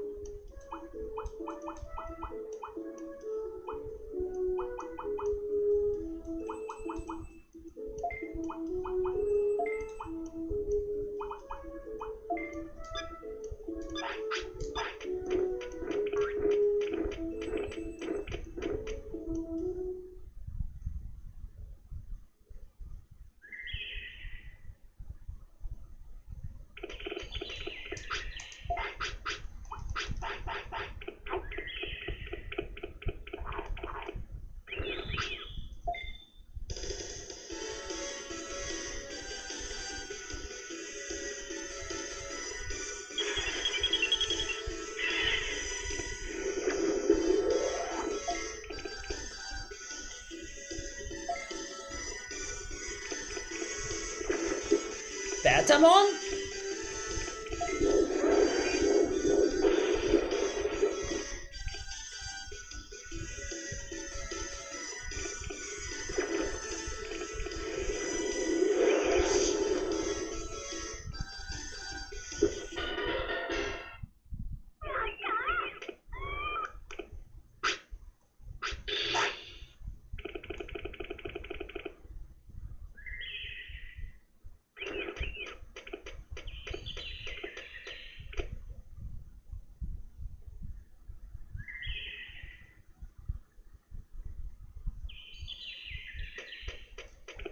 Back to defense? Yes.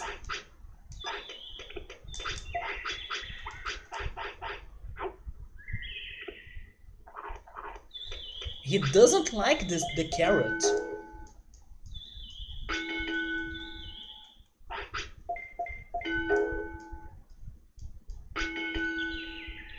Okay, now sleep. Then we train your brains and I try to make you happy again.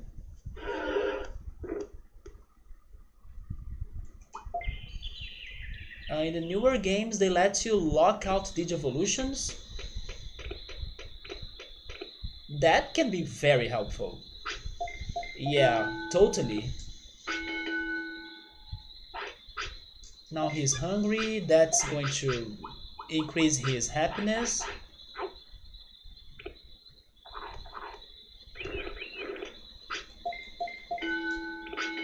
Oh, that's a mistake? That probably was the end of it. But let's see, let's see.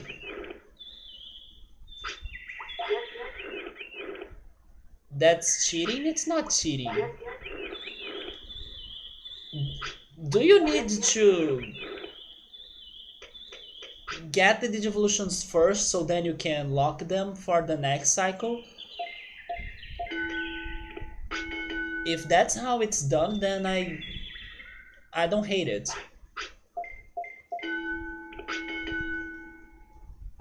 Like once you do it for the first time, it feels okay for you to have an easier way to do it again, you know?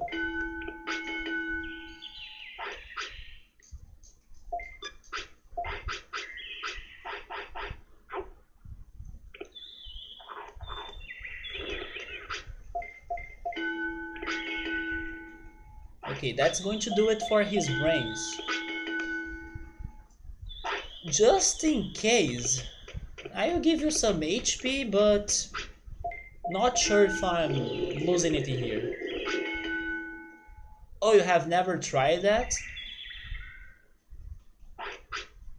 You lock all of the champion that he can become but one. Before getting them all, like unlocking them all. But if you can have the option, you don't necessarily need to lock anything, that's okay, right?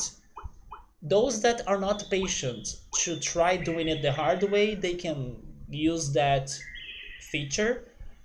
But those that want to play it OG hardcore, just ignore that. It's just like the XP share in Pokemon games.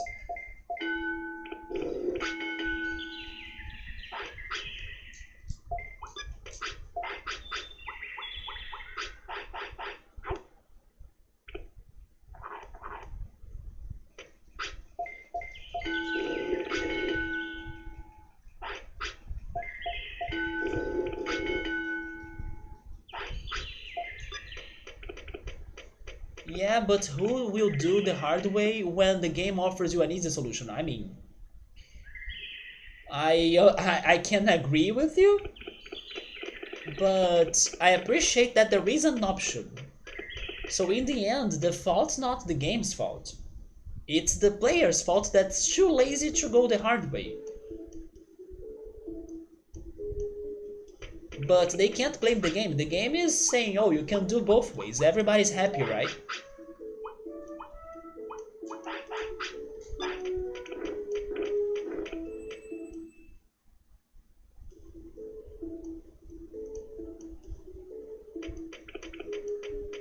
You're also hungry now?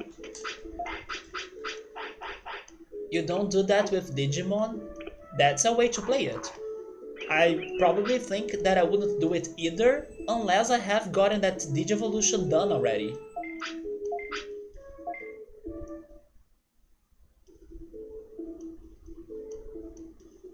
If I want to get a repeated Digimon, I can see myself locking the others to get the one I have gotten already. It would save my time. But getting one for the first time by locking the others, then no. I would like to get that one for the first time by luck or by my own effort.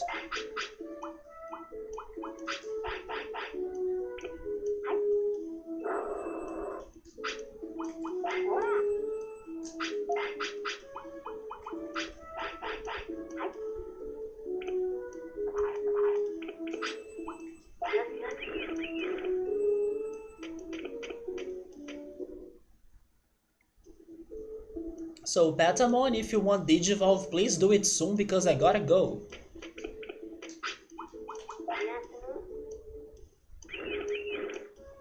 I mean, the game already tells you the exact requirement needed to get that Digimon if you have met it or not, and then you lock the rest. Why don't they just play the game for you?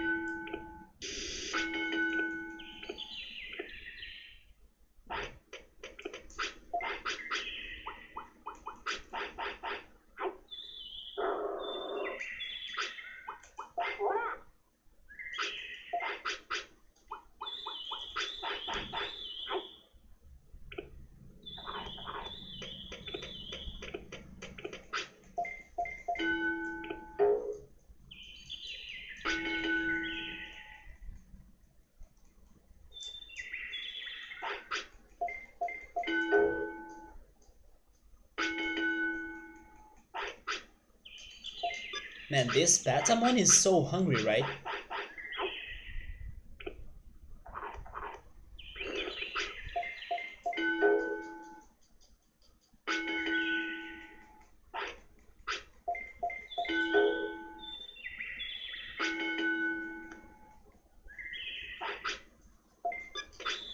And isn't this like the fourth time he wants to poop today?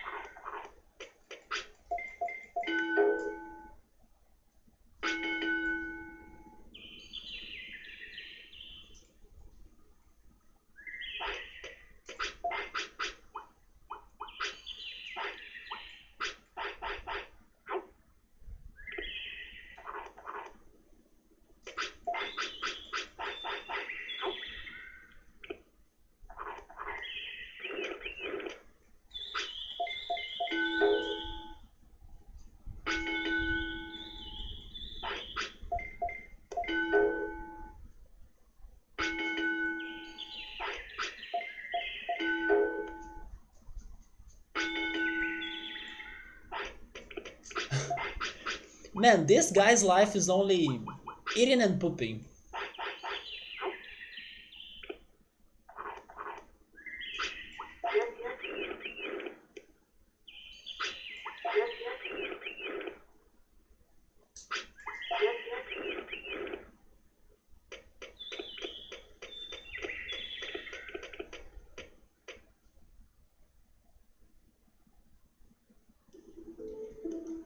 How old are you now? Because I really gotta go. He's 4 years old and he's not digivolving?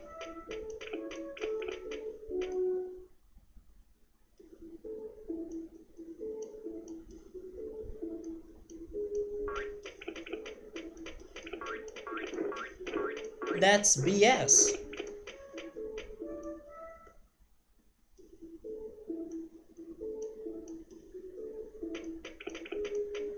Am I getting another Numemon? Should be soon, but I'm getting worried because I also would want to believe it should have happened already.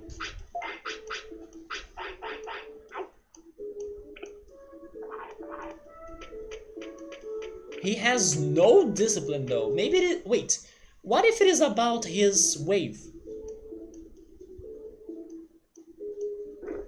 How how fat are you? He's waving 10.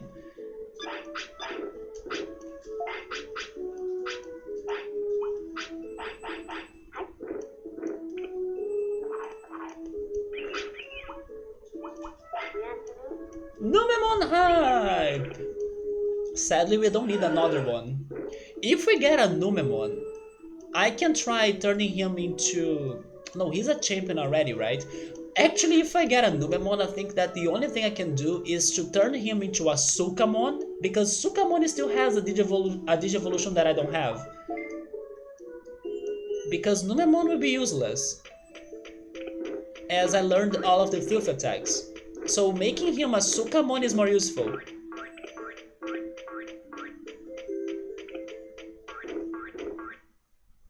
Because I don't need to get another Monzaimon.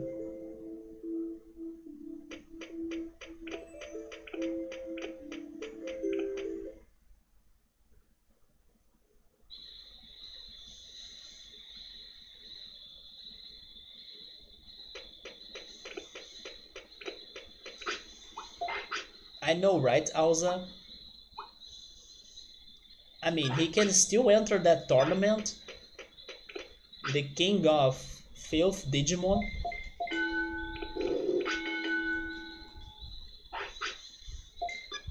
Oh, it's happening! Is it finally it? Imagine if it is Leomon. I paid so much attention for another Leomon, are you kidding me? Oh no! This is worse than Leomon. That's why you were only eating and pooping, right? Wow. We did it!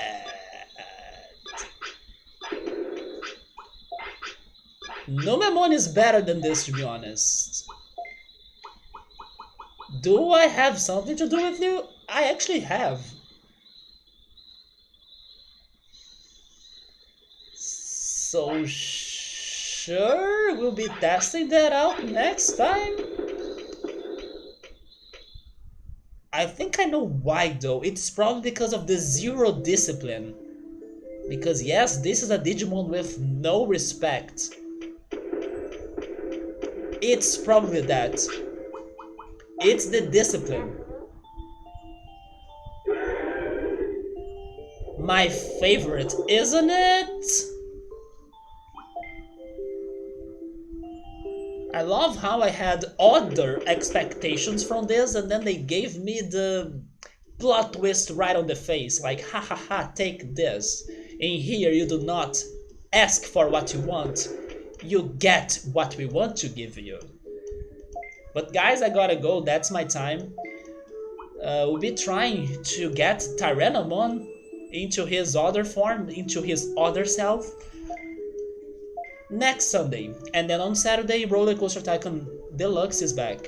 So thank you so much for stopping by. At the very least, you learned some more mech attacks, which is always great. And we are also studying other possibilities on this game with happiness, discipline, wave, and even fighting. We'll need to do some fights to see how they are going to change my Digi evolutions. But that's it. Have a great week, have a good night, and goodbye.